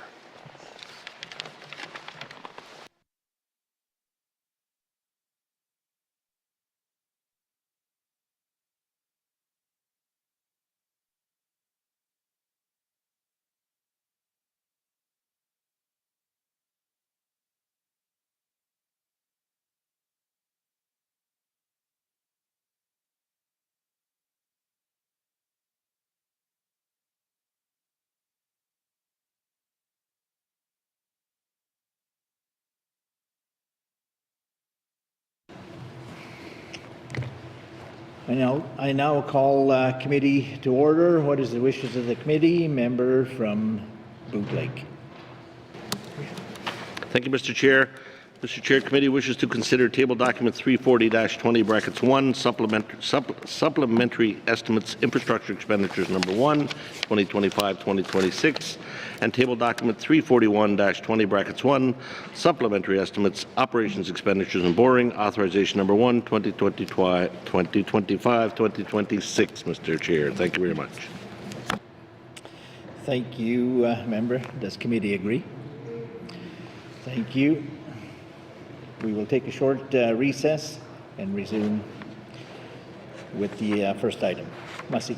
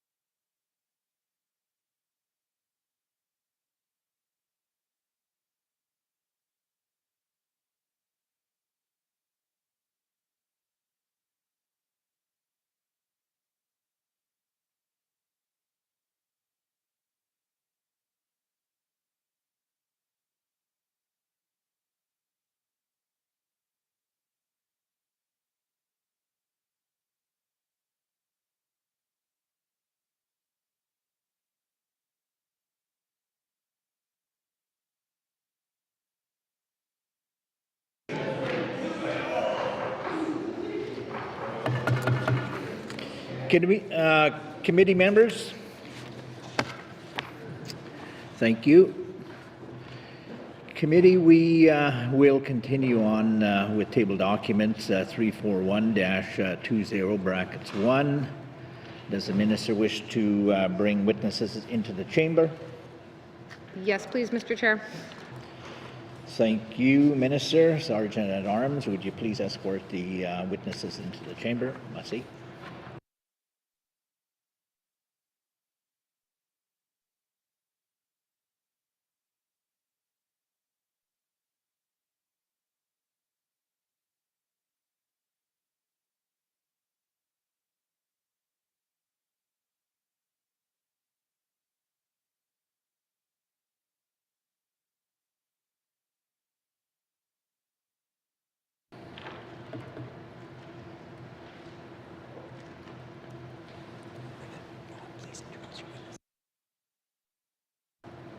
Recognizing that we had the introductions there from yesterday and we're carrying on, we would carry on.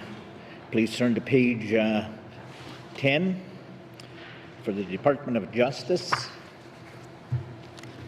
Supplementary estimates, operations expenditures, and borrowing authorization number 1, 2025-2026, Department of Justice, operations expenditure, community justice, not previously authorized, $588,000. Are there any questions?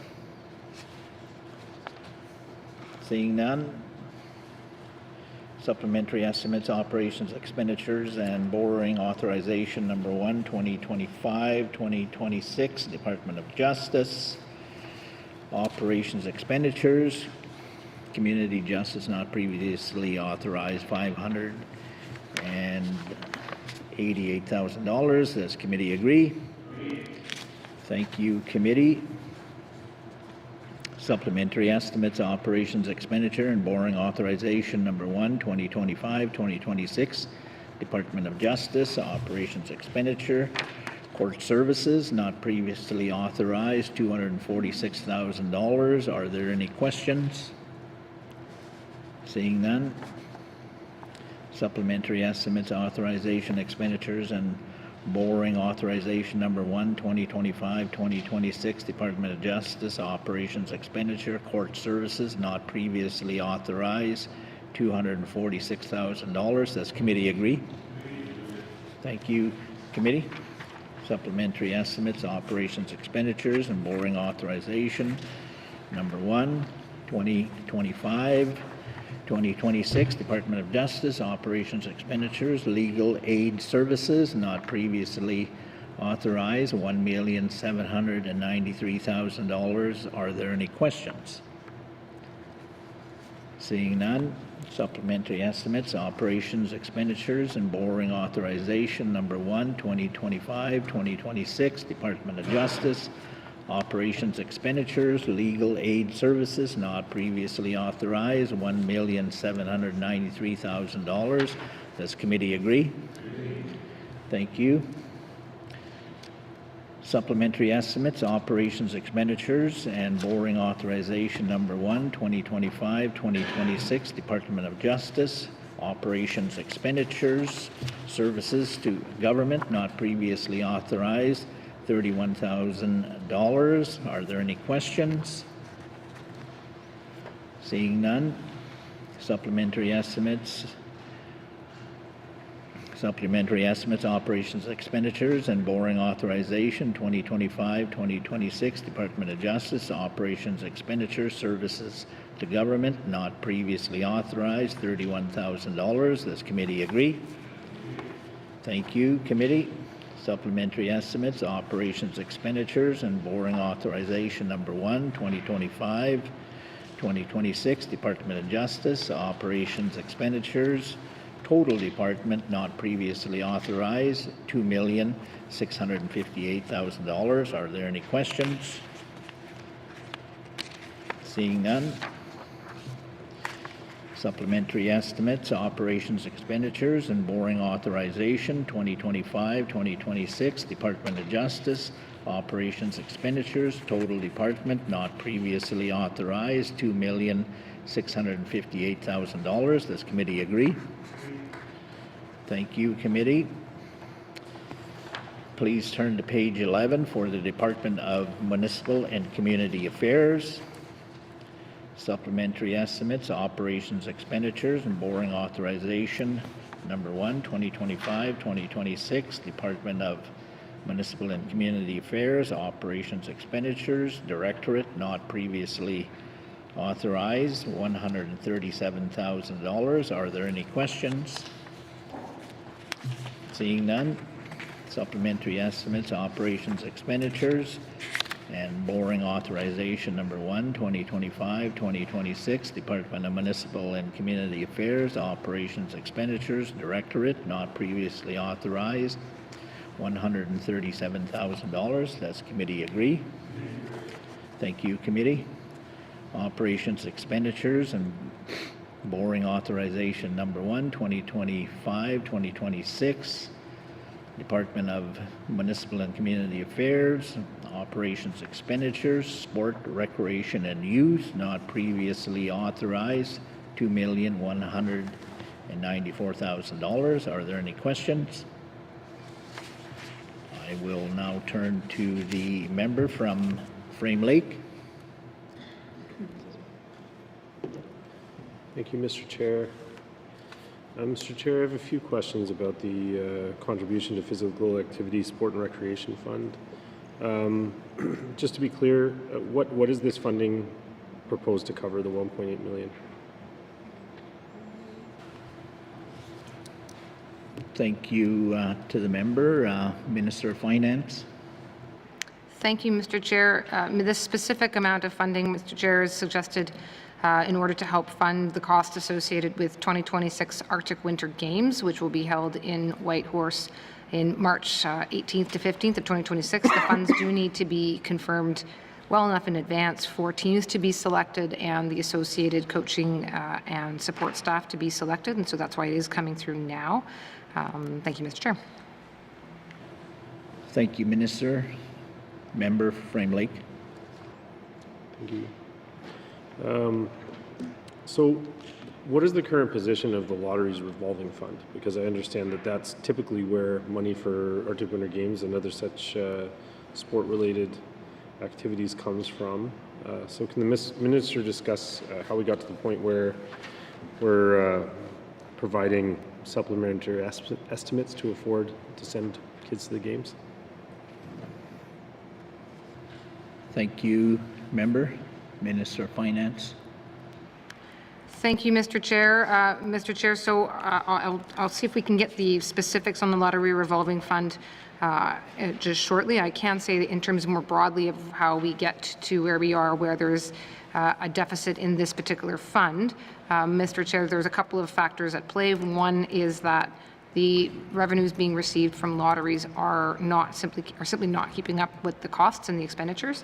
Lottery revenues are trending downwards. Meanwhile, the cost of sending students and youth and their associated coaches and sport teams on trips are becoming ever more expensive. And there are more draws on the Sport and Recreation Fund every year. So again, that is leading to one, and also just wanting to try to ensure that there's a large contingent that goes from the Northwest Territories. So again, between the reductions in revenues and increase in cost, the current team for next March of 2026 is proposed to be at 600 participants. I can't see necessarily. 600 participants just for the trials, and then sort of 360 or so for the final games. So even just running the trials around the Northwest Territories, all of that comes with costs. And again, costs of travel are on the up and revenues on the down. Thank you. Thank you, Minister. Member Frame Lake. Thank you, Mr. Chair. And so I understand the need for a one-time contribution, but I guess I'd be interested to hear the Minister discuss whether there's been discussion about what can be done in the long term to stabilize this fund, because I'm guessing we don't see it as a tenable situation to just simply be providing supplementary funding every single time we need to fund games. I mean, the idea was the lottery's revolving fund was supposed to sustain itself. It seems like we're not in that situation anymore, so I'm curious to hear what we're doing to resolve that problem. Thanks.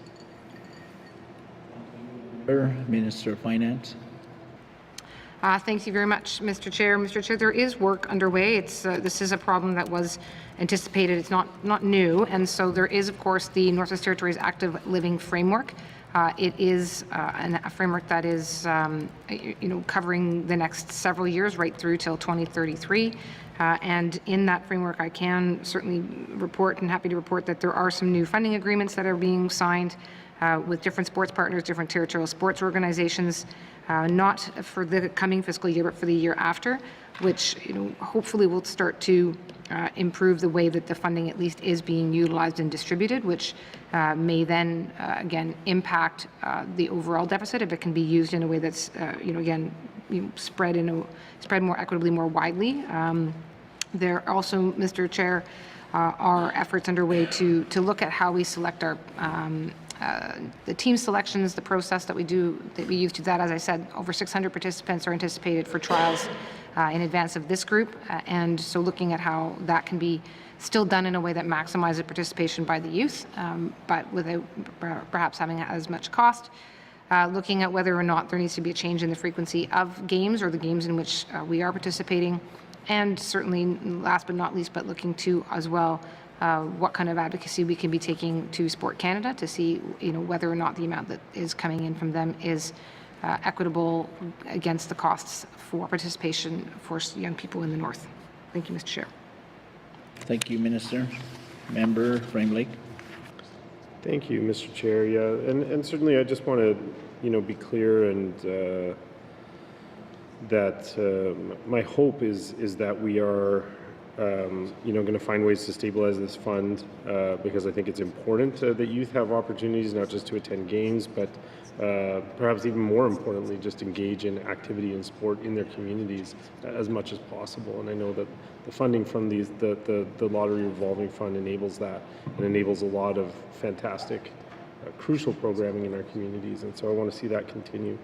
Can the minister enlighten the committee as to whether have there been any, cuts to contributions from GNWT into this fund that previously kept the fund afloat? Have there been any changes to the way we're funding this that have led us to have to do supplementary appropriations as opposed to just simply using budgeted money?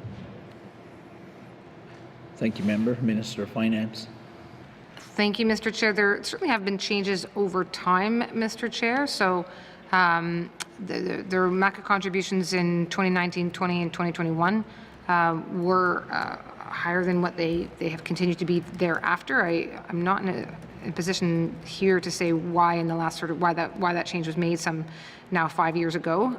Certainly would be happy to look into that further if it's helpful.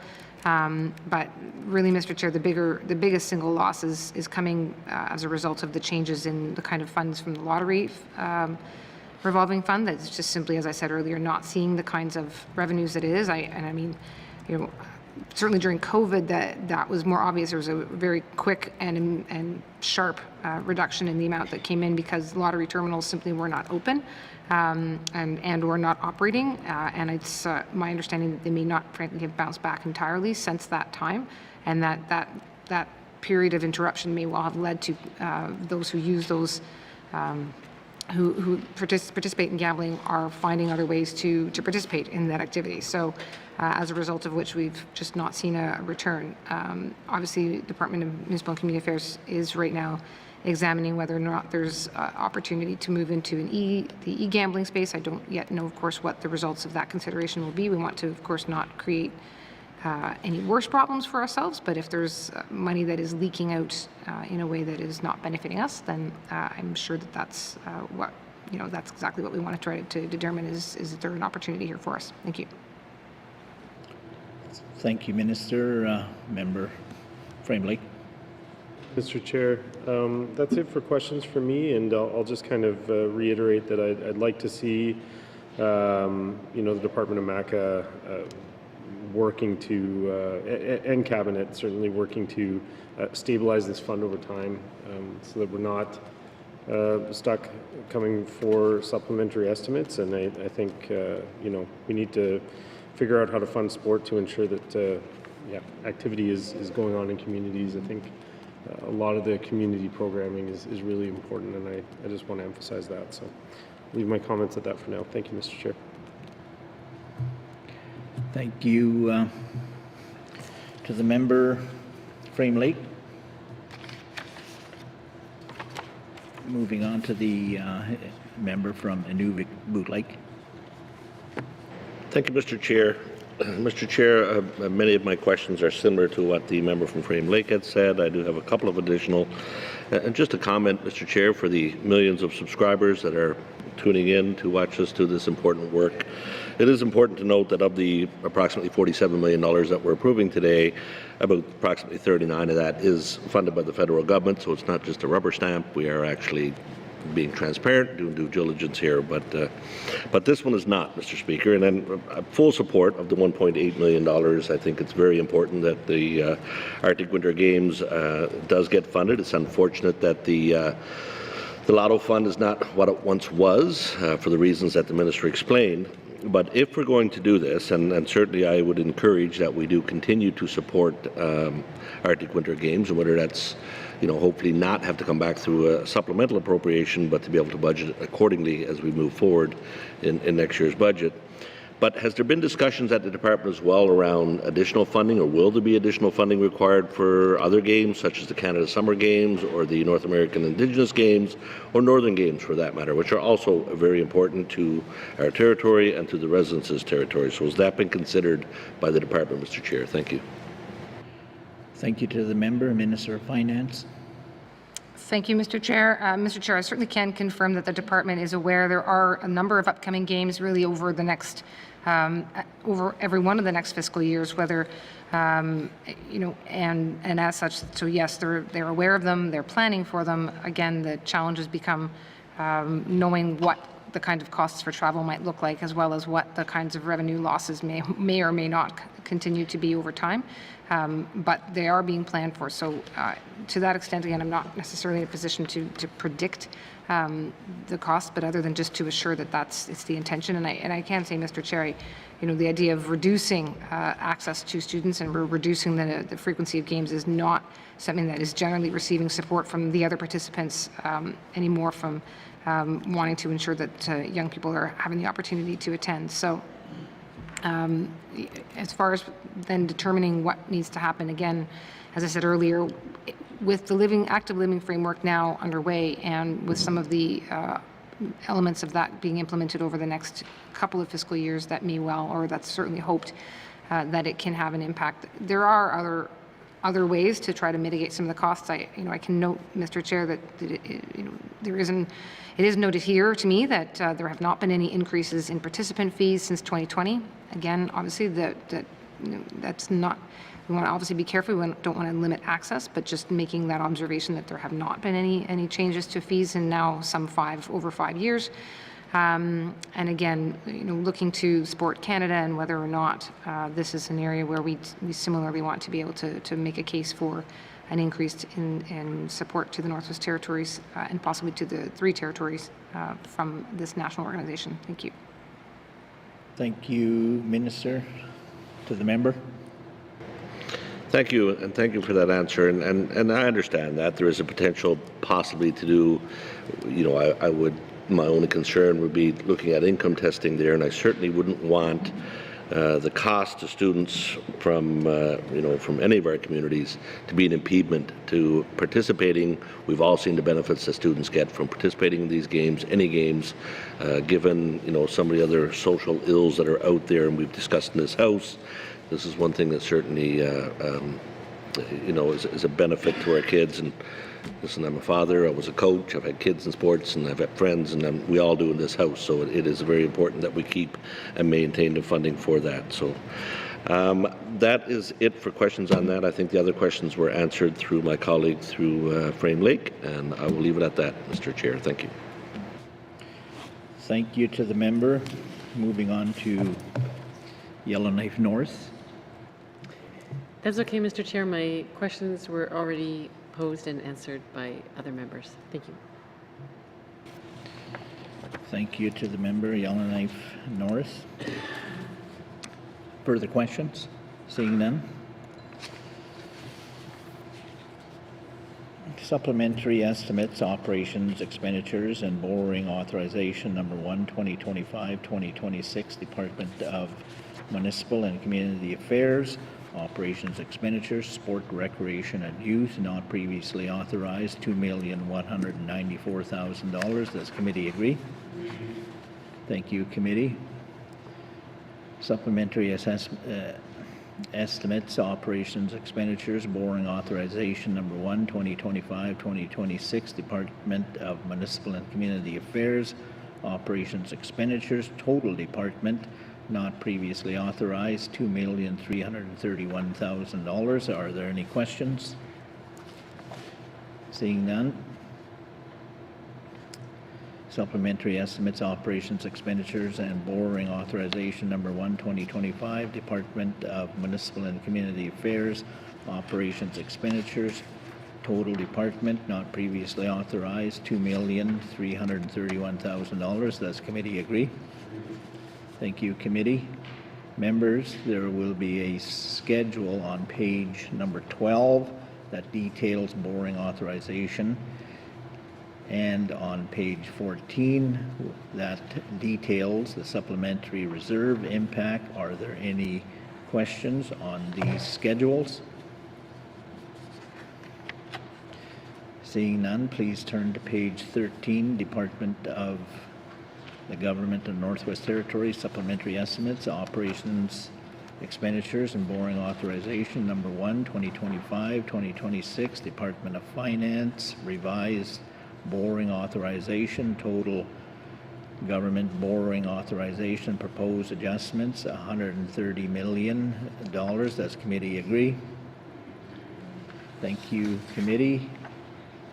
Do you agree that we have concluded consideration of table documents 341-20 brackets 1, supplementary estimates, operations, expenditures, and borrowing authorization number 1, 2025?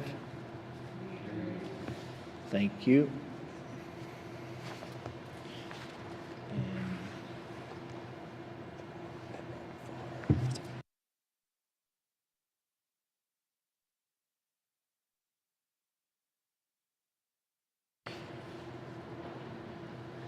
Okay, members, I will go to the member from Boot Lake.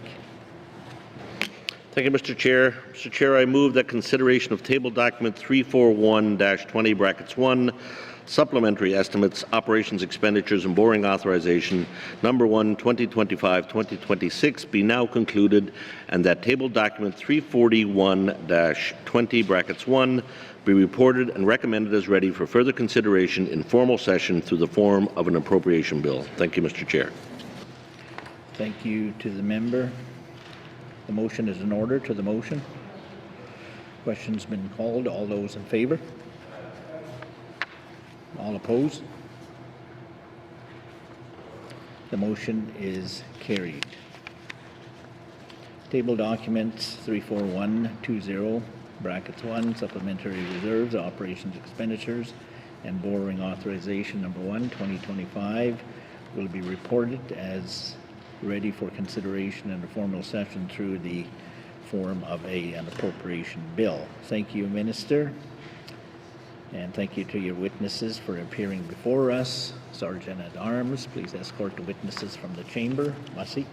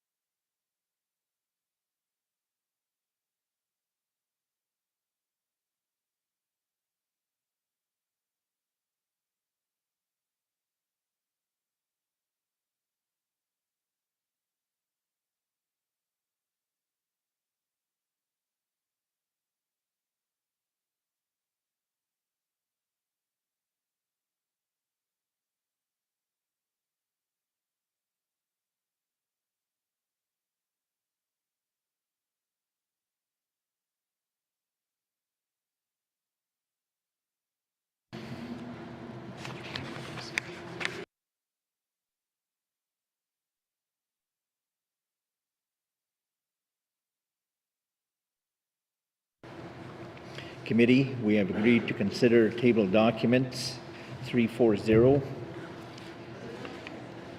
220 brackets 1, supplementary estimates, infrastructure expenditures, number 1, 2025. Does the member of finance have any opening remarks? Thank you, Mr. Chair. Mr. Chair, I am here to present table document 340-20 bracket 1, supplementary estimates infrastructure expenditures number 1, 2025-2026. This document proposes a total increase of $178.555 million in capital expenditures comprised of the following items. $92.94 million for infrastructure expenditures, funding for projects that were not completed in 24-25. This amount is fully offset by unspent appropriations in 24-25. $41.6 million for contributions to Housing Northwest Territories for infrastructure investment in public housing. $20.9 million for increased costs associated with Mangalalak School Project in Tuktoyaktuk. $14.5 million to fund 3 new projects under the Investing in Canada Infrastructure Program Notional Plan. This funding is fully offset by revenues from the Government of Canada. $3.7 million for contributions to community governments under the Canada Housing Infrastructure Fund Agreement. This funding is fully offset by revenues from the Government of Canada. $2.9 million to fund costs associated with the Yellowknife Courthouse Capital Project. $1.7 million for cost increases related to the fuel storage capacity project. This funding is partially offset by revenues from the Government of Canada, and an increase of $832,000 to reflect changes in project timelines for the Northwest Territories Courts Modernization Project. That concludes opening remarks, Mr. Chair. I am prepared to answer questions that the members may have. Thank you, Minister. Does the Minister wish to bring any witnesses forward? Yes, please. Thank you, Minister. Does committee agree? Masi, Sergeant at Arms, would you please escort the witnesses into the chamber?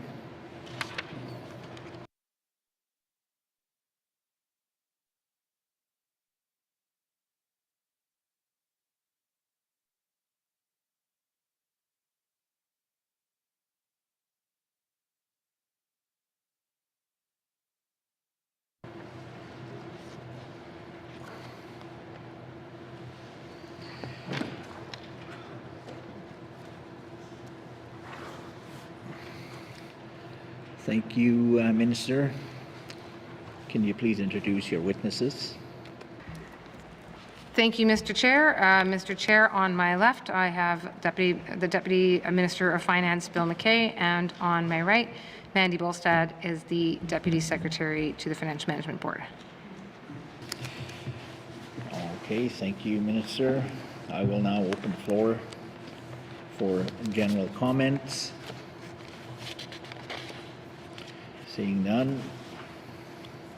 Before we proceed, committee, we will waive on the paragraph going into each supplement estimate is the opening infrastructure and go to the department and not previously authorized and the funded amount.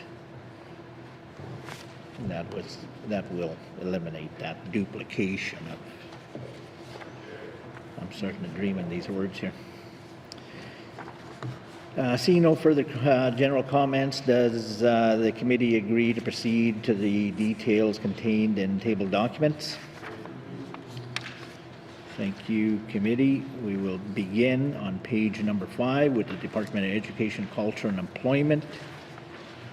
Education not previously authorized, $33,000. Are there any questions? Seeing none.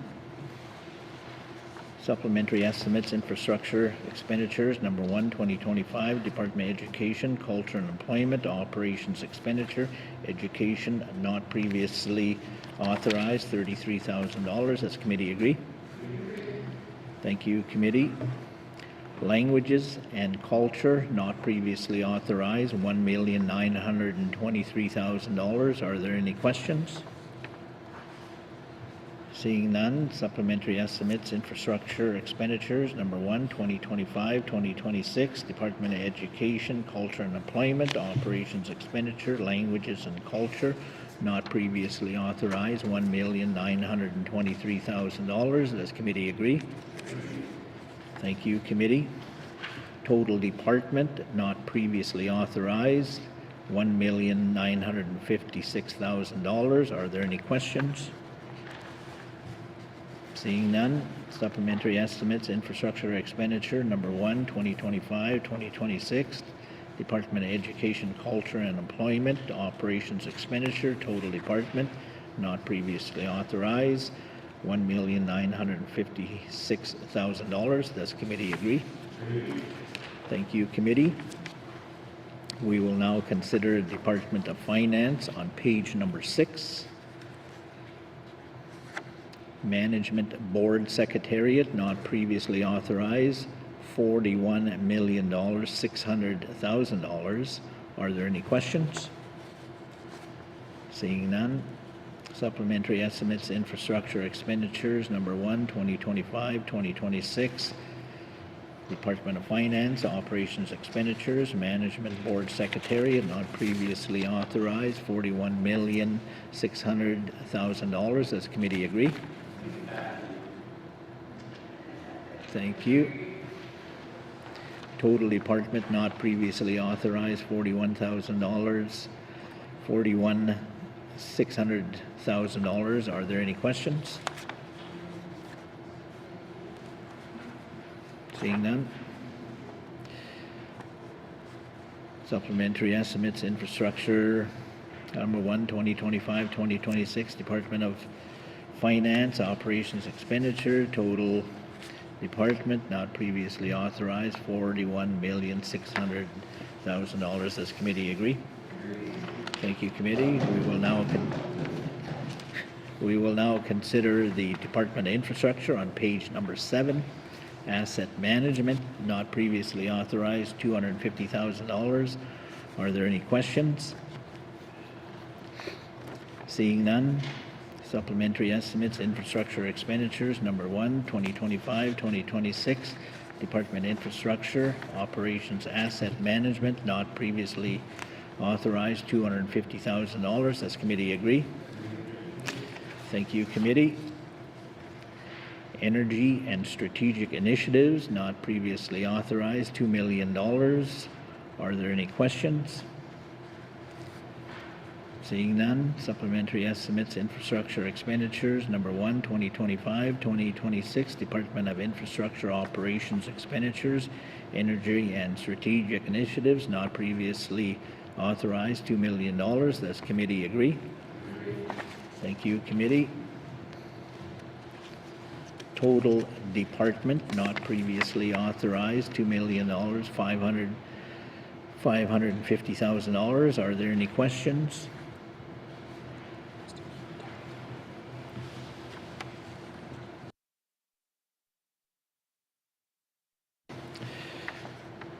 Supplementary estimates, infrastructure expenditures, number 1, 2025-2026, Department of Infrastructure, operations expenditures, total department not previously authorized, $2,250,000. Does committee agree? Thank you, committee. We will now consider the Department of Municipal and Community Affairs on page number 8. Community operations not previously authorized, $12,835,000. Are there any questions? Seeing none. Supplementary estimates, infrastructure expenditures, number 1, 2025-2026, Department of Infrastructure operations expenditures, community operations not previously authorized, $12,835,000. Does committee agree? Thank you, committee. Total department not previously authorized, $12,835,000. Are there any questions? Seeing none. Supplementary estimates, infrastructure expenditure, number 1, 2025-2026, Department of Infrastructure operations expenditure, total department not previously authorized, $12,835,000. Does committee agree? Thank you, committee. We will now consider the Department of Education, Culture and Employment on page number 9. Education not previously authorized, $32,983,000. Are there any questions? To the member, Frame Lake. Thank you, Mr. Chair. Mr. Chair, my questions are about the overage on the Mangillaluk School project in Tuktoyaktuk. It's quite a large overage, and just noting a lot of the concerns that were raised, about the Stanton project and the Auditor General report on that one. Spoke to our need to control the cost of contracts better, I guess. And this is quite a large overage, so I'd just like to hear a description from the minister as to how we got here and how we're continuing to improve our contracting and our budgeting and project planning to ensure that these kind of overruns aren't occurring or are minimized. Thanks. Thank you, Member Frame Lake. Minister of Finance. Thank you, Mr. Chair. This certainly is an unfortunate situation of having a fairly significant overage, but on an asset that is of crucial importance to the community and to young people in the region who attend the school, obviously. So it is a project that's several years old now, and it was unfortunately one that was subject to some delays starting, if I'm not mistaken, prior to COVID, and that immediately starts to lead us into a situation where project budgets did face some significant challenges, that things changed quite a bit and quite substantially in terms of supplies, supply chains, and the costs of supplies. Adding to which then, Mr. Chair, there were some issues early on when, if I recall correct, it was a line, but I believe it was specifically a telecommunications line discovered, and that put some delay in the project, and then again, other delays resulting from needing to mitigate and manage the COVID-19 situation and ensure that the community remained safe when there would be an expectation of fairly large amount of labor coming in and out of the community in order to perform the contract. So, and then when there's delays, there are inevitably overages, there's losses of time and labor that has to sit idle, but then there's a cost to it. So that's some of the explanation, but beyond that, Mr. Chair, there were some challenges. We are working with a regional contractor, but they were challenged with some of the subcontractors that they were relying upon. I can only speak, Mr. Chair, from the point of involvement in the last couple of years where ministers and had worked more closely directly with the contractor to ensure that their subcontractors were meeting our needs as well in terms of timing. I can say that that relationship was one that proved important because we were able to work together and to bring in a reputable contractor who could advance this project very quickly and in a way that the community was satisfied and we were satisfied with what we were seeing in terms of the changes that have started to happen quite quickly and then the construction progress and monitoring that is now moving along, as last that I understood, quite well and steadily. So the second part of the question, if I understand correctly, Mr. Chair, was with respect to our longer term vision and longer term responses to these sorts of things. That the nature of some of the projects that we do take on does.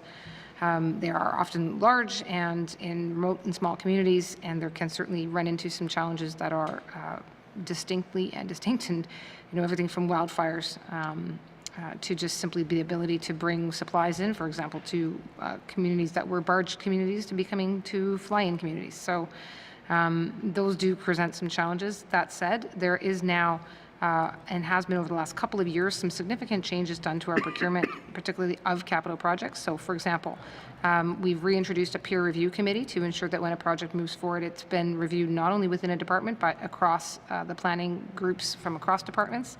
There's an ADM capital working group. So again, they too provide a second level of overage or of coverage to ensure that the planning is done adequately and that the budgeting is done to a level and with a level of rigor that really just takes eyes away.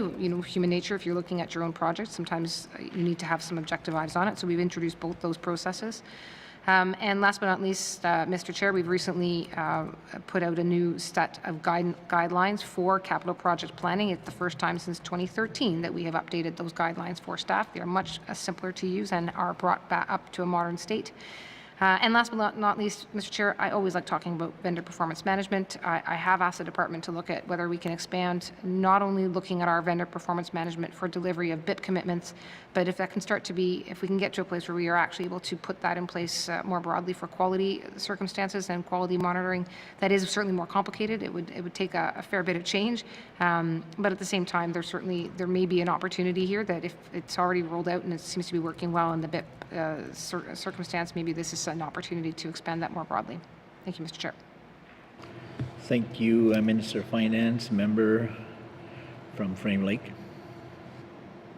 Thank you, Mr. Chair. Mr. Chair, in some of these reforms to the way that we're managing contracts, have we considered, or maybe we already do, considered looking at previous performance on contracts when awarding subsequent contracts? So if a vendor has gone over budget frequently, or if the vendor has gone over budget previously, does that affect their point rating in terms of their being awarded contracts in the future? So what I'm looking for is, can we demand accountability not just from ourselves, but also from contractors as they bid on contracts? Thank you to the member, Minister of Finance. Thank you, Mr. Chair. Mr. Chair, there certainly is some ability to do that. You can have a contractor or a subcontractor declared to be, I'm not sure, the word's escaping, Mr. Chair, but to have them noted so that future procurement does look at them as being, and would have that noted on file as being a known contractor with whom there have been problems. That's a fairly significant consideration, fairly significant marking to have somebody, so it would have to be fairly certain. I'd certainly be happy to take it away and see whether there is something more that can be done. I hear the member's concern. We don't want to have repeat challenges. There was questions on the floor of the House today about a project in your riding that I know we've all been struggling with a bit. So, it's not the first time it's come forward, and I would like to see that we have a solution so that really it's more that we're making sure that we're rewarding the good contractors that we know are here in the Northwest Territories and delivering services. So, as I say, it does happen, but the specifics of when and how I think could perhaps be clearer. Thank you. Thank you, Minister. Member from Frame Lake. Thank you, Mr. Chair. And I just want to be very clear that, I'm not necessarily suggesting that needs to be the case with this contract.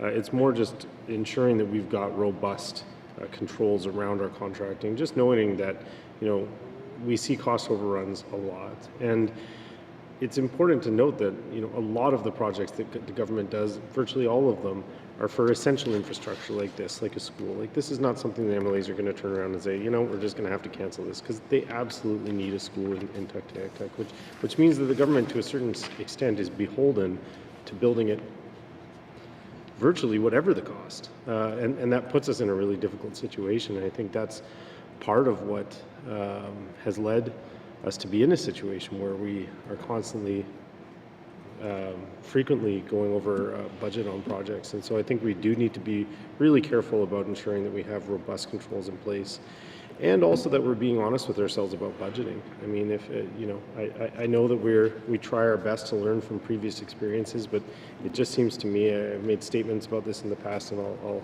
digress it after this, but that it does seem to be something that happens quite frequently. We see a lot of supplementary estimates come in. And this one is just in particular quite high, and we see a lot of that. And so I think it is our responsibility as public government to do what we can to ensure that we're taking steps to prevent it as much as possible. So I'll leave it at that. Thank you, Mr. Chair. Thank you to the member. Moving on to the member, Yellowknife North. Thank you, Mr. Chair. Once again, my colleague has asked all the questions that I needed to for that one. Thank you. Thank you. Moving on. Seeing no further questions, supplementary estimates, infrastructure expenditures, number 1, 2025-2026, Department of Education, Culture and Employment, capital investment expenditures, education not previously authorized, $32,983,000. Does committee agree? Thank you, committee. Languages and culture not previously authorized, $232,000. Are there any questions? Seeing none. Supplementary estimates, infrastructure expenditures, number 1, 2025-2026, Department of Education, Culture and Employment, capital investments, expenditures, languages and culture not previously authorized, $232,000. Does committee agree?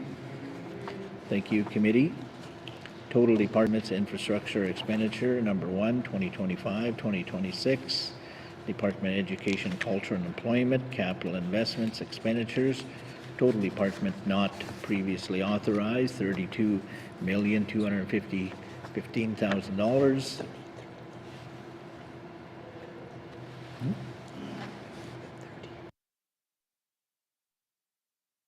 I'll make a correction to that number. It's $33 million, $215,000. Does committee agree? Thank you, committee. We will now consider Department of Environment, Climate Change on page number 10.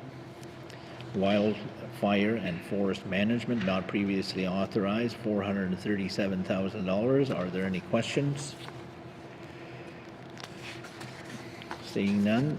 Supplementary estimates, infrastructure expenditures, number 1, 2025, Department of Environment, Climate Change, capital investments, expenditures, wildlife and forest management, not previously authorized, $437,000. Does committee agree?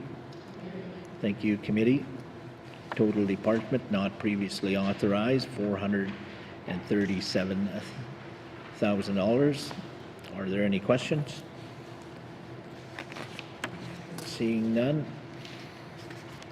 Supplementary estimates, infrastructure expenditures, number 1, 2025-2026, Department of Environment, Climate Change, capital investment expenditures, total department not previously authorized, $437,000. Does committee agree?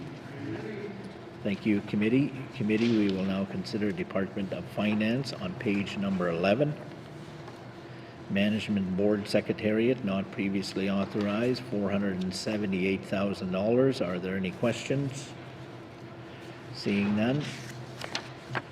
Supplementary estimates, infrastructure expenditures, number 1, 2025-2026, Department of Finance, capital investment expenditures, Management Board Secretariat, not previously authorized, $478,000. Does the committee agree? Thank you, committee. Office of the Chief Information Officer, not previously authorized, $2,903,000. Are there any questions? To the member from Yellowknife North. Thank you, Mr. Chair. With the $832,000 to increase the appropriation to reflect changes in project timelines for the NWT Courts Modernization Project.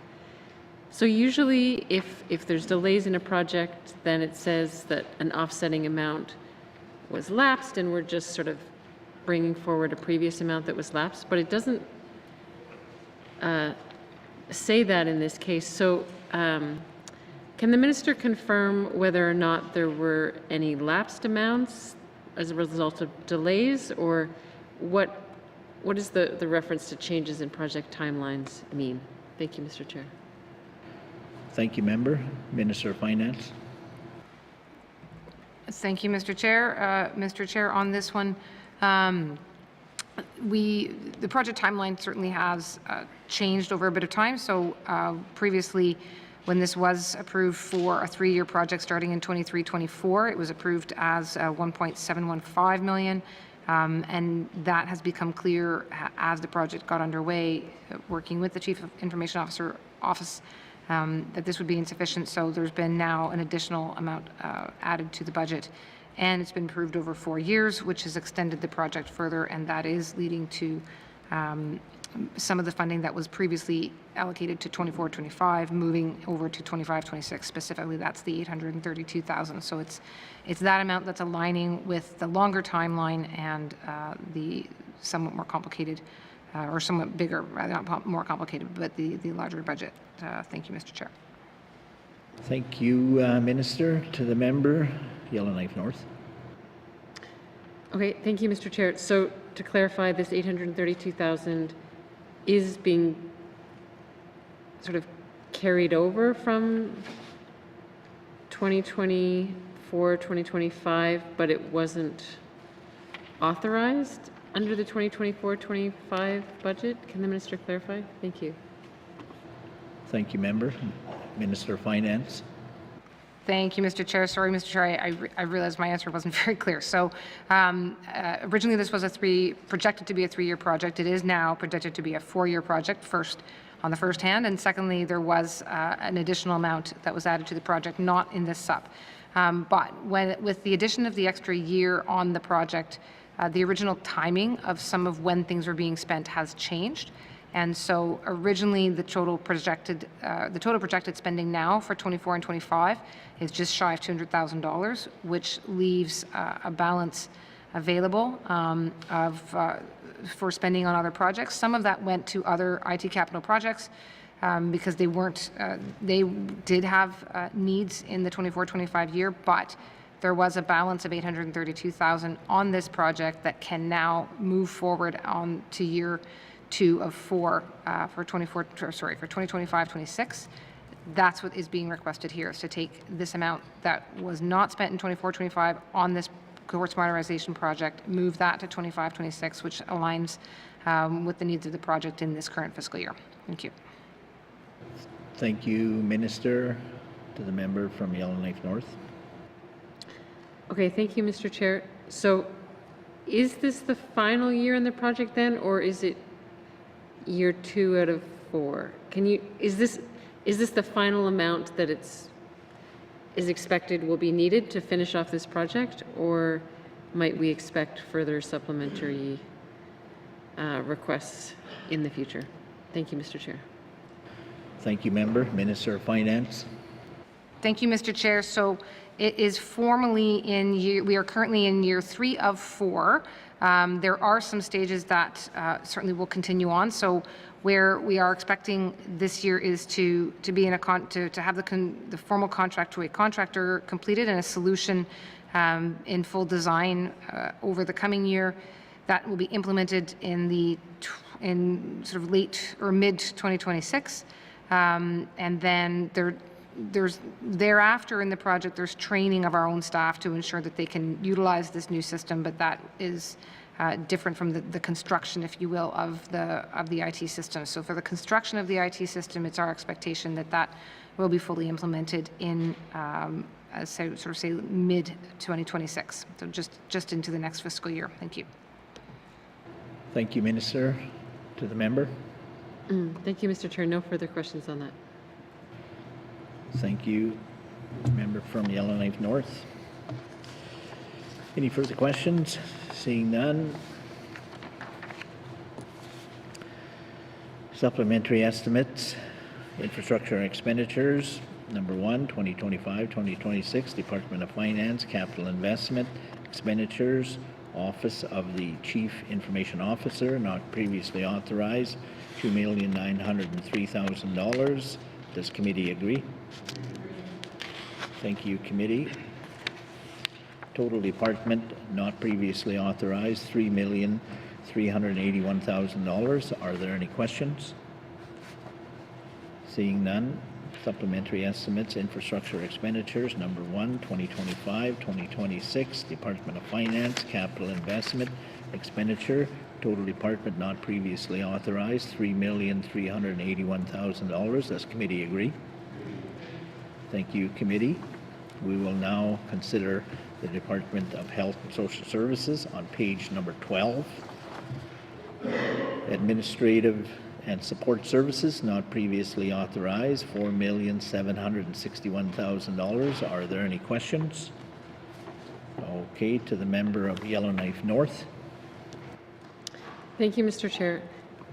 So I certainly wouldn't dispute the need for health information system improvements and charting tools. And can the minister explain why these were not completed in 2024-25 when they were budgeted for, and why they've had to be bumped forward another year? Thank you, Mr. Chair. Thank you to the member, Minister of Finance. Thank you, Mr. Chair. Mr. Chair, let me start, if I might, with the Health Information Systems charting tool. There's a couple of items all listed here, so so I'm talking about the right item, but this is the Electronic Health Record Project. This is a multi-year project.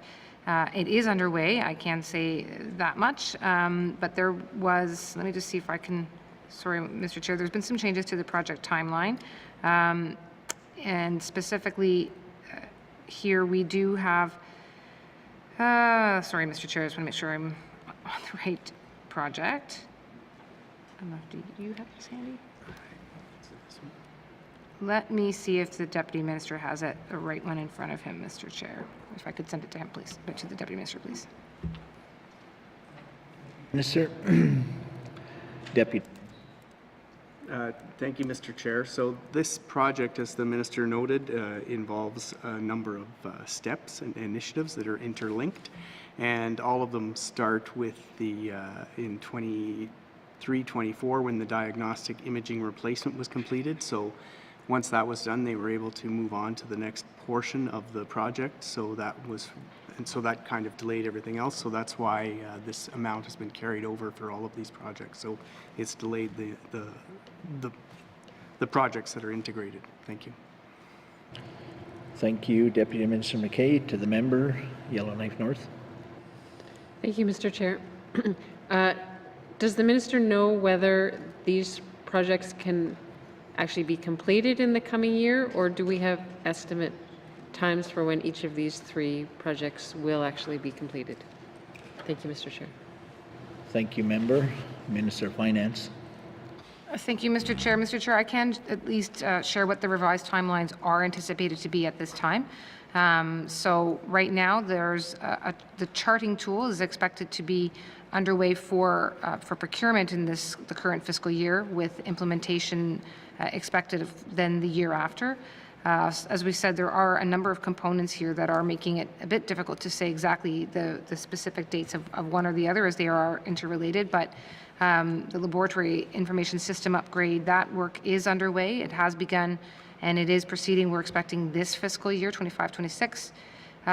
Similarly, sharing of information to and from Alberta, that too has already had its basic planning is already underway as of last fiscal year, and continuing the current year, although I don't have an update as to what the latest status or expectation would be on an implementation date.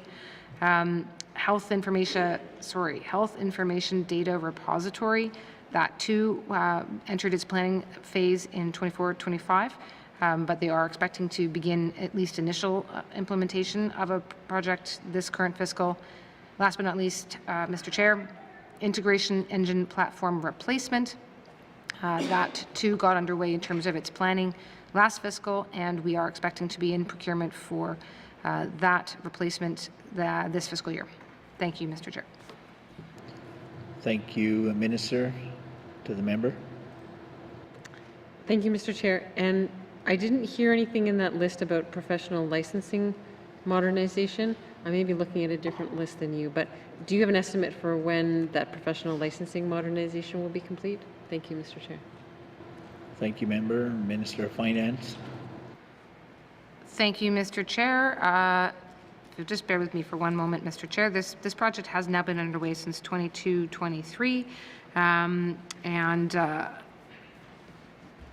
the solution, as sometimes does prove to be the case with a number of different IT projects, what was initially expected to be the final solution has proven to in fact be more difficult in terms of it not aligning to the needs of the office. So at this time, Mr. Chair, so that did delay the project, that we didn't have.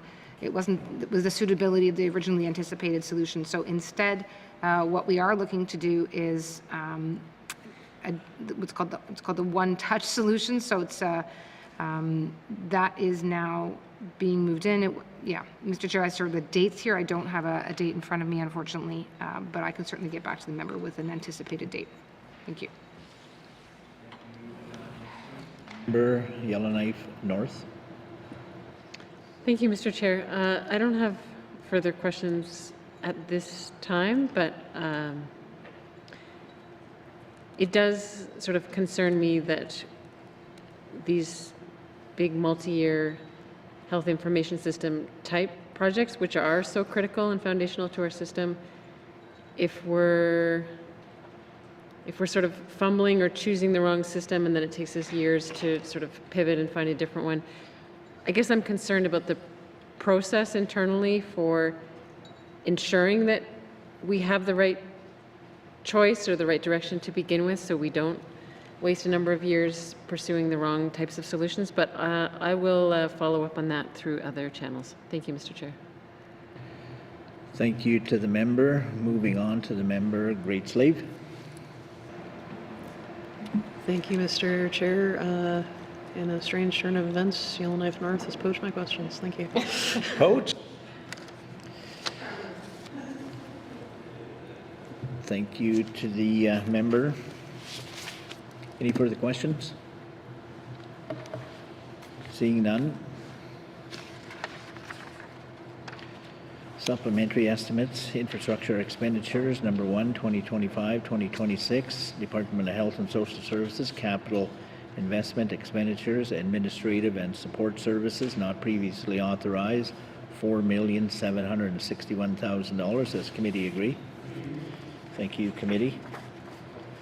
Health and social services, health and social programs not previously authorized, $18,589,000. Are there any questions? Seeing none.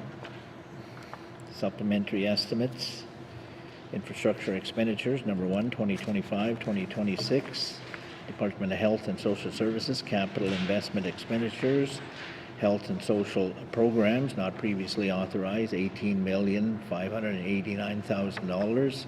Does committee agree? Thank you, committee. Long-term continuing care services not previously authorized, $8,441,000. Are there any questions?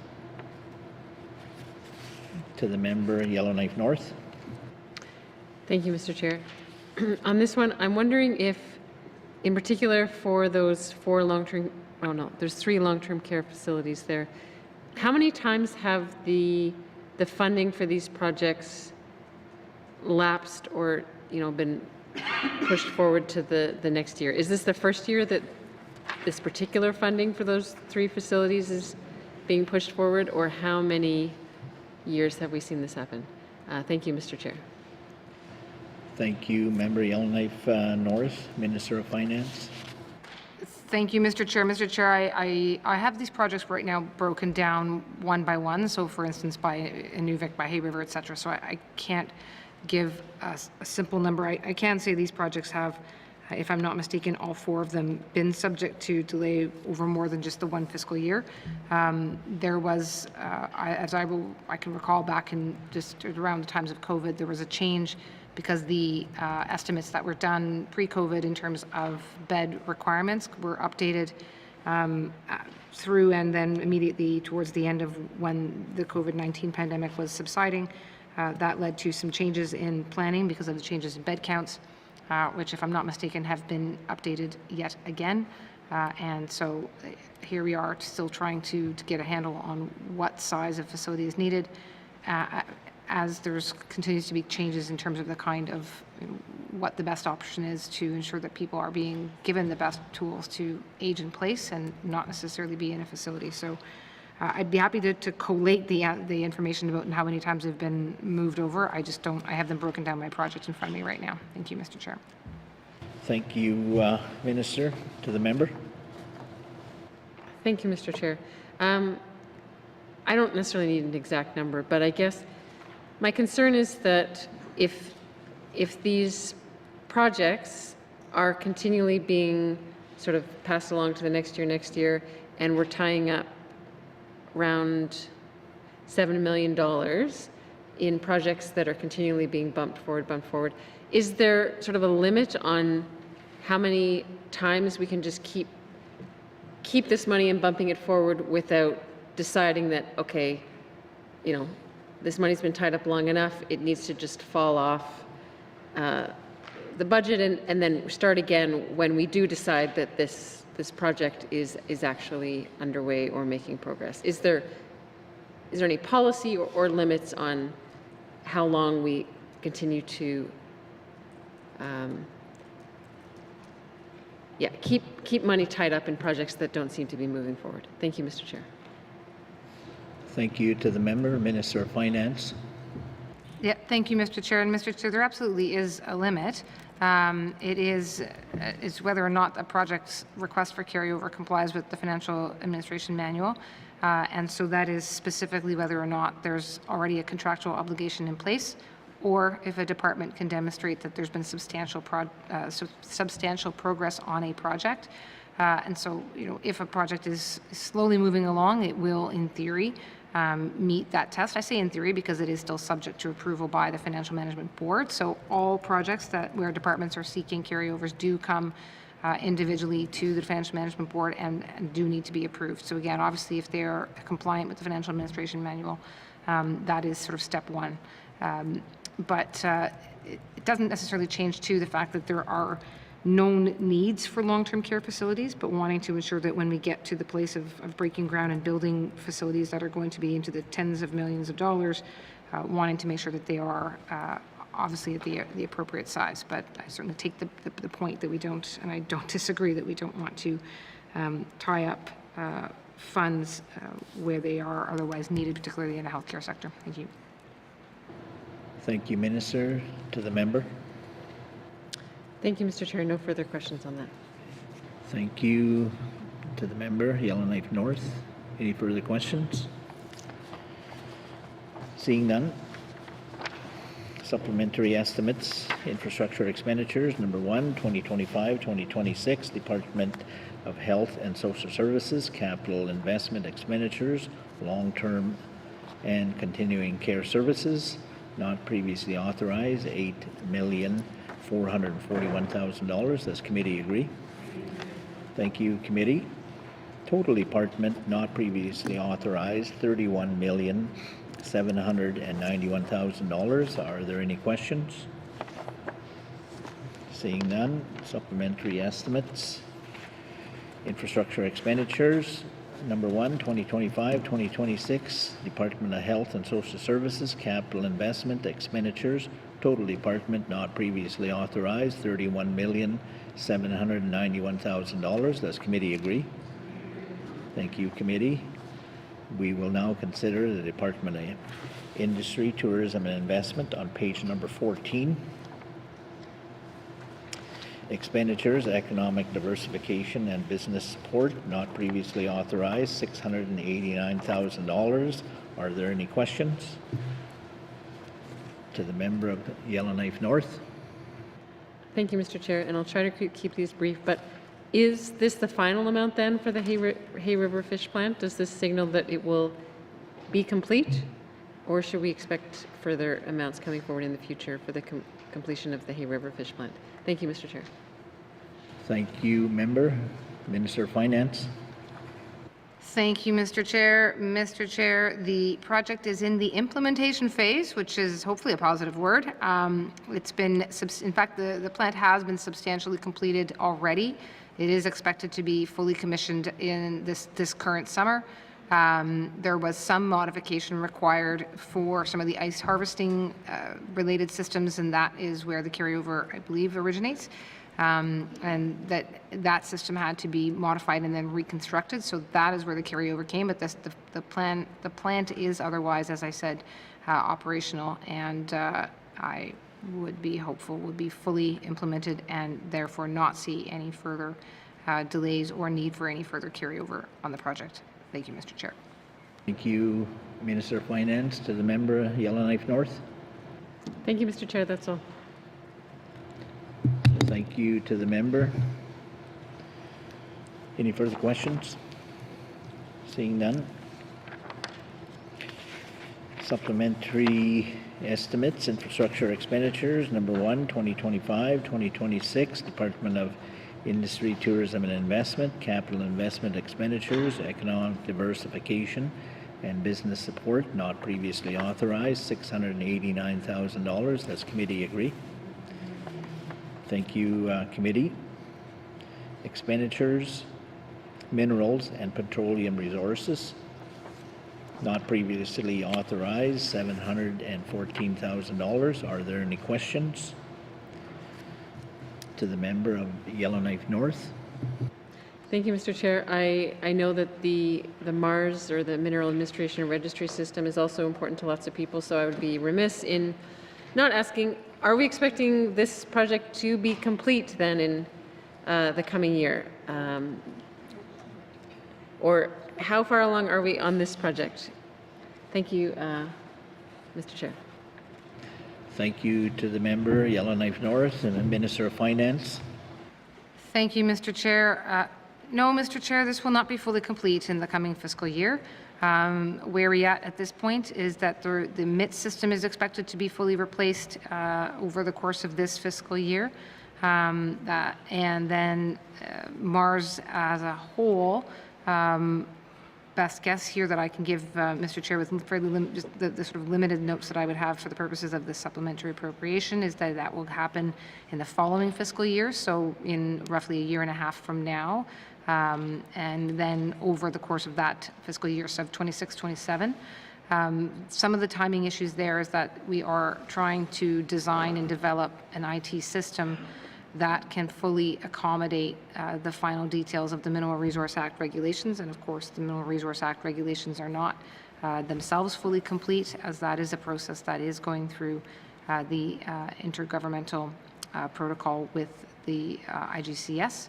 So trying to have that project move as quickly as possible, again, while trying to align it with the timing of a project that is also not done, is proving to be a bit challenging. But again, based on what I understand to be the stage of the regs, and then is that the MARS itself can then be good to move in by the following fiscal year, and I think that would mean that we would have a final implementation of the tools so that people can basically go on and actually do all of the things, including map staking, which people are very excited about, would be by the following fiscal year thereafter.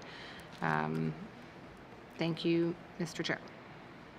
Thanks to the Minister of Finance. To the member. Thank you, Mr. Chair. No further questions. Thank you to the member, Yellowknife North. Any further questions? Seeing none.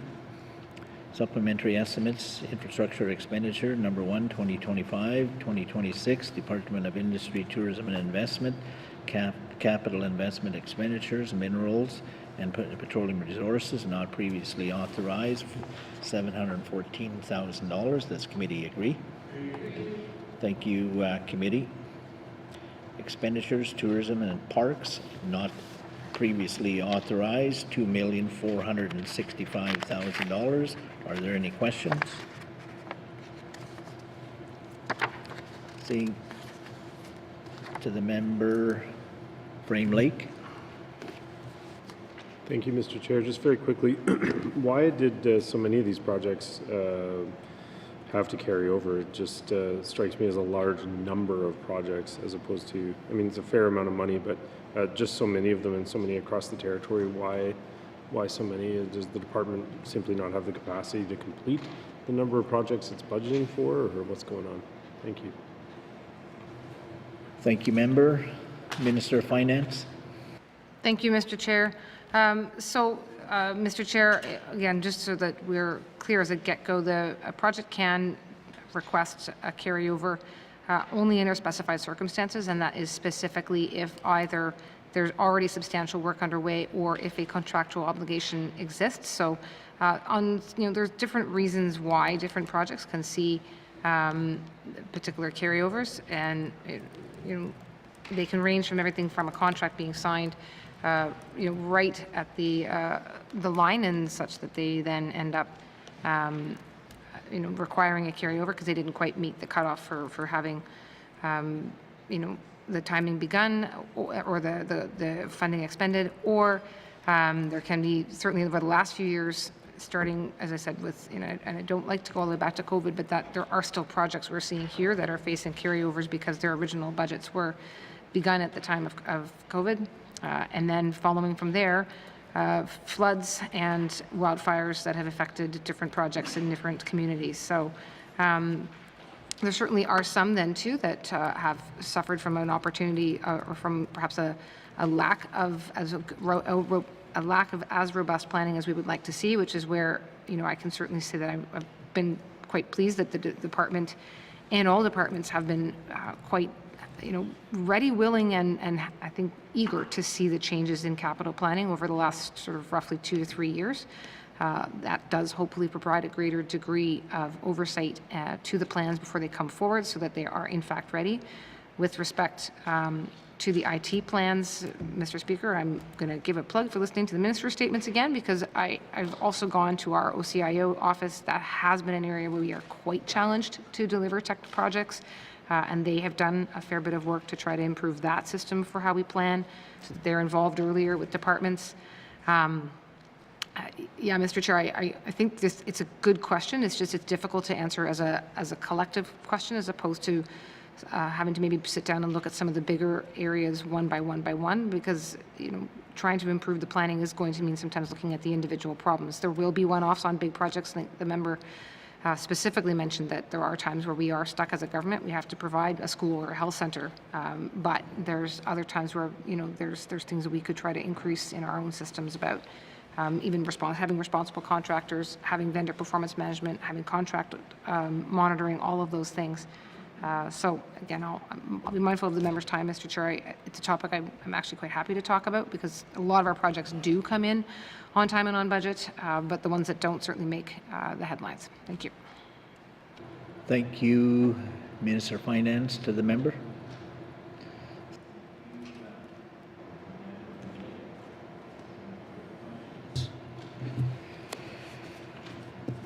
Supplementary estimates, 6-minute infrastructure expenditure, number 1, 2025-2026, Department of Industry, Tourism and Investment, capital investment expenditure, tourism and parks, not previously authorized, $2,465,000. Does committee agree? Thank you, committee. I will call the member, Inuvik Boot Lake. Mr. Chair, I move the chair rise and report progress. Thank you to the member, Inuvik Boot Lake. There's a motion on the floor to report progress. The motion is in order and non-debatable. All those in favor? Thank you. All those opposed? Motion is carried. I will now rise and report progress.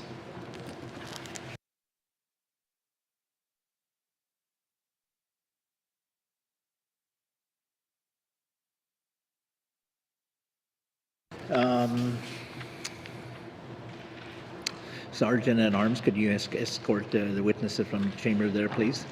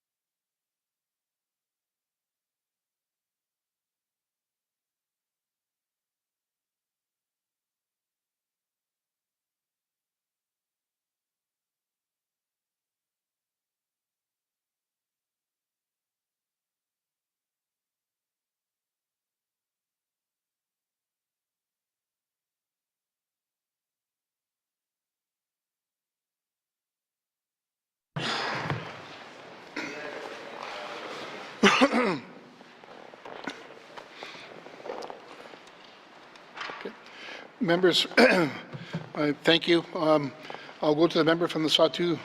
May I have the report of the Committee of the Whole? Thank you, Mr. Speaker. Mr. Speaker, your committee has been considering table documents 340-20 brackets 1 and 341 20 brackets 1 and would like to report progress with one motion carried. That consideration of table documents 341-20 brackets 1 is concluded, and that the House concur with those estimates, and that an appropriation bill will be based thereon to be introduced without delay. And Mr. Speaker, I move that the report of the Committee of the Whole be concurred with. Mussey. Thank you. Is there a seconder? I'll go to the member from Montfouille. The motion's in order. To the motion. Question's been called. The question has been called. All those in favor? All those opposed? Motion carried. Third reading of bills. Third readings of bills. Mr. Clerk, order of the day. Thank you, Mr. Speaker. Orders of the day for Wednesday, May 28th, 2025 at 1:30 p.m. Prayer, reflection, minister statements, member statements, returns to oral questions 666-20 bracket 1.